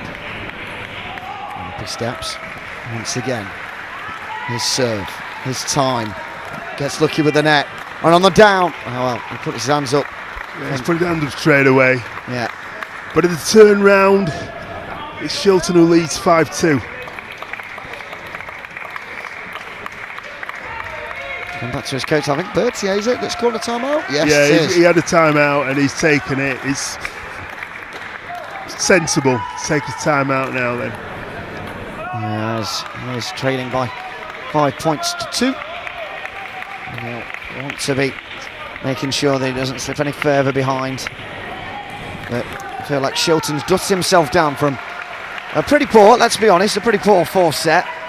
But it was, by his standards. Yeah, exactly. But he has dusted himself down and got his focus and his game face back on, which is why he's had such a positive start to this one. Yeah.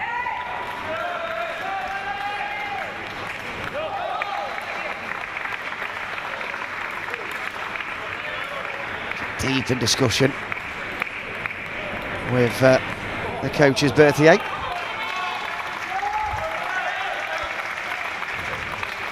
And the Great Britain crowd giving him a bit of encouragement as well. That'll help.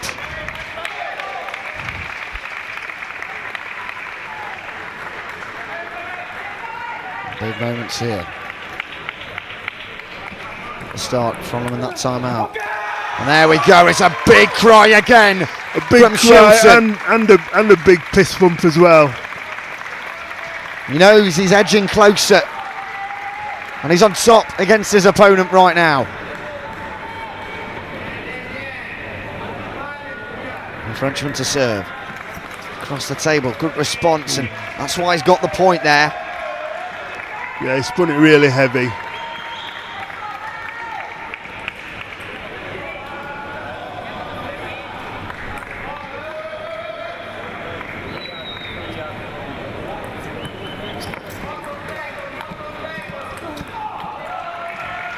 Just a little bit away from the table as they try and shake themselves back onto it. And it's Bertier who gets the point there, and he's clawing his way back into it. 4-6. The game really is on a knife edge at the moment. Well, that's the first one that Billy's missed. And he'd be frustrated with that. He's been really good from his serves. You mentioned earlier, highlighted, that's been the key difference between these two.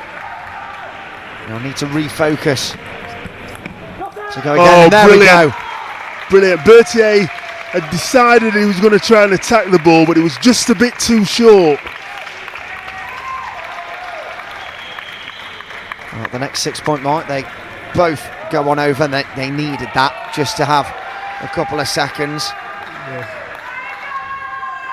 Still, Shelton takes his time before coming back to the table. Bertier 5, Shelton 7 the score.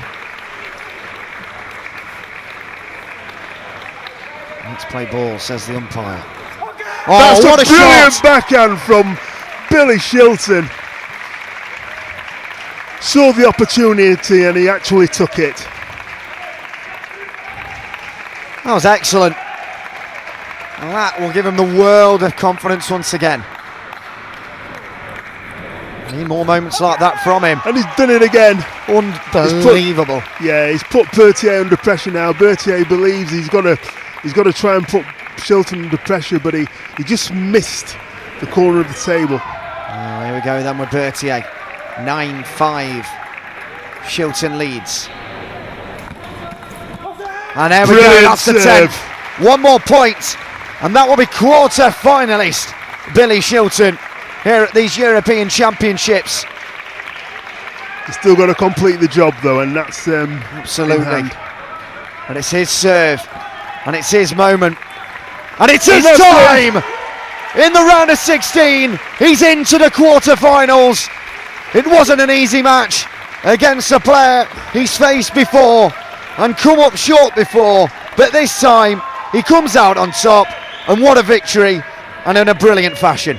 Yes, it was a compelling game, and Shelton, after the fourth game where he sort of just lost it, he get himself together and played just like he'd been playing in the first two sets really, and he's got his just desserts and he's in the quarter-final, and that'll give him some confidence.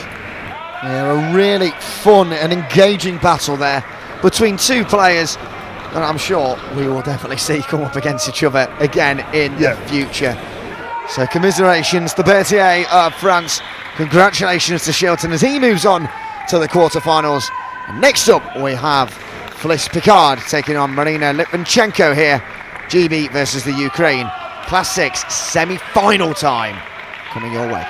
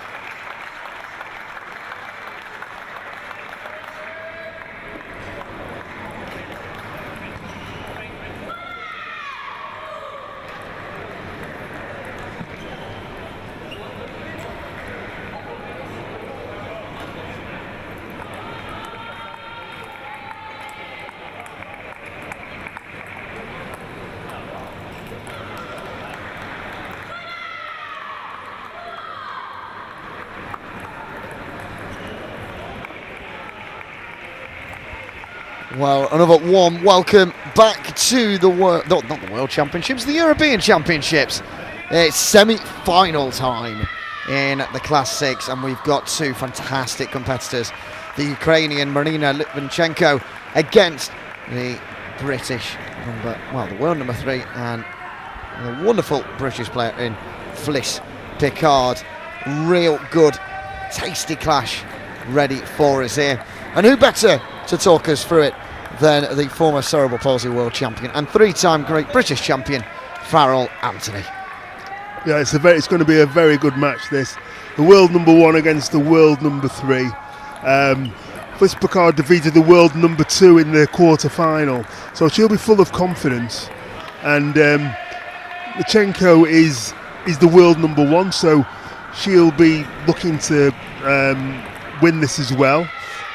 Both players have got an awkward style about them, but they're very feisty. Both players will hear a lot of shouting in this game, especially from Picard when she's winning points or even losing points. She's always encouraging herself, so she's always giving herself something to think about and sort of work from to keep her up in the game. Lytvynenko is no pushover. That's why she is the world number 1. She's a really well-established player in this game. She won the singles at the World Championships last year. She won gold at the Paralympics as well in Tokyo. She'll be wanting to add yet another accolade to her list. First, she needs to get through to the final. And Picard is in her way. Both of these will take us right to the end, I'm sure. And a fantastic battle awaits.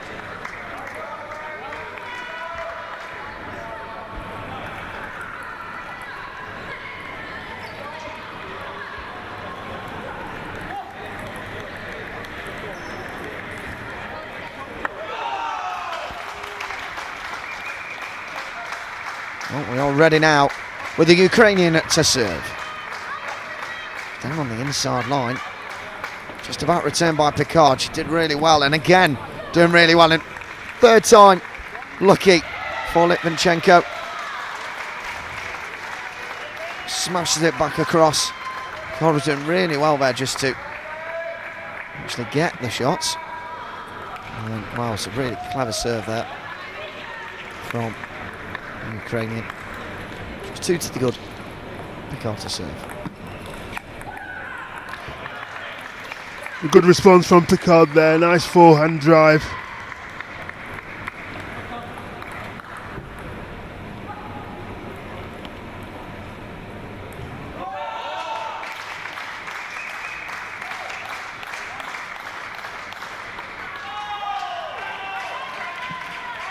Back now underway, and Picard into the net there. It's trails by 3-1.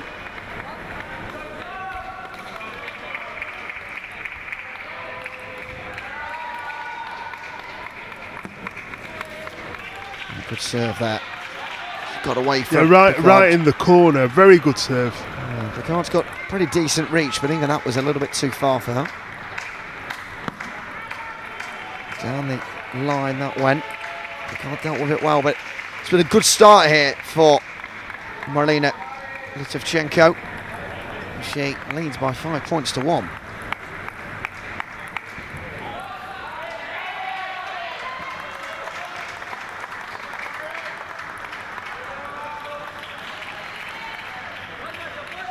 Nice rally here between the two. And just falling short there was Lytvynenko's shot.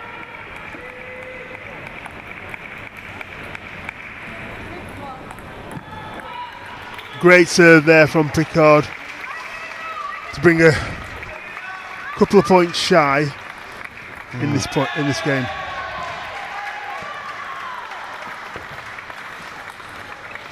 That was a great and shot there's right the power down the middle.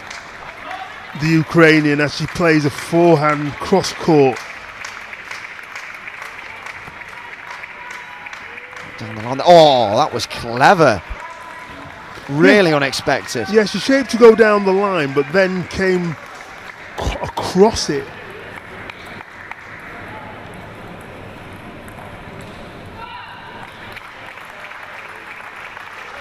She's got over it a bit too much there. 7-4 the score.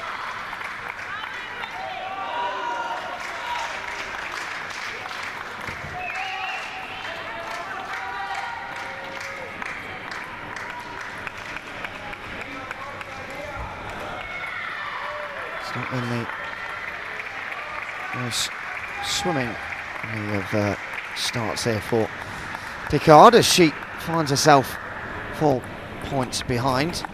So the end of that one, returns it, just shy of the table.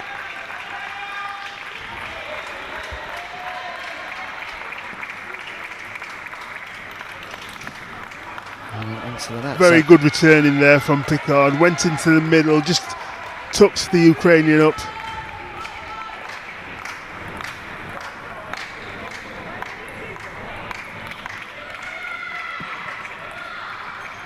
And again there, she's just over the top of it, she frustrated at herself there.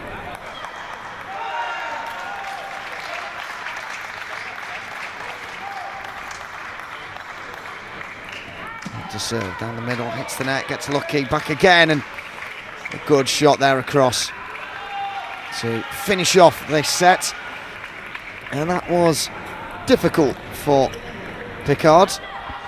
It was a very difficult start for her, but it's the first game, and her coach will just be telling her to, you can still be in this game. There were positive signs, she's serving well, and hopefully she can get back into this game very quickly.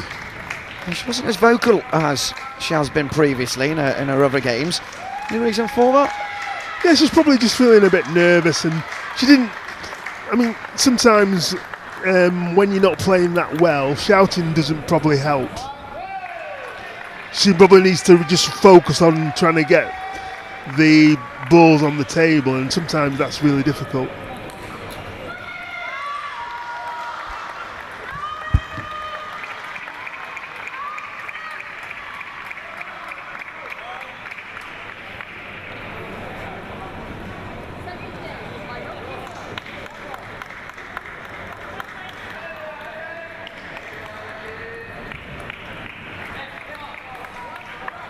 Back out they come, ready to go again.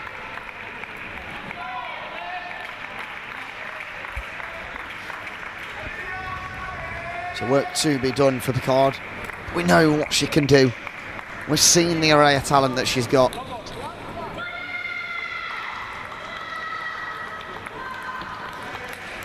And that is just, well, I think at the top from Lytvynenko, she just put so much power behind it, but doesn't win the point. Too much on it. It's testament to the way Picard was playing it back to her, and she'll go for the same again, this time across body and across the table, and does get the point.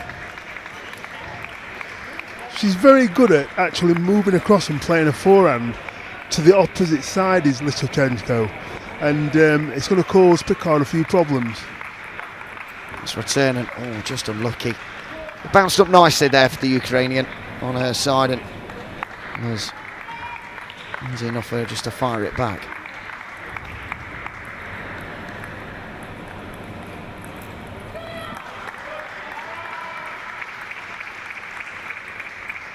Lucky from Picard, she was returning them well. But this has been an assured and mature performance so far from the Ukrainian.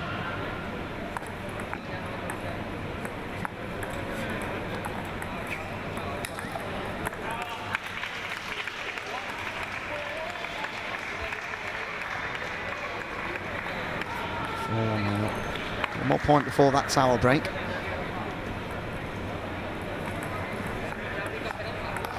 Swings it back and then into the air. And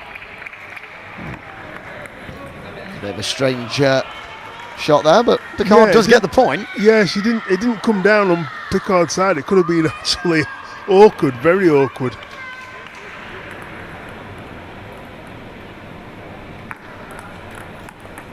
And again, just getting her cross body. She's putting it into that space where Picard just can't quite reach it. Yeah, it's been a good tactic from Lytvynenko to do that.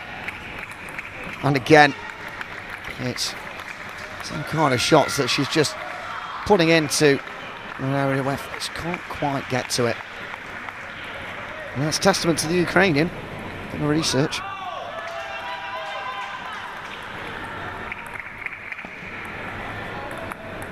And Picard, she knew what was coming there and she tried to manoeuvre herself into that position. Yeah. But still. It's going, she's playing it really wide to Fliss's forehand side. Into the net there. That'll give the Brits some hope.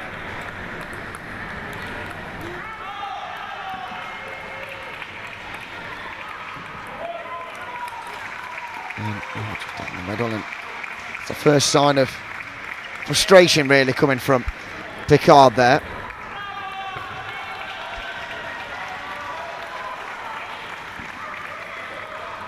That's better from Fliss Picard. Taking the game to the Ukrainian. I think she needs to do more of that.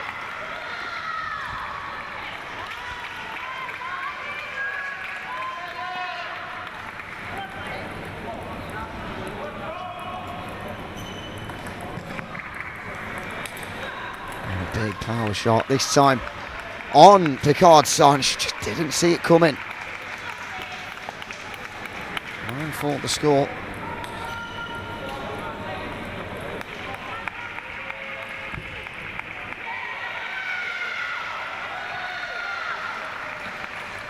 Her serve. Nice rally going in just to the net, and she looks really annoyed at herself down there, and I think she'll need to just go in soon to her coach, but she'll potentially have the opportunity here with the set point, and there we go, it is the set to Lytvynenko, and 2-0 down, and what's her coach need to do now to refocus her mind? Well, he'll have to just calm her down a bit. I think because she's frustrated, she's not actually playing her best table tennis, and I think she's frustrated because she's not playing as well as she could do, and she's giving Lytvynenko a lot of opportunities to play a lot of winners, and he needs to tie her up, and I think that's what she's explaining to her coach. And Sean Marples will obviously try and give her some encouragement. He's just gesturing what he wants her to do, and because she needs to change something round if she's going to get back into this game. Which is why those two are still onwards and talking, and Lytvynenko is back.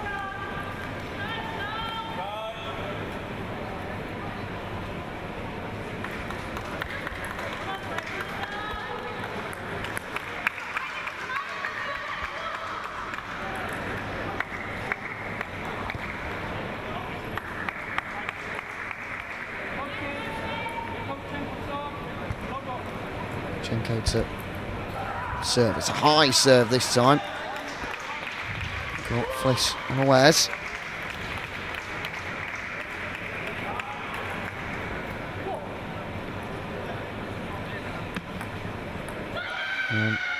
Well, that'll give her some encouragement.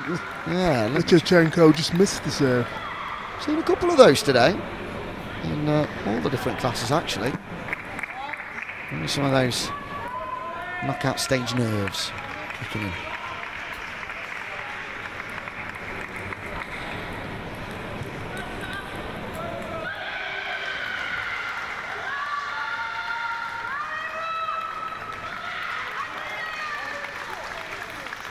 Good serve there from Fliss Picard.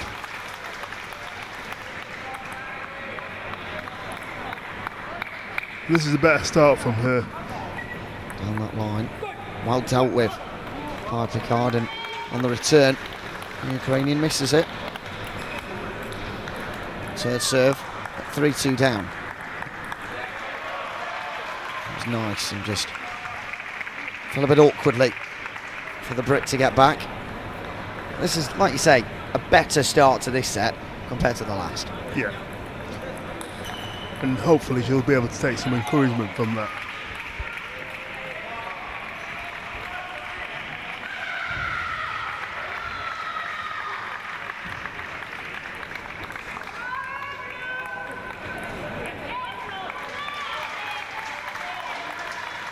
Brilliant. She's putting a bit more pressure on the Ukrainian now.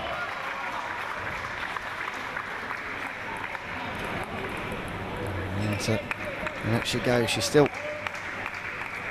not quite getting some of those shots over, but she's still in this. Absolutely, she is. Good serve from Lytvynenko. Good return, and then power of the Ukrainian coming in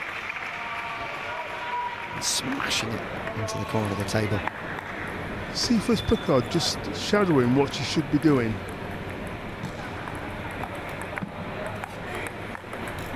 And again, that's why the Ukrainians in the lead, because of those kind of shots where they just fall nicely for her. She opens up the body and puts it into the diagonal channel away from Picard, out of her reach. And that's great a great response from first Picard there. Putting the Ukrainian under pressure, which is what she needs to do. She's still in this game.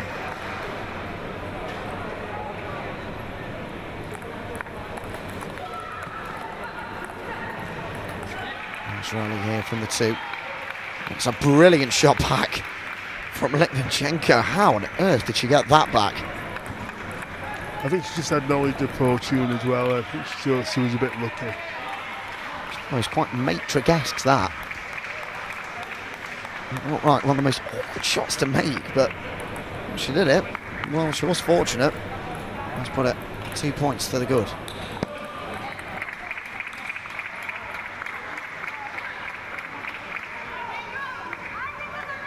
She played it wide into the first Picard forehand there. And she called a timeout.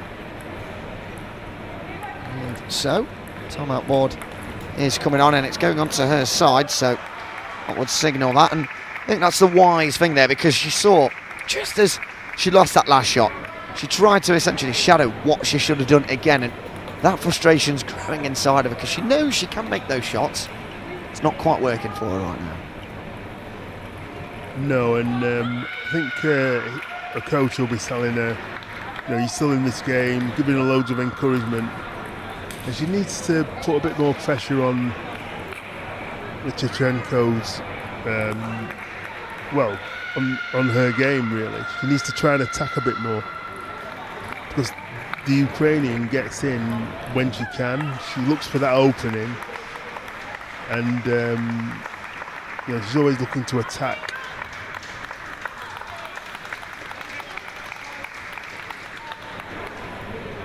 Ukrainian to serve. A return that Picard would have wanted.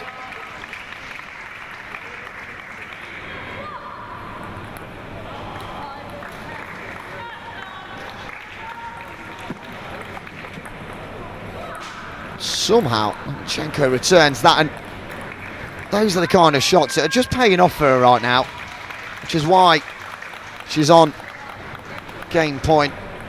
He's one good shot away from the final. She won't get it with that one. 10-6.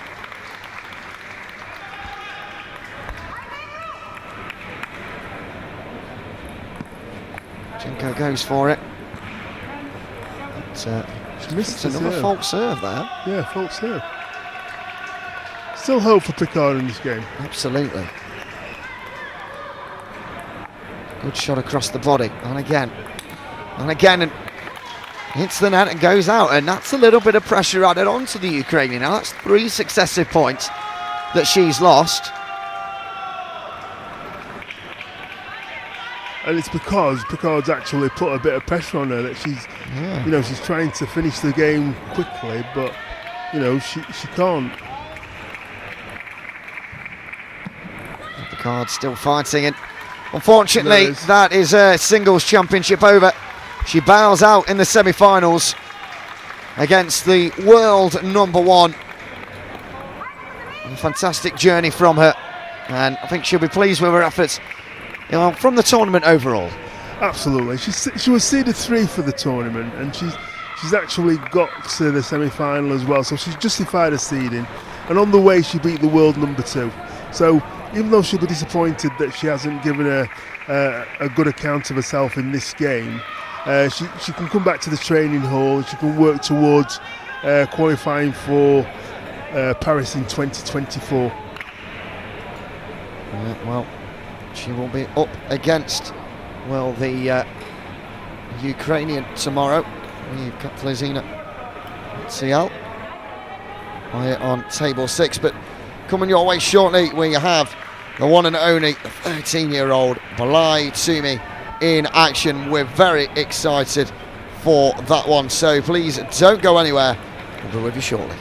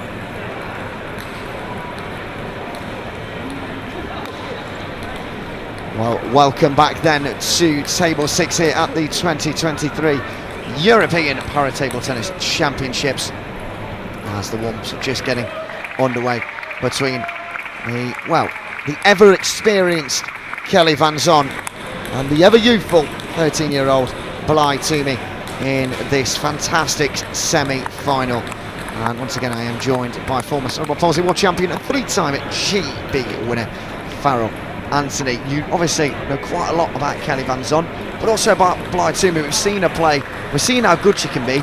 Can she go as far as beating the world number one? She'll definitely give it a good go. Kelly, I mean, this is definitely youth versus experience, and Bly's on her journey, and Kelly Van Zon's just carrying on her journey. She's a multiple major champion. She's been the world number one for quite some time now, nobody probably expected Bly to get this far, but she's played with a passion and verve and excitement about where she is. She loves the game. She wants to improve. She wants to be a champion, and she's well on the way to doing that. Bly Toomey yesterday won. Well, over the last 2 days, she's won 2 and lost 1. She just came up short against the world number 2, but she gave it a really good go, didn't she? And she didn't look nervous at all. And some of the shots she was pulling off were incredible. Yes, for somebody so young, she's got a good head on her shoulders, and she's quite level-headed about where she is and stuff. But the most important thing is she enjoys the game, and that only bodes well for her future. I believe we're about to get off and ready based on their positions.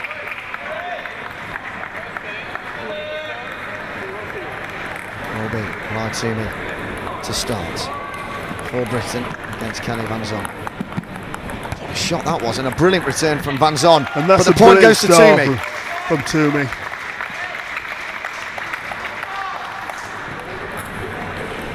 It's a good start from her. She'll want to keep that going here from this serve. And a great return there from Van Zon. Right back into the body of Toomey.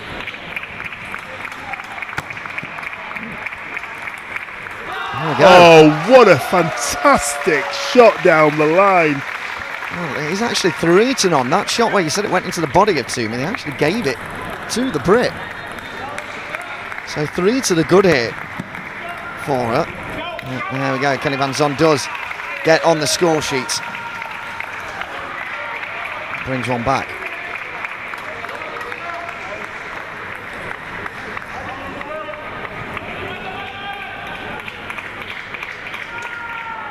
Ball from another court had entered this one, so we're now back going. Zon went for the shot. And Toomey's return just a little bit off the tape. A brilliant shot again from Toomey, forcing it just wide, and that makes Van Zon reach. And what you have to reach for, you can't quite wrap around as well, can you? No, it's a very good shot from Bly Toomey there. Just snatched it a little bit. She saw the opportunity. She just made an error there, but she saw the opportunity to attack. A little fist pump there from. Yeah, clever serve. For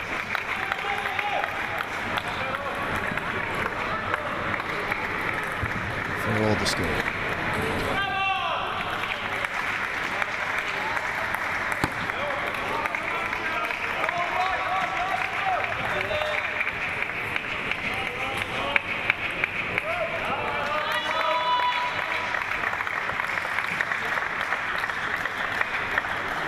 Toomey to serve. Trying to get away back into this game. It's a little bit high again.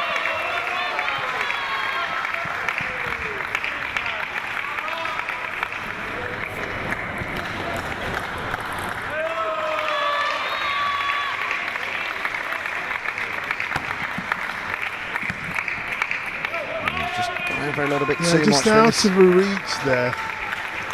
as she gets taller, she'll be able to reach those. She will reach those shots.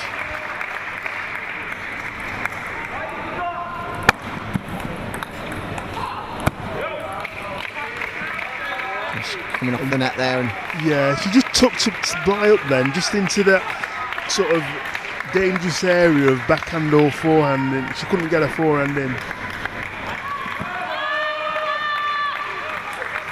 good return. Oh, and even better from Van Zon, and she knows it as well. Down the line with Bly stuck on the other side of the table. Yeah, very, very good. But Bly Toomey's holding her own. She's doing really well. Remember, this is the world number one. We can't even actually give Bly a ranking of it because she hasn't been. And look at that. Nice top spin, heavy arc, and Van Zon put it off the end. She gets one back, 9-5.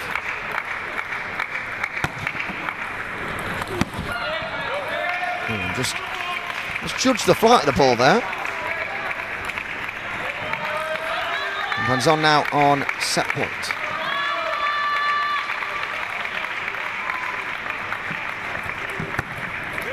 And that was a really good response, and she's really pleased with that. Kelly Van Zon. She's up for this. She knows she can't take it easy, and that fist pump at the end meant she knows she's going to be in a battle if she's not on her game. Well, at the end of that first set, it is Van Zon in front. It's a promising start from Bly Toomey. You've got to, like you say, she's only young, but she's fearless on the table. She believes that she can play some really good table tennis, and hopefully in the next couple of sets she'll be able. If she can get one game, she can nick a game and maybe put Kelly Van Zon under a bit more pressure. You just don't know.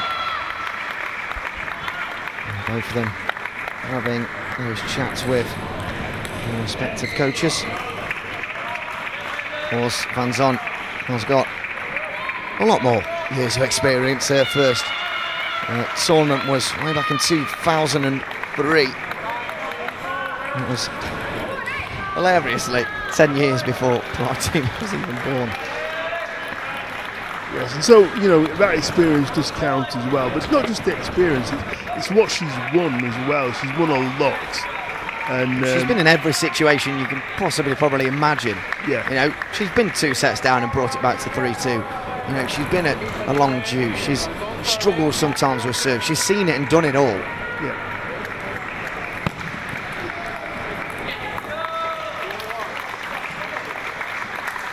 Well, gets the early point from Van Zon's serve. She took an early advantage in the first set when Van Zon was just settling. Well, that was nice. Gave it almost like a flat shot. Sent it the wrong way. With Bly going the other. That level. Bly to serve.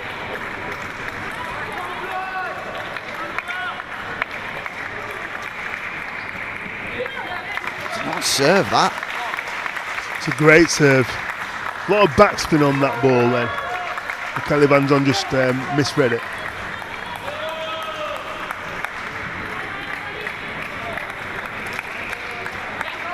Once again from Bly.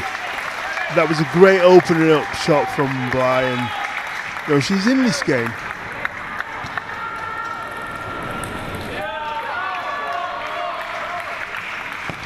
On to serve, goes across diagonally, and that's where the passing eliminating and then down the middle into the net. So she gets one back, 3-2.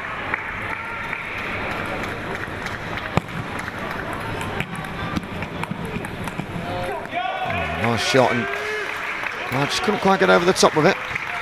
Yeah, she arced it with a bit of side spin, and Bly tried to play it down the line, but it just went away.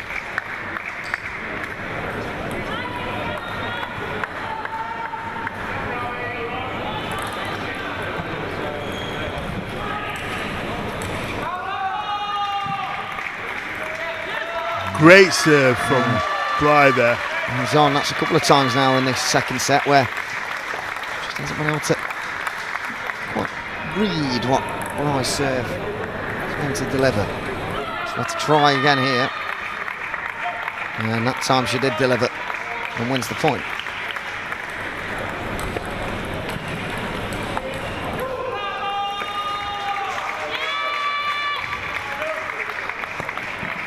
That was a brilliant serve from Van Zon. Yeah, angled with power. Yeah, lots of spin on that ball. It kicked off the table as Bly hit it. Stones skimming through the water. She's got a wide array of serves, this Van Zon, just to unsettle the youngster.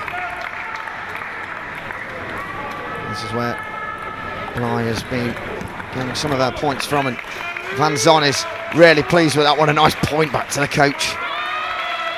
She was prepared for what was going to be delivered.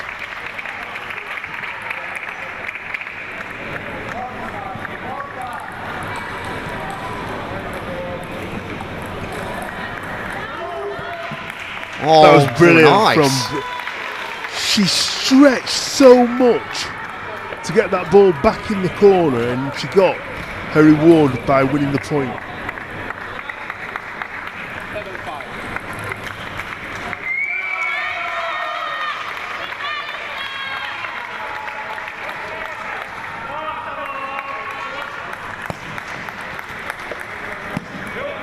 Just down that line again, and Bly tried, and she's just shadowing what she could do next time to improve her chances of getting that back over. It's another good serve from Van Zon, but a good reply from Bly, and a rally now taking place and just missing the table. 9-5 now to Van Zon.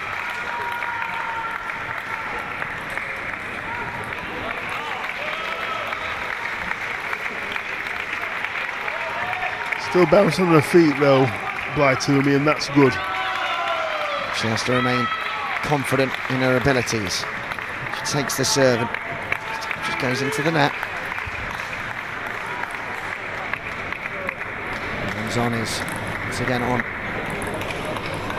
its set point, looking to go 2-0 in front. Back across, nice response, nice response again from Bly Toomey. That is a great response from Bly Toomey. A fantastic shot down the line. I'll give her the world of confidence there. Potentially unsettle the world number one.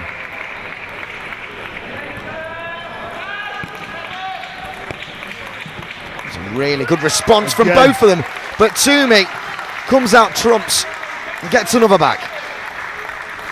Yeah, she's not phased at all. She's still going for a shot. She's still being really positive, and that's a good sign. It's Van Zon to serve.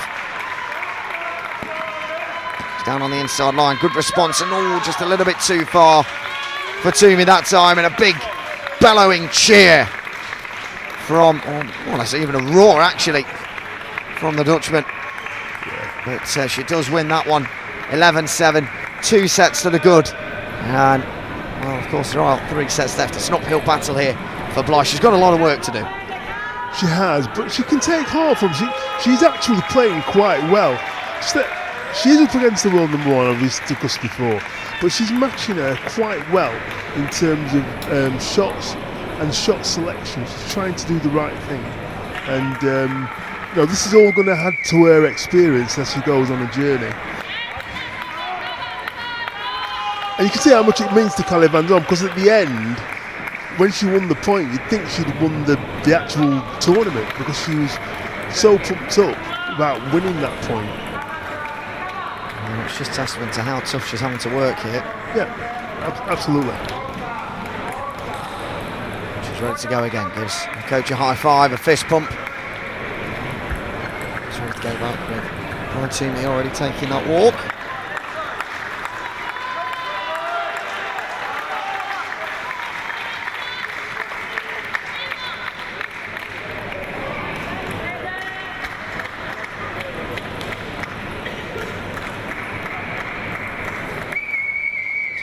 Big set now for Toomey in her hopes of getting to the grand final of the women's singles Class 7 here at the European Championships.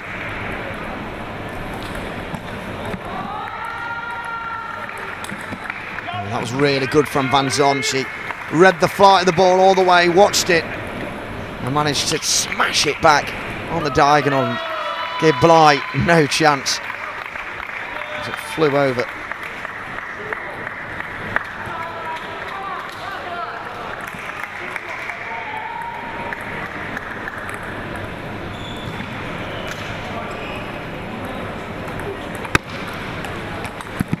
Oh, what a that's shot. Brilliant from Bly.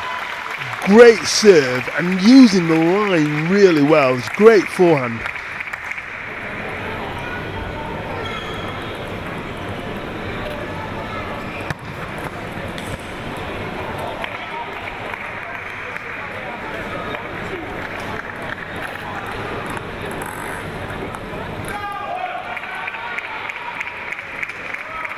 Two on the score, Van Zon's favour.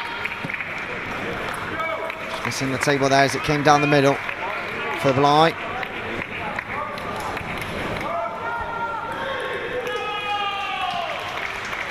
Three one to the Dutch's favour.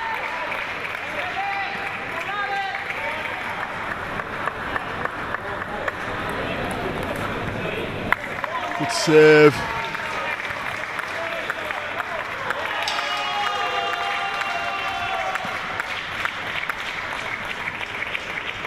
Psyching herself up before the serve. She is at her best. And that was a really good serve. Really good backspin serve. Too short for Van Zon to get to. Is it just over the net? Interesting to note here, Van Zon staying at the table. She doesn't want that break or the towel. And Bly using an extra precious 10 seconds. She tried to attack back with some venom, but coming to fruition.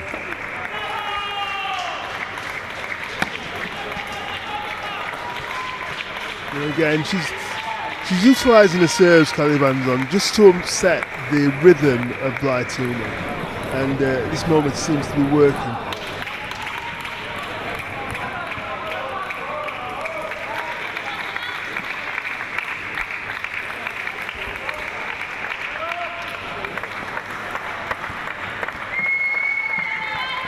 Coming across down the middle and gets the point. But she forced Kelly Van Zon to play an awkward shot there. But she's still bouncing on her feet. She still believed that she can actually do something in this game.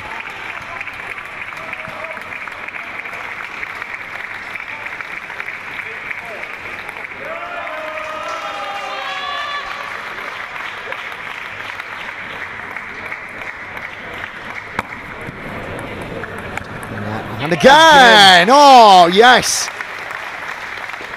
Well, that's more like it. It's a great response from Bly Toomey. Straight down the line. Great winner. There's only one behind now from Van Zon. Oh, that's a really good serve. Yeah, vicious kicker. That's what they'll call in the game a kicker. It kicks up at you. And it's long as well, very difficult to actually control. 7-5. Toomey to serve. And wins the point as well. She's been really effective at her serves in this set, hasn't she? She's got a good range of serves that's causing Kelly Van Zon some problems.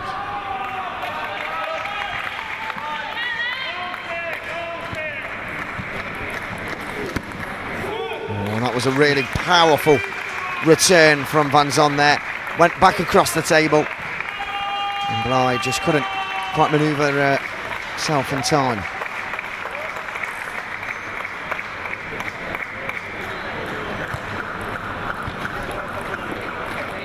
Different kind of serve that time. Almost punched through it and she wins the point. And like you said earlier, it's almost like she just won the tournament with the way she's just bellowed and roared and celebrated And now's the right time, isn't it, for that time out for the Brit.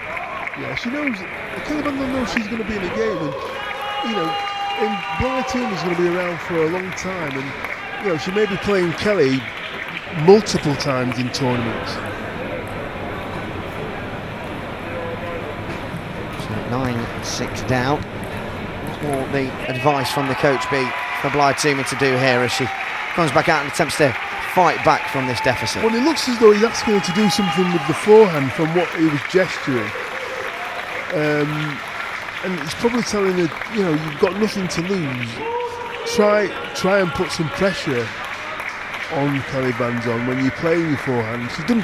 She's actually played some brilliant winners, but maybe she needs to try and attack a bit more with her backhand as well. Oh, they're both back out and ready to go. And this could be it now for Toomey in the singles. She'll be hoping not. She'll be hoping that time out will help her on the way to this set victory. Comes on to serve. Van Zon gets the point and celebrates it. She knows she's 1 point away from booking herself into the final. This serial winner taking no prisoners here. Big deep breath on a 13-year-old.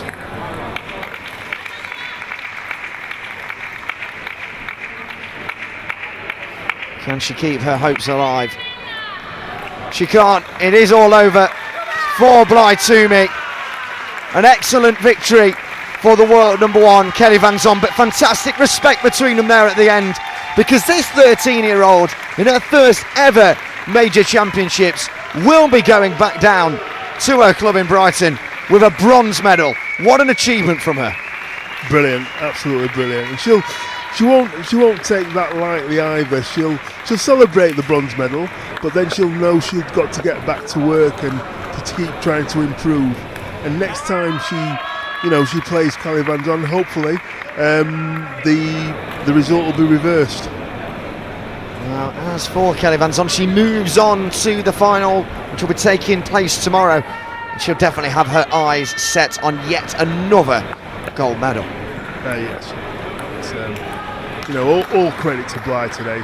She's given a good account of herself, and I know she'll be disappointed, but it's good. It's good that she'll be disappointed to lose against the world number one, because she wants to compete with the best. Yeah, absolutely. And that disappointment will, I'm sure, spur her on to great success in the future. Well, we've got one more GB athlete coming up in our penultimate game of the day in 20 minutes' time. And it's Michael Agelai taking on Martin Perry in the quarterfinals in Class 6.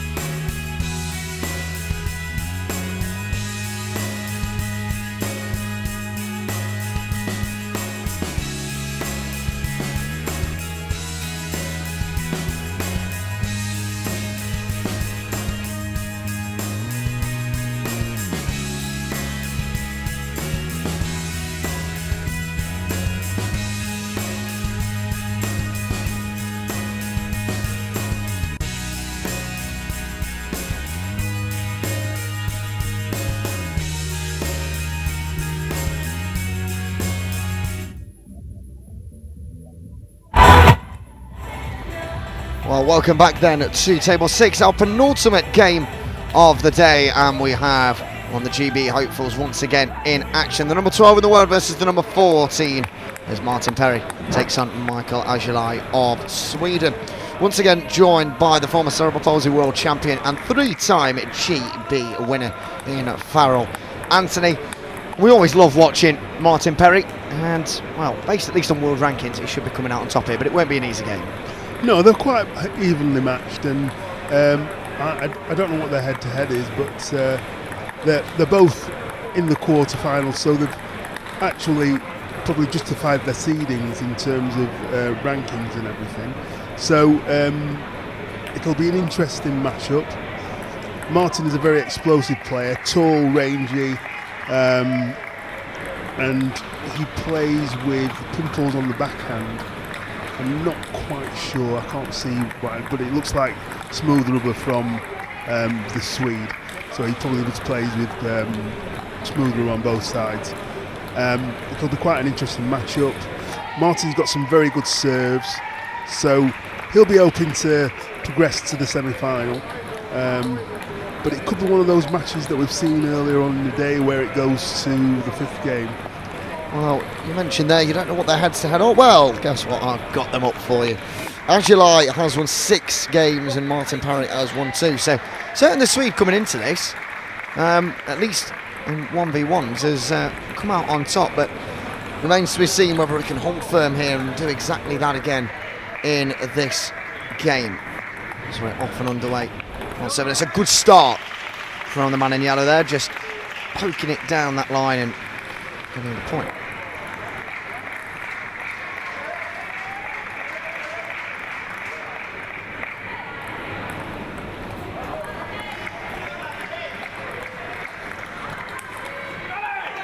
That was nice from Perry. Brilliant forehand from Martin Perry. And he'll be looking to get that in as much as he can.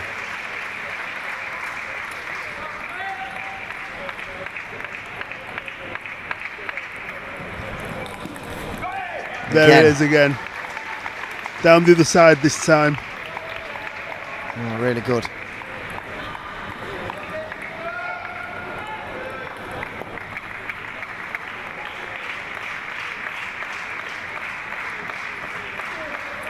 Oh, and it clips the edge of the table. I think it was more on the side than it actually was on it. Yeah, but he was over the table, so it can't hit the side from over the table. It's got to hit the edge. Yeah, that's gone down as his point. Yeah, he was over the table, so it might have looked like it hit the side, but it can't hit the side from over the table, so that's why they're giving him the point. They're clearing that up for us. As Perry goes onwards again, setting that point just a little bit too high, and off it goes.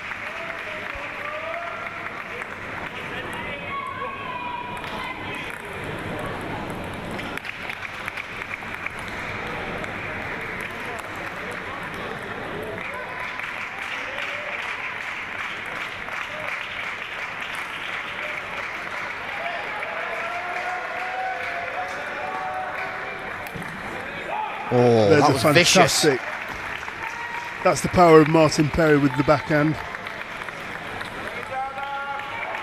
And that was such velocity. It has gone off court. Oh, nicely done there by our camera person, just to track that round as he comes back onto the court. At that 6-point margin, leads by 4 points to 2.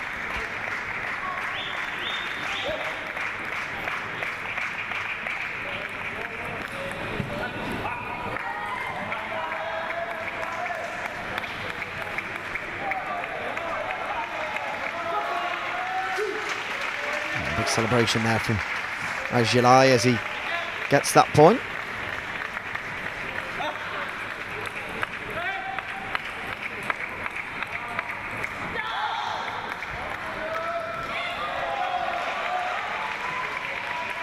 Nicely spooned back up, and 2 really good responses there from Martin Perry. Yeah, he put himself on the attack, and like I say, he sort of spooned it with a lot of spin. It's made it awkward for Ajelaj.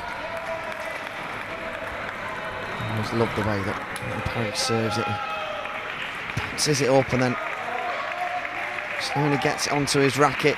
Really fascinating. Then he just skims it in whatever way he needs to. Yeah, it's the way he prepares for his serve. Down the line that time, a good response from the both of them. Ajulai goes for the short.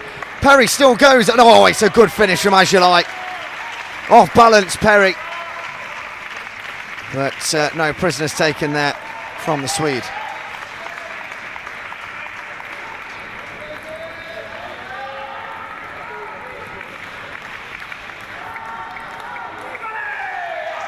Oh, you could hear that all the way across this room. Perry cheering that point. Yeah, I think they're both quite vocal players as well. So a lot of that's just to encourage themselves.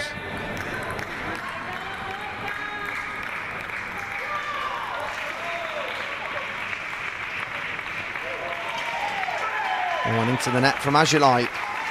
Under a bit of pressure now. 3 points off the lead.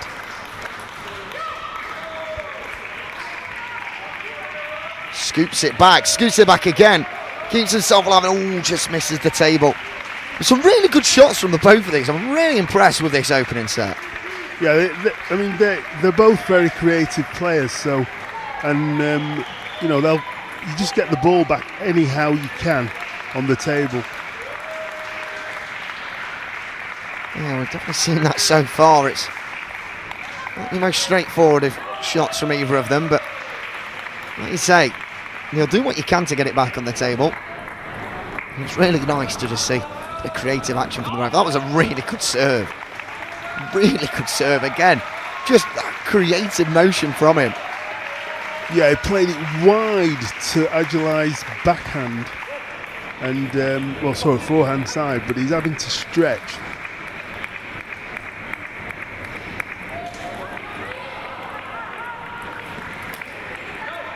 And he just missed that. He got one earlier. It was right idea. Just obviously he didn't execute the point, but he got the opportunity, but didn't put it away.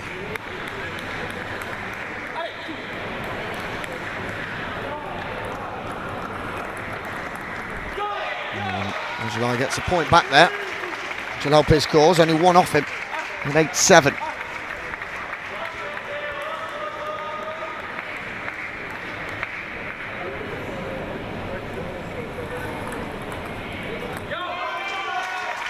Back onto level terms.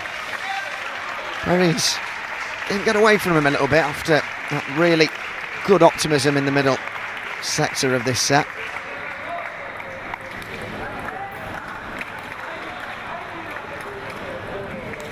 An unofficial break there. He didn't use the towel, use the shirt.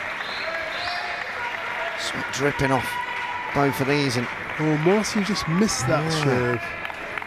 Now he trails and he's very disappointed with himself because he'd had such a good lead and now finds himself behind. Gets a serve off that time and brilliant. Well done to him there. Really strong and put everything into that. To hit it. Yeah. Put everything into that shot there. Back level at 9-all and well, I can't say I'm surprised. It's well, we knew this was going to happen. It'll be very close between these two.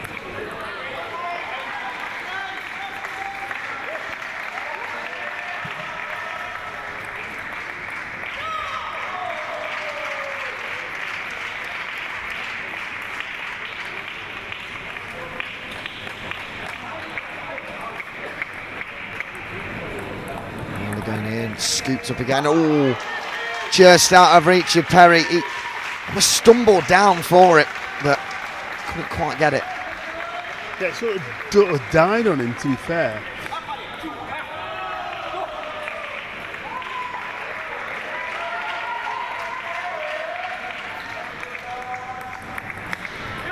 Oh, there we go. Ajulai takes the first set.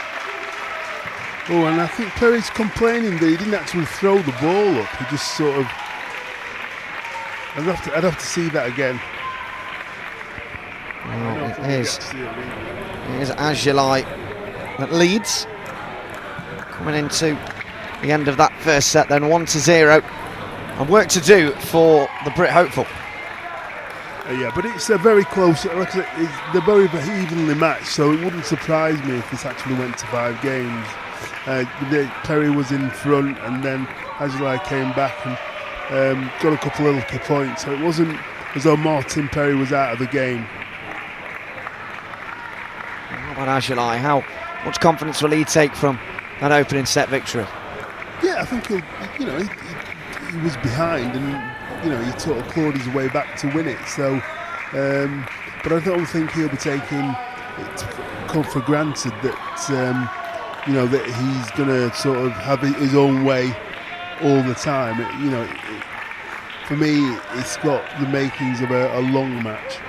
So hopefully Martin Perry can pick up this set and we'll be all square. Just a little more of a table wipe there. Before we get going again.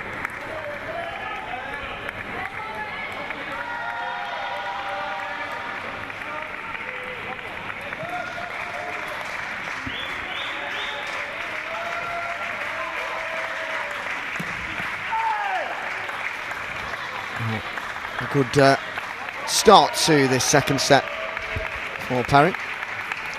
Yeah, he's always going to look for an opening with a long ball. He's got a very strong forehand shot. Good returns from the both of them here. Nice rally. And there we go again. That time he went down the line into Azulai's backhand, just keeping guessing because he went cross court in the first game, but he's gone down the line and he's got himself a 2-point cushion.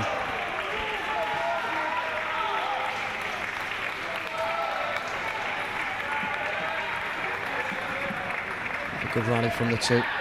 And it is Perry that comes out on top. I love that point. Every time he gets a point, he just looks directly into his coach's eyes. Just go, yes, come on. We're on track. Great. He's done it again. He did the same action there, but he put backspin on the ball. It's very deceptive, the serve.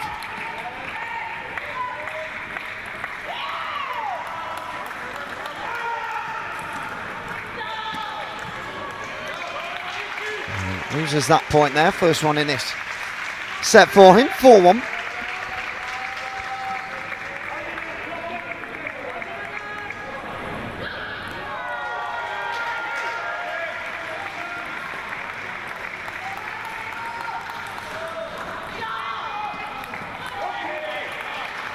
Cheers there as Azulai just misses narrowly.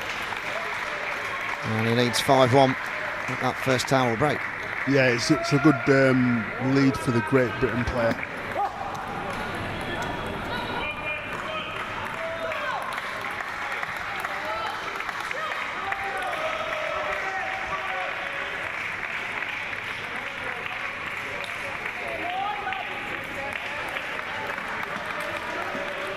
Good response there from that fast. Oh, and just nicks off the side of the table, but while he understands his fortune, he'll definitely take that Azulai as a way to get back into the game.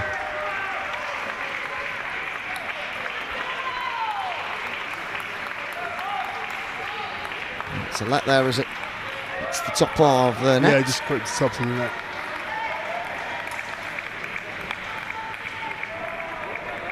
He's just saying he's got some sweat on his elbows and that's not going to go good, so the umpires allowed him to wipe it off.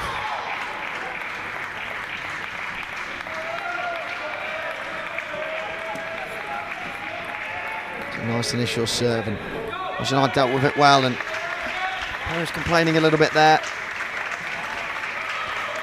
I don't know what he's complaining about though. No, but he just missed the ball. He just missed the table. I don't know. He's allowed Azulai back in. Oh, straight. See the net there.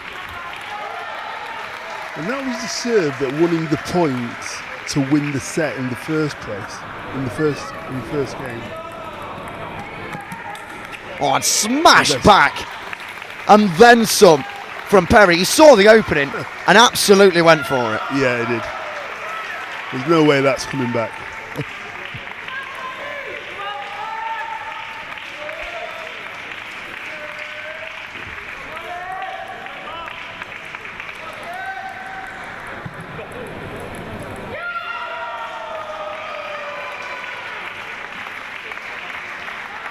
So there it goes.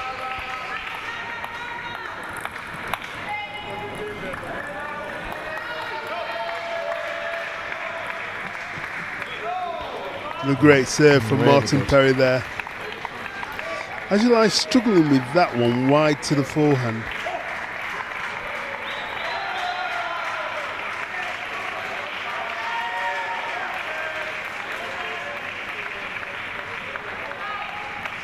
Both players utilising the towel break.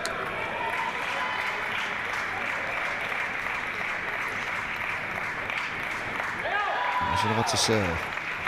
Martin Perry wasn't ready then. Just put his hand up to say, yeah, I'm not ready. So we'll go again. Right down to the corner and then smash back, and ooh, that's a good point. Actually, I did just about get on the end of it, but couldn't get the direction. No. Very strong again from Martin Perry. Very strong.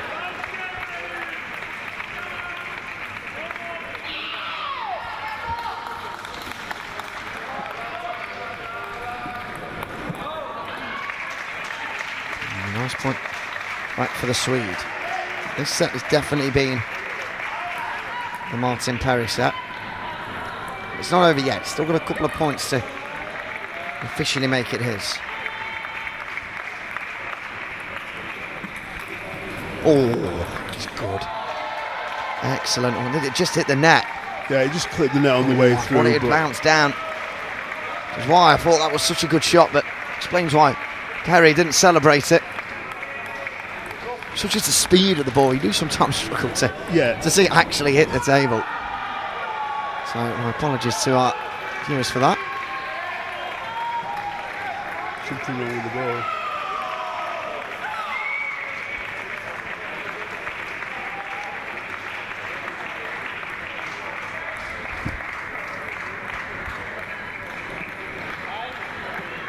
Jambo's just getting the white down here. Well, did say just before we came on air that I felt like Martin Perry was one of the players that just sweat the most, and well, He does. you can see that now with the table just getting a white down. So much into his game. That's his absolute heart and soul upon his sleeve.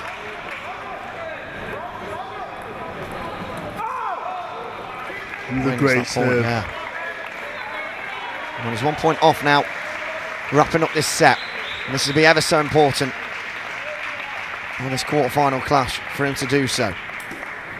Smashes it back. Doesn't get the point. So has to refocus. He'll try and smash it back, and he'll try again, and he's just hurrying things up a bit too much here. He wants to try and get this set completed, but needs to do it in the correct manner.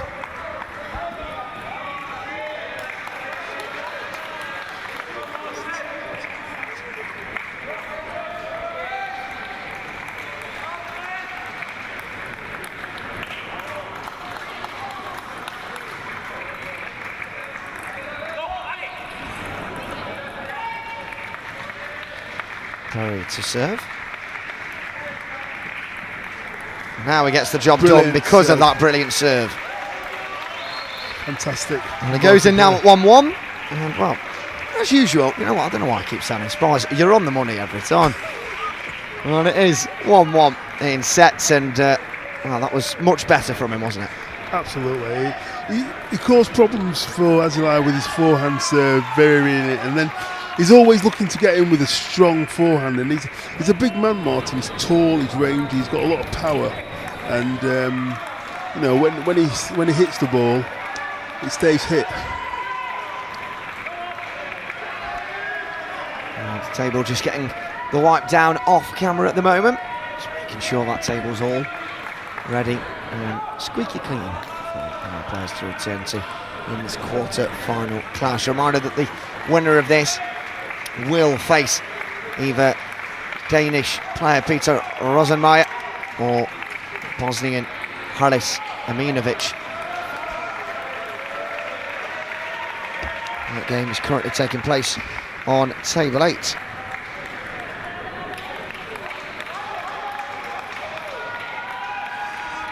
And Azulai sprinted back to the table. He wasn't jogging. He's full of beans at the moment. So, like I said, this game could actually potentially go to 5 games. He gets us underway. Oh, what a brilliant smash back there.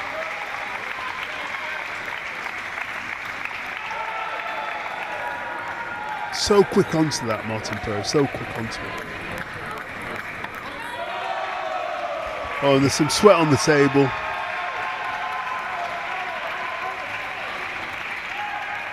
It was Martin's side. It's now Michael's. Just wants to make sure it is as dry as it can be.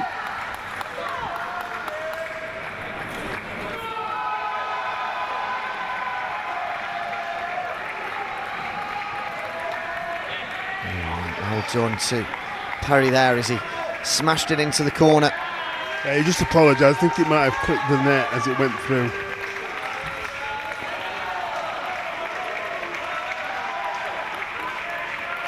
Now, Martin Perry complaining of the same. Yeah, he's actually, it is warm.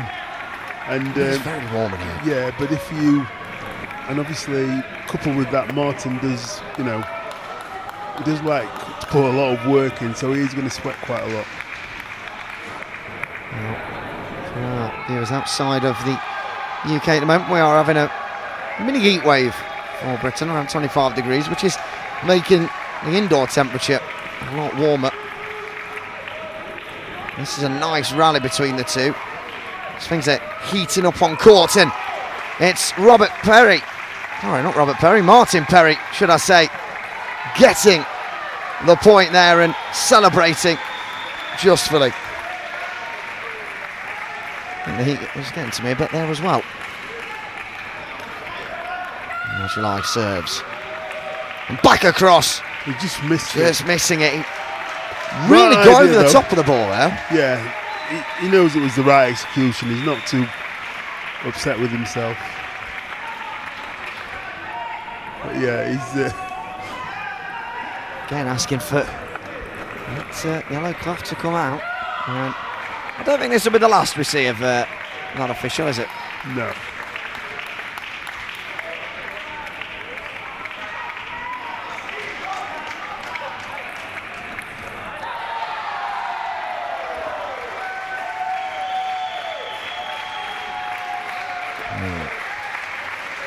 He's happy with that one, nodding in approval of himself. Yep.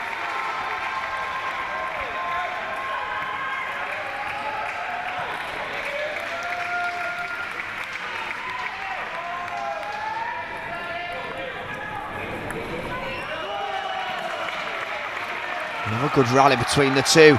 And then Perry goes for the smasher. That is, well, I want to call it his trademark. Just been able to smash it back across the table. Yeah, he takes the ball very early, and you know, he like I say, he's a powerful man. So, you know, when the ball's hit, it does, you know, it goes through the through the table quite quickly.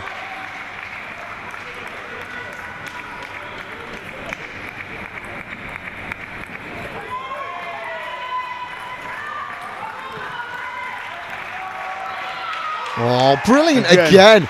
A really strong rally between the two, but it's Perry coming out on top of them at the minute. It is. And he's signalling to the referee again. Sorry, the umpire. How will Azulai be feeling at this? Will he be growing frustrated, or will he appreciate this time just to collect? Maybe, but there's nothing you can do. You know, if you're somebody who, you know, drips a lot, then you can't have a wet table because it affects everything.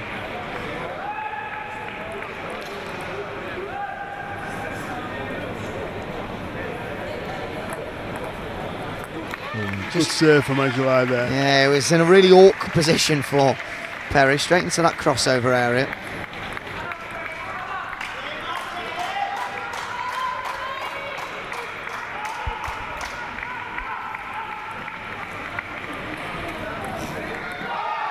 One of those rallies is spooned up from Perry, but a little bit too far there. Yeah, he just missed it.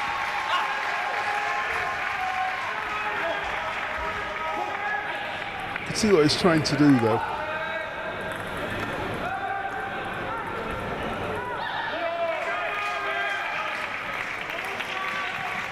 Brilliant return from Ajulai, and I don't know whether he completely knew about that effort being back. He sort of just hit his paddle and returned brilliantly onto Perry's side, and yeah, perfectly really. It's uncanny how that happened. I'm sure if you get that shot 100 more times at him, he won't be able to return it that way, and Perry seems a bit unstable now. He's lost 3 successive points. Yeah, and it's a very, very tight game. Oh, and his coach has called the timeout. And do you think that's the right thing to do? Yeah, absolutely. Timeout comes out. You don't want to get the opponent to have getting momentum, so his coach Matt Kenny has just called him across, just to break everything up and just to give Martin some advice as well.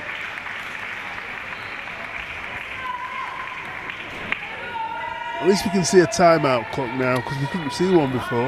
No, we can't. It's a new addition to the quarterfinals and onwards, which is really very much appreciated. They get 60 seconds from the moment it's called, as you can see quite nicely on the table. There are 10 seconds remaining. That is when Perry has called it. So July returns to the table. And we're ready to get playing once more.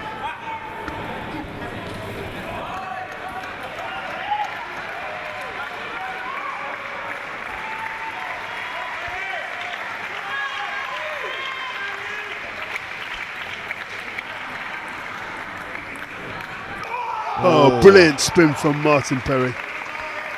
Yeah, he's happy about that one.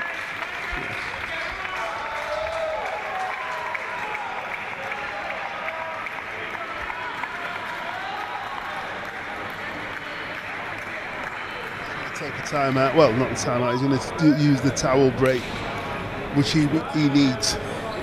It's 7-5 his favour. He'll absolutely use that time to have a wipe down.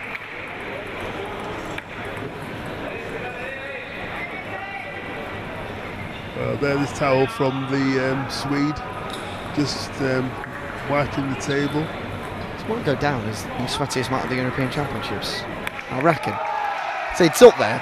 I don't think there's a medal or a category for that, but if there was, I think this would be up there as one of the nominees.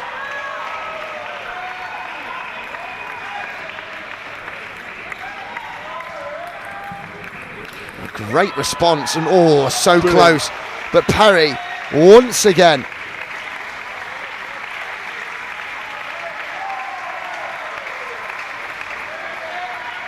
he's the man.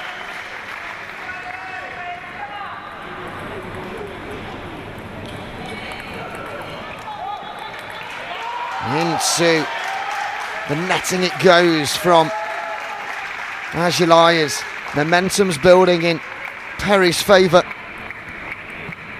9-5 he leads now.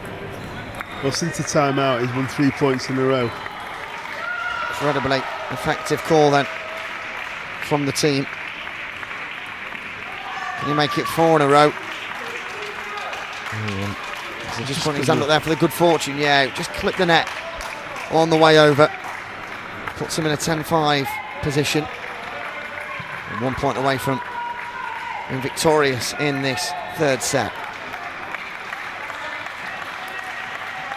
A good return from Ajulai. Perry actually falling to the floor there as he desperately tried to get that back. But it was really close to the table, the initial serve, which kept them both in tight. And as it smashed it back, it was just nowhere near the ball.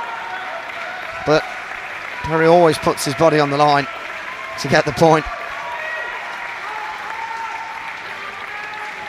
And we'll go over and collect the ball.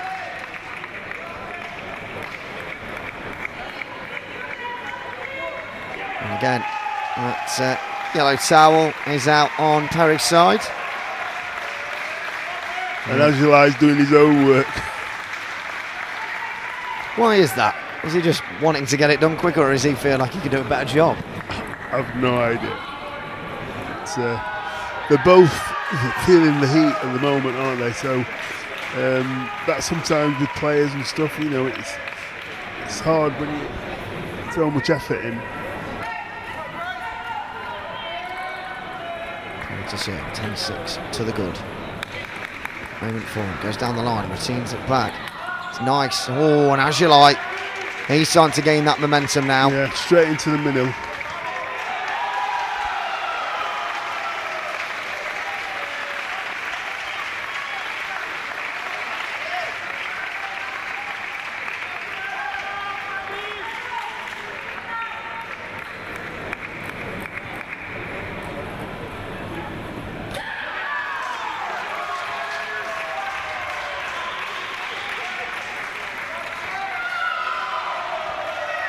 Come to the table.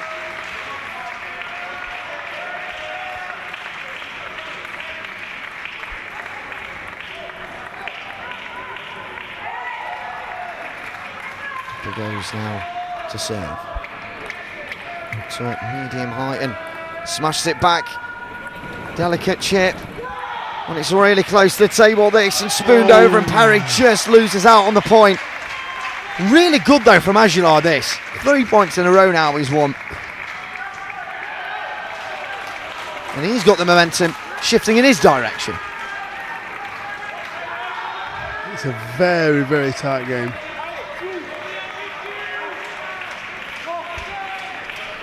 Crucial serves now for the Swede. Goes across.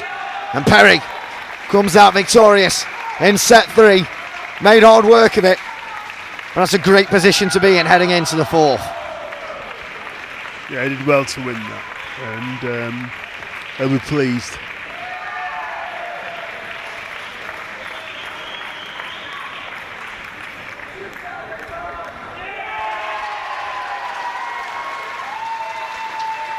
So they'll get fluids on board and have their chats with the coaches. They'll get the advice they need. And go out again. Angelai still has his timeout to use. Perry haven't used his.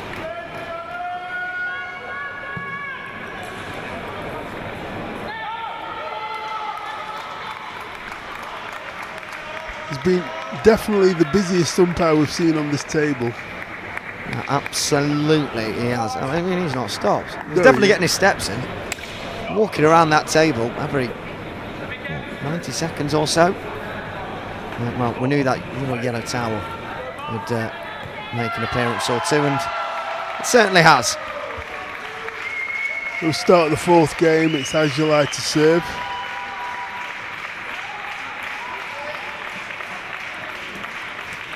Down the middle, they're playing this little rally, and it's Angelai bellows and cheers and fist pumps as he wins the opening point in a must-win set.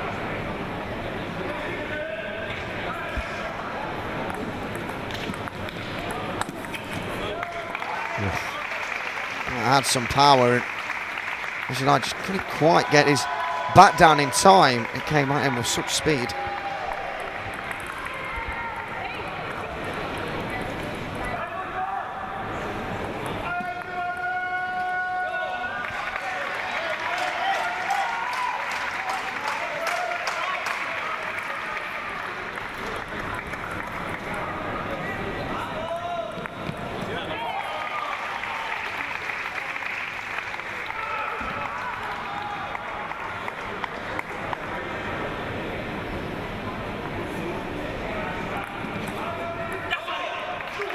Ajilai in front. Yeah, what he's trying to do is make sure that Martin Perry can't get his big forehand in, so he's serving it right into his body.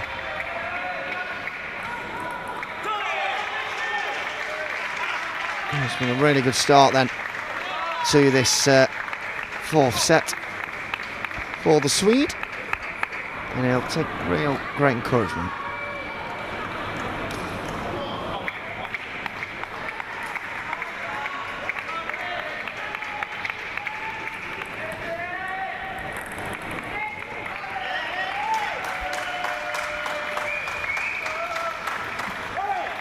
That was a wonderful serve. Great serve. It was so good from Perry. Down the line with some fizz.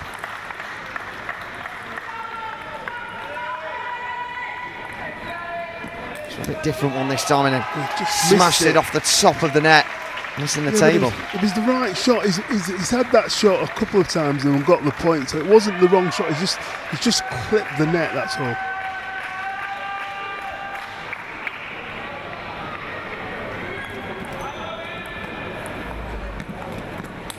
It's a calm start to that rally there, but then ended with one of those smashes. Yeah, explosive forehand from Martin Perry.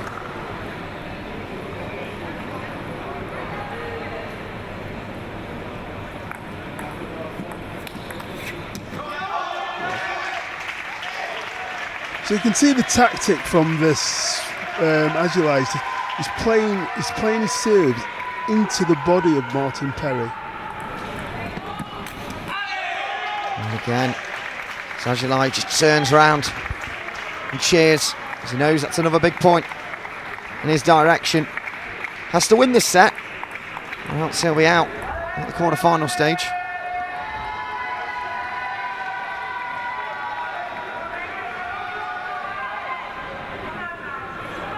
And another, what we'll call a sweat break. It's at least 7 or 8 now. At least. It is tough though when you've got two players who, perspire as much as these two do. Oh, absolutely. These are two players right at the top of their game, giving their absolute all. Great serve again from Martin. Put lots of backspin on that serve then.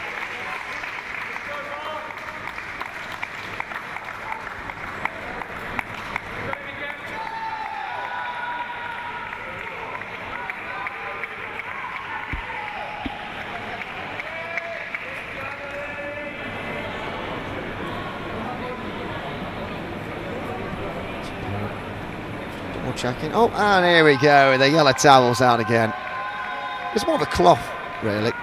Although I don't really think we're going to engage in the debate whether it's a towel or a cloth.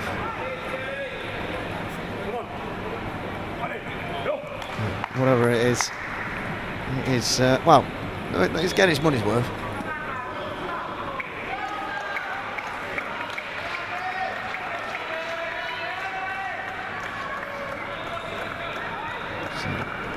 Versus MP. It's again, Ajilai. He gets that one. Perry just missing the table.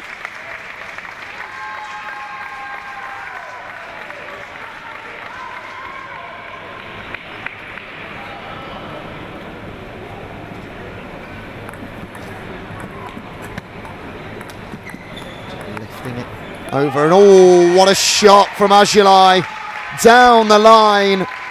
Yeah, disguised it so well. He did actually disguise it very well.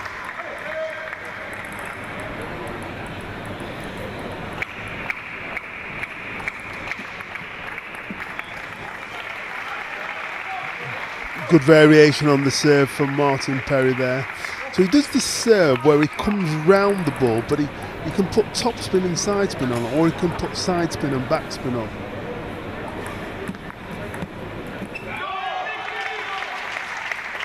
Loses the point there, 10-6 to Ajilai. This is set point. And a huge moment in this game for him. Return. Originally from Perry. Allowed him to win the point.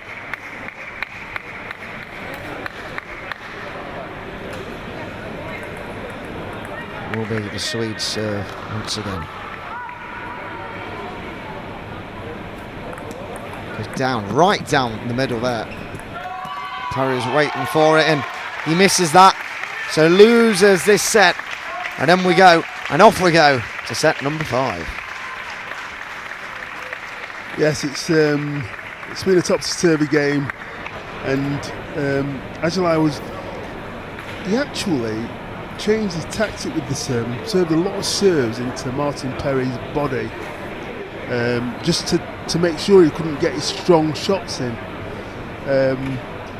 And it'll be interesting to see whether he sticks to that tactic in the 5th game. Well, the winner of this will be facing Peter Rosenmeier, who won his game by 3-0 against the Bosnian Haris Aminovic. This is, have a look around, I believe the only game still ongoing.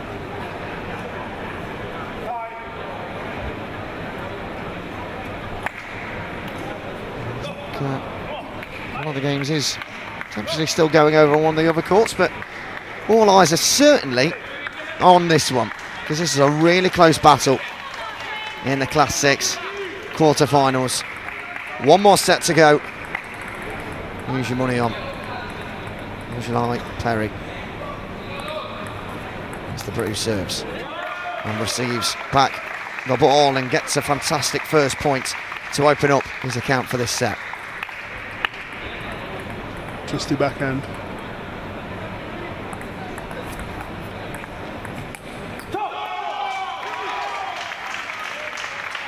Oh, and he just sort of, he didn't get enough space, but he tried to make space, and it's just gone off the end.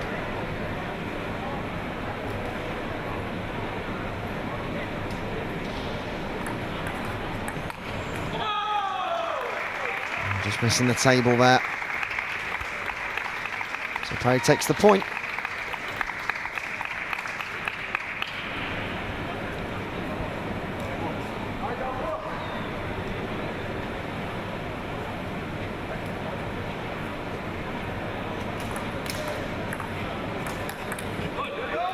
And a quick response there, and Perry taking that long walk round. He's happy with how this set started, so he should be. 3-1 in his favour. So he serves again. Can he extend that lead? And as you like, cuts it back well. Puts it down the middle, then out wide. Still this rally ongoing. It's a short shot. It's a good return. Oh, and Perry just off balance.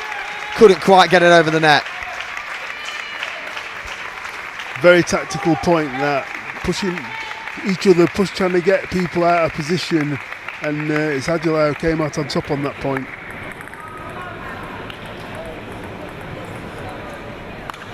To serve. Smashed it back, and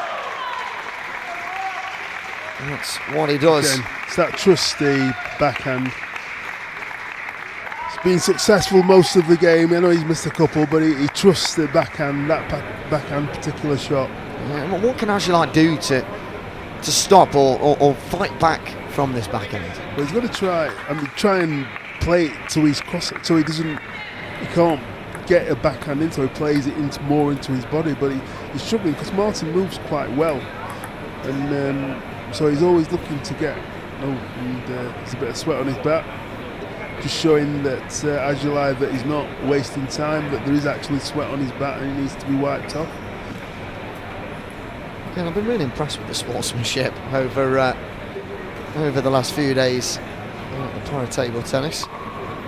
You won't get it in all sports. I won't start naming them, but I think we all know one sport in particular you wouldn't get this kind of fantastic sportsmanship from.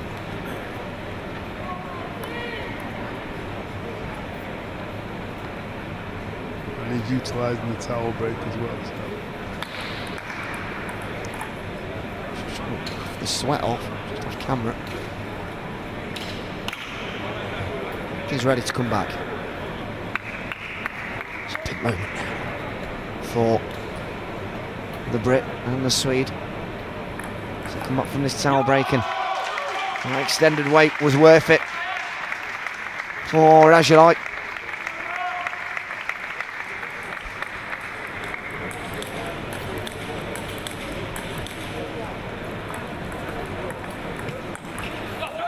Brilliant. Good hit. Nicely Superb. nestled into the corner, that. Sort of barks his approval at his coach. It's like I say, he's very vocal. And of course now at the 5-point mark in the 5th set, they do switch sides. When you played and this happened, did you prefer a certain side? Sometimes there is a best side, and that's what that's why at the beginning of the match, when they do the coin toss, you can either serve or choose sides. And sometimes there is one side that you may favour other than the other. Well, timeout called at the moment. And that's for Azulai. As Perry uses at the moment. Part of the conversation with Azulai is making sure that Martin Perry can't get his big forehand or big backhand in. So he's probably asking him to, make sure you serve into his crossover point, so he struggles to get any sort of power in the shot. Meanwhile, Matt Kenny will be telling Martin to carry on doing what he's doing, look for the openings, be positive, and try and win the game.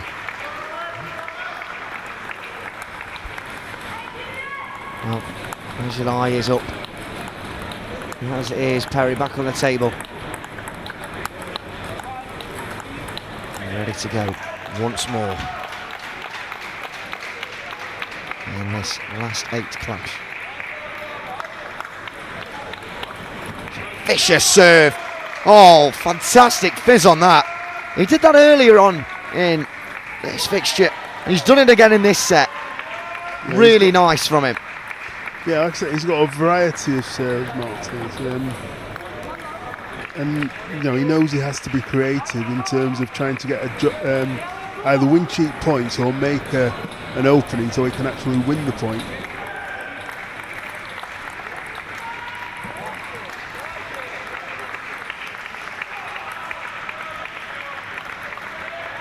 So he leads by 6 points to 3.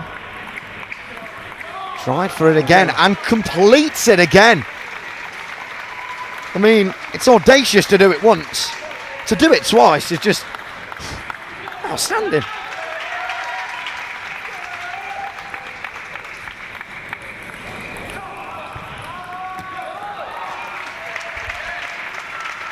That was off the angle as well from Azulai, so just giving himself some words of encouragement as well.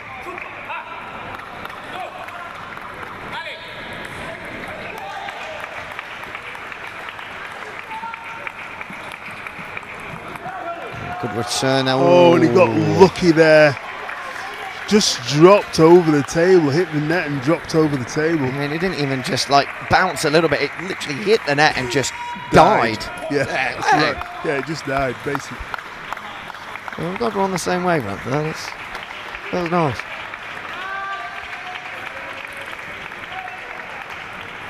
So he's reduced the deficit by 2.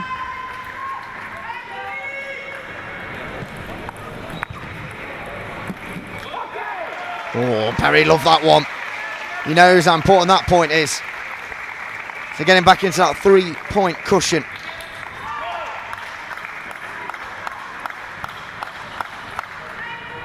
Another ball over on the court. The other games have got off and underway now.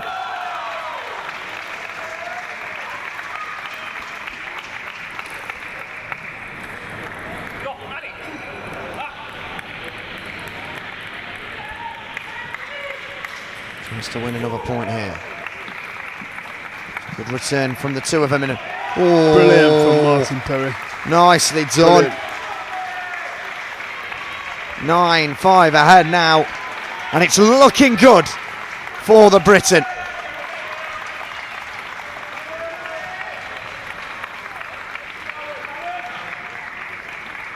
He'd absolutely love to get himself into the semi-finals here. He's never won a single medal at the European Championships. And he's close to at least guaranteeing himself a bronze. Brilliant. And with shots like that, absolutely deserving. Brilliant movement from Martin Perry. He knew that the serve was going to come to the middle, so he stepped to the side very quickly. Well, this is set point. He just got over the top a bit there. I think he got a little bit excited. As is this British crowd. So Perry to serve. Want to go for one of his near-line fizzes. Not quite. He gets it back. But there it is! Martin Perry, European semi-finalist. What a performance. And he absolutely deserves that. Fair play to Michael Aguilar. Took him all the way to the end. But this time, it's another British player that comes out on top against the Swede. And marvellously done. Yeah, he played really well there, Martin.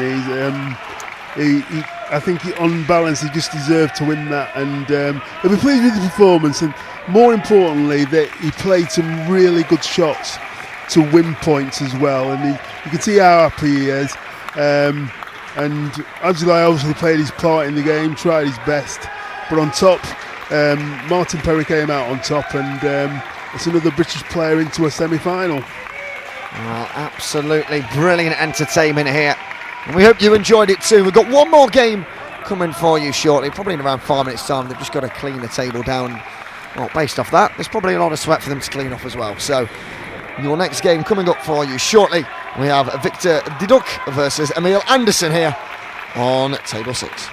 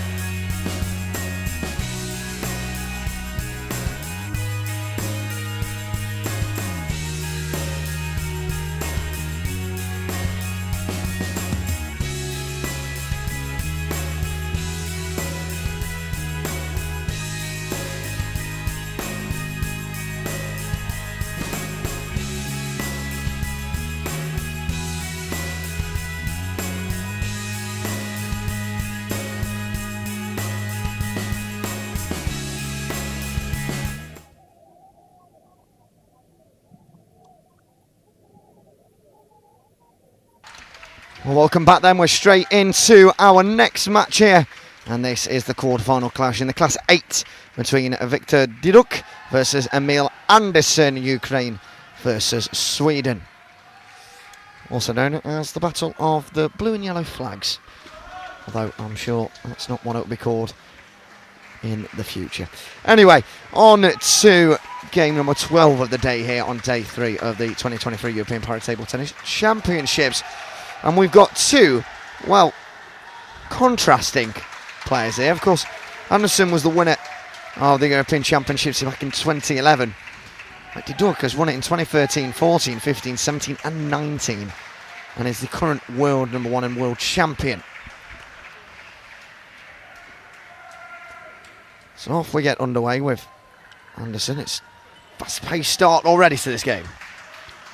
Yes, it is. I mean, both Emil Andersson, I think, he was world number 1 at some point as well. So yeah, absolutely, he was Andersson. He was world number 1 back in 2014. So both of these have definitely been at the height of their sport and their classes.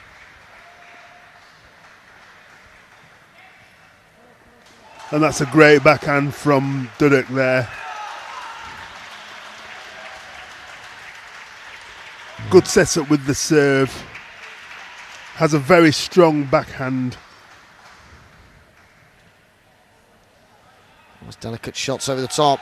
Now it's speeding up. Both of them at a distance away from the table. And it's Dudek that comes out on top.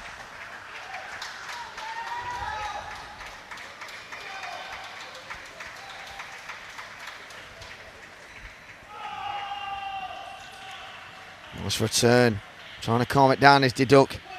It's attacking intent from Andersson though, this, isn't it? It is, and although he's clipping the net, he's actually approached the game in the right manner.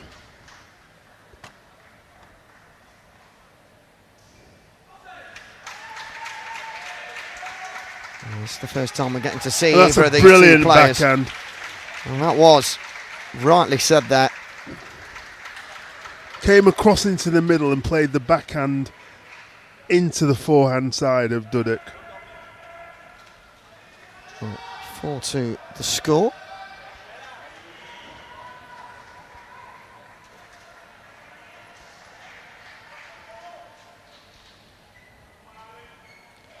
Nice spoon shot there, and again, just scooping it up and out. Oh, and it's a good point. He scrambled to his forehand just to get the ball on, just strained everything. It just shows you, just if you get the ball back on the other side of the table, you've always got a chance of winning the point.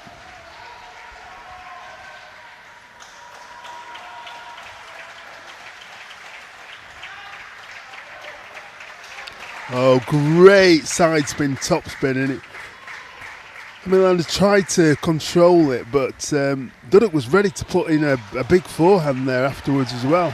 The world number 1, 6-2 in front. It's been a really positive first set for him. Andersson now fighting back and fighting like that. That's brilliant. That's brilliant play from Andersson. Played Dudek wide and wide, so he played him wide to the forehand and then played it wide back down to his backhand. A good tactic.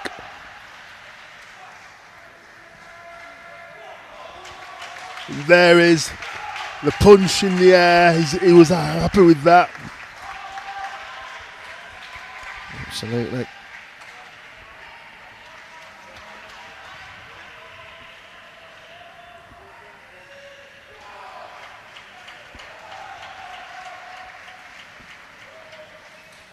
Oh, and into the net it goes. He did the right thing though. He was looking to play it wide down the line.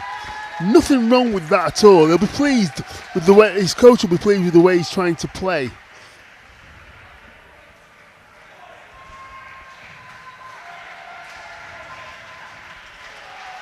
Good return, and Dudek celebrates again. Too far. It just went a bit too big there, Andersson. He got him out of position, and I think he sort of panicked a bit and thought, I need to play it hard again, and he didn't really need to.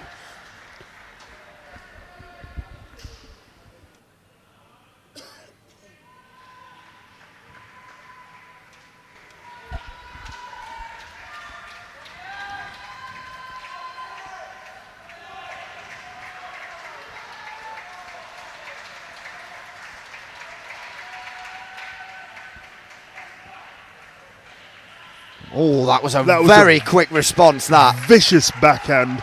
Used a lot of wrist in that as well to take the ball and give it some speed.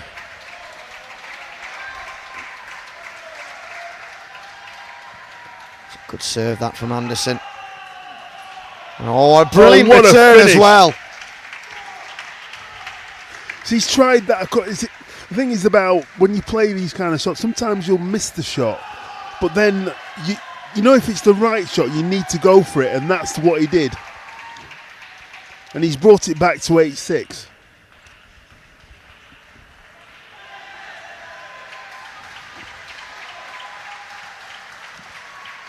Oh, and Dudek just put that into that mid-drift area. And Andersson did not have an answer.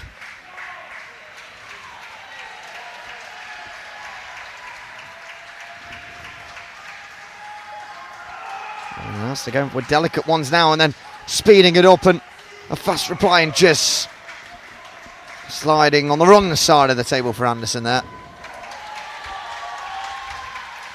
This game is going at, well, an absolute pace. Both of these players keen to get on with it and just keen to play the best table tennis they can. Really quick responses again. And Dudek wins that first set by 11-6.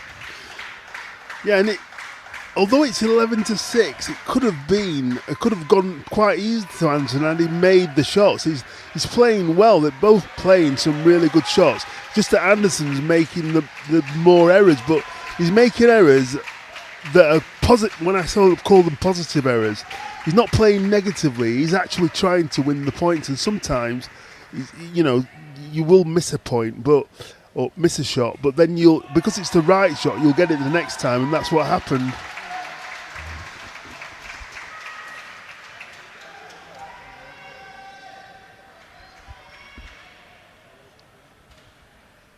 Well, both players just taking this 60 seconds that they get.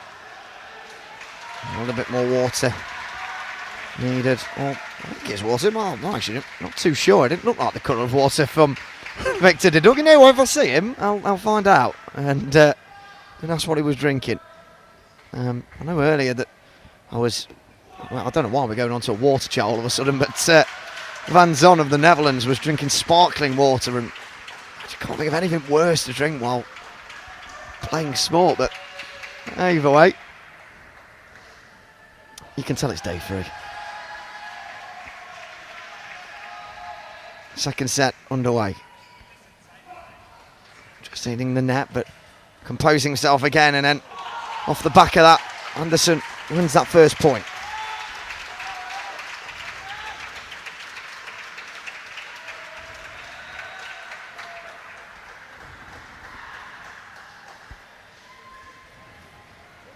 Ooh, wild swing there from Andersson.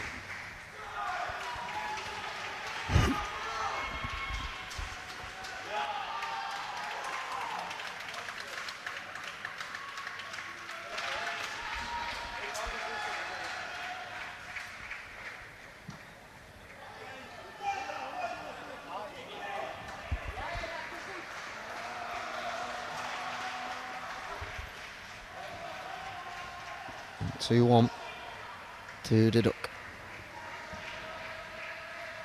Oh, and into the net, and again, Victor celebrating every point. It means the world, which it will do to him.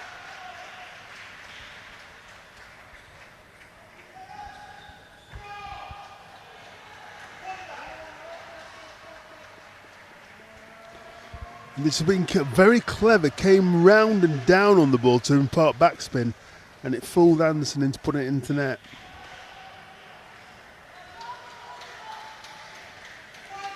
And again, slowly, it's getting away from him this set, isn't it, for the Swede? Yeah, I don't know if the coach will call a timeout, or he'll just let him try and save it and hope that he can get back into the game.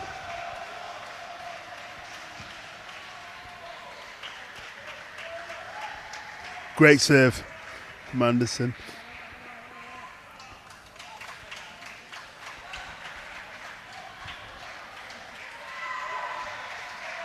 Vicious flick there. Got him back into it once again. 5-3.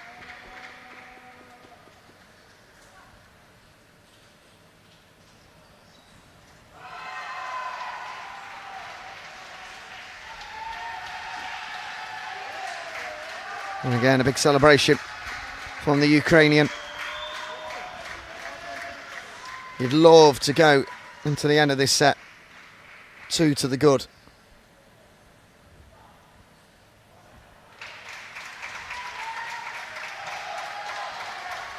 Oh, and that powerful return, sending it across the table.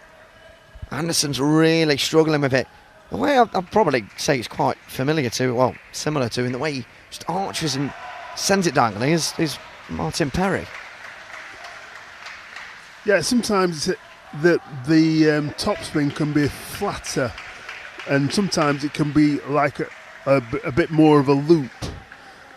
So when it comes across, you haven't got long to decide how you're going to deal with that ball. You've got a split second. You haven't got long to deal with it. So Andersson just wiping the table there. He's got a bit of sweat on the table.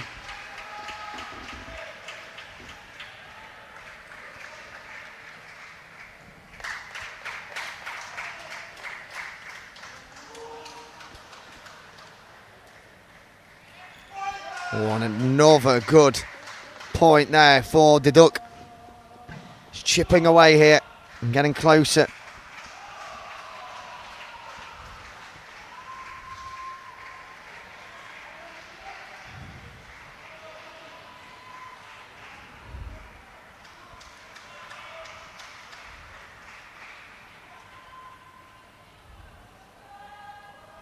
Cross again down the middle, a good battle here, fantastic rally, still it goes on. How on earth is this carrying on? They're both miles away from the table. Who's going to get the point? Wow, look at the celebrations from Dudek. That was a marvellous rally, and Dudek came out on top there. The ball was going all over the table at pace. It's his serve. 2 more points to wrap up the set.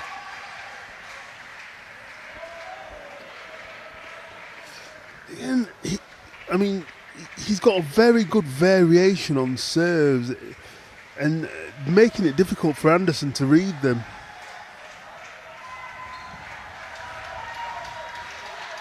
And that was a wild stab at it there, and again, that has gone miles off the court. Does give Andersson some hope.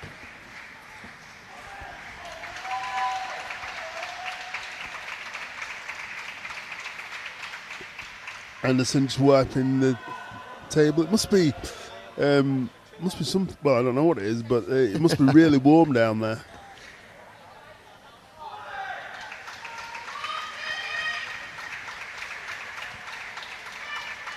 Good serve. Really good serve. And that might unsettle Dudek a bit, but the serves are where he's been the master at the moment, isn't it? And that's where he's got a lot of the points from, because he's got such different variations. So what will he come up with this time?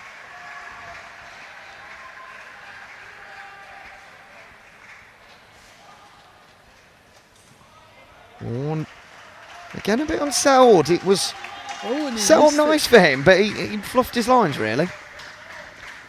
Yeah, it's difficult when the ball's being lobbed at high and it's going to the end of the table. You have to adjust sometimes. And that's a let as it hits the net.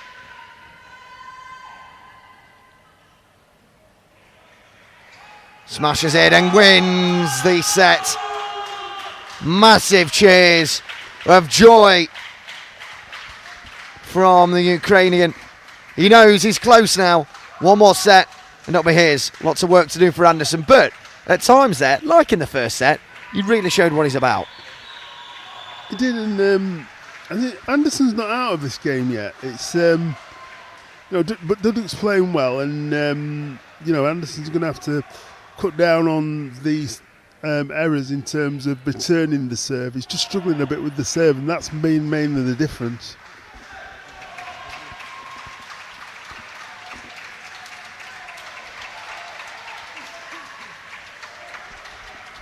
Andersson knows what he's got to do to try and push his way into the semi-finals here of Class 8.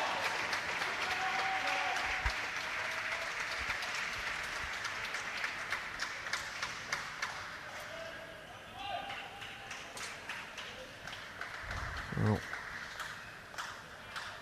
lots of work to do for the Swede.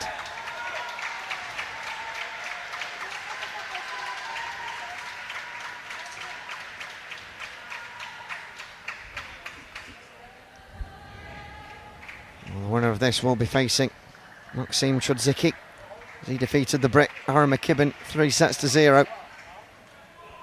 Good serve from Andersson there. Came underneath the ball to impart some backspin. And again, he's done the same serve.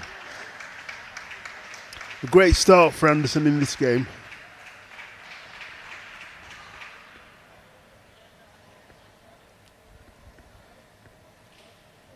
So it's retaken.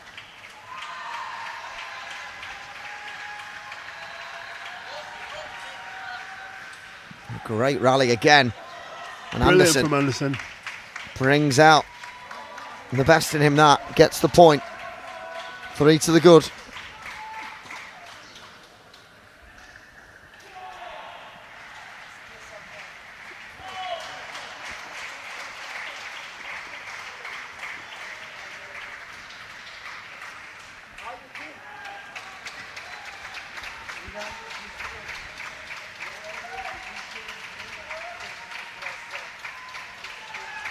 Andersson to serve. And he's on the end of the table and can't quite get it back. So he came into his mid-drift. What Dudek did then was just play the ball softly back into the backhand of Andersson. Didn't push it too far, and Andersson made the error.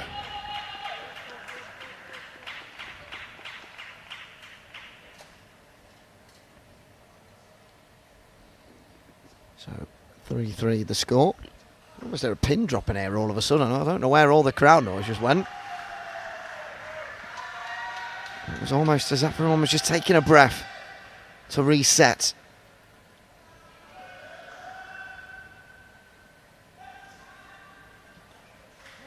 And a good point there for Dudek to win. And Andersson's called the timeout. I think that's quite good. He was 3-1 up and then he's lost 3 points in a row, and he can't really afford to lose many points. Well, he can't afford to lose any points at the moment now, but that's it. A big time out for him. You get 1 minute just to go through with your coach, and what will they be saying to him now, Andersson? Well, he's made a couple of unforced errors. Really, he's trying to force the pace, and I think he needs to have confidence that he can rally with Dudek, because that's what's happened. And he's won as many as he's probably maybe 60-40 in terms of the rallies, but he's made a lot of unforced errors that Dudek's just not making. And that's been the big difference. Well, back they come.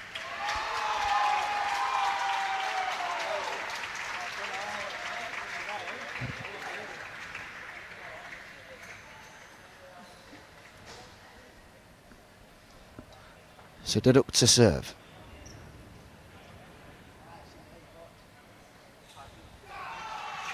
Brilliant from Andersson. Brilliant. Like you say, found that little pocket of space. Great way to return from that timeout. And he's now got the serves.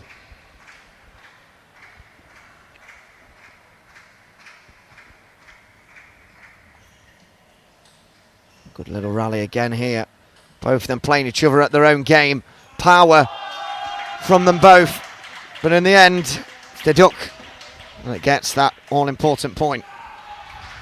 5-4 he leads.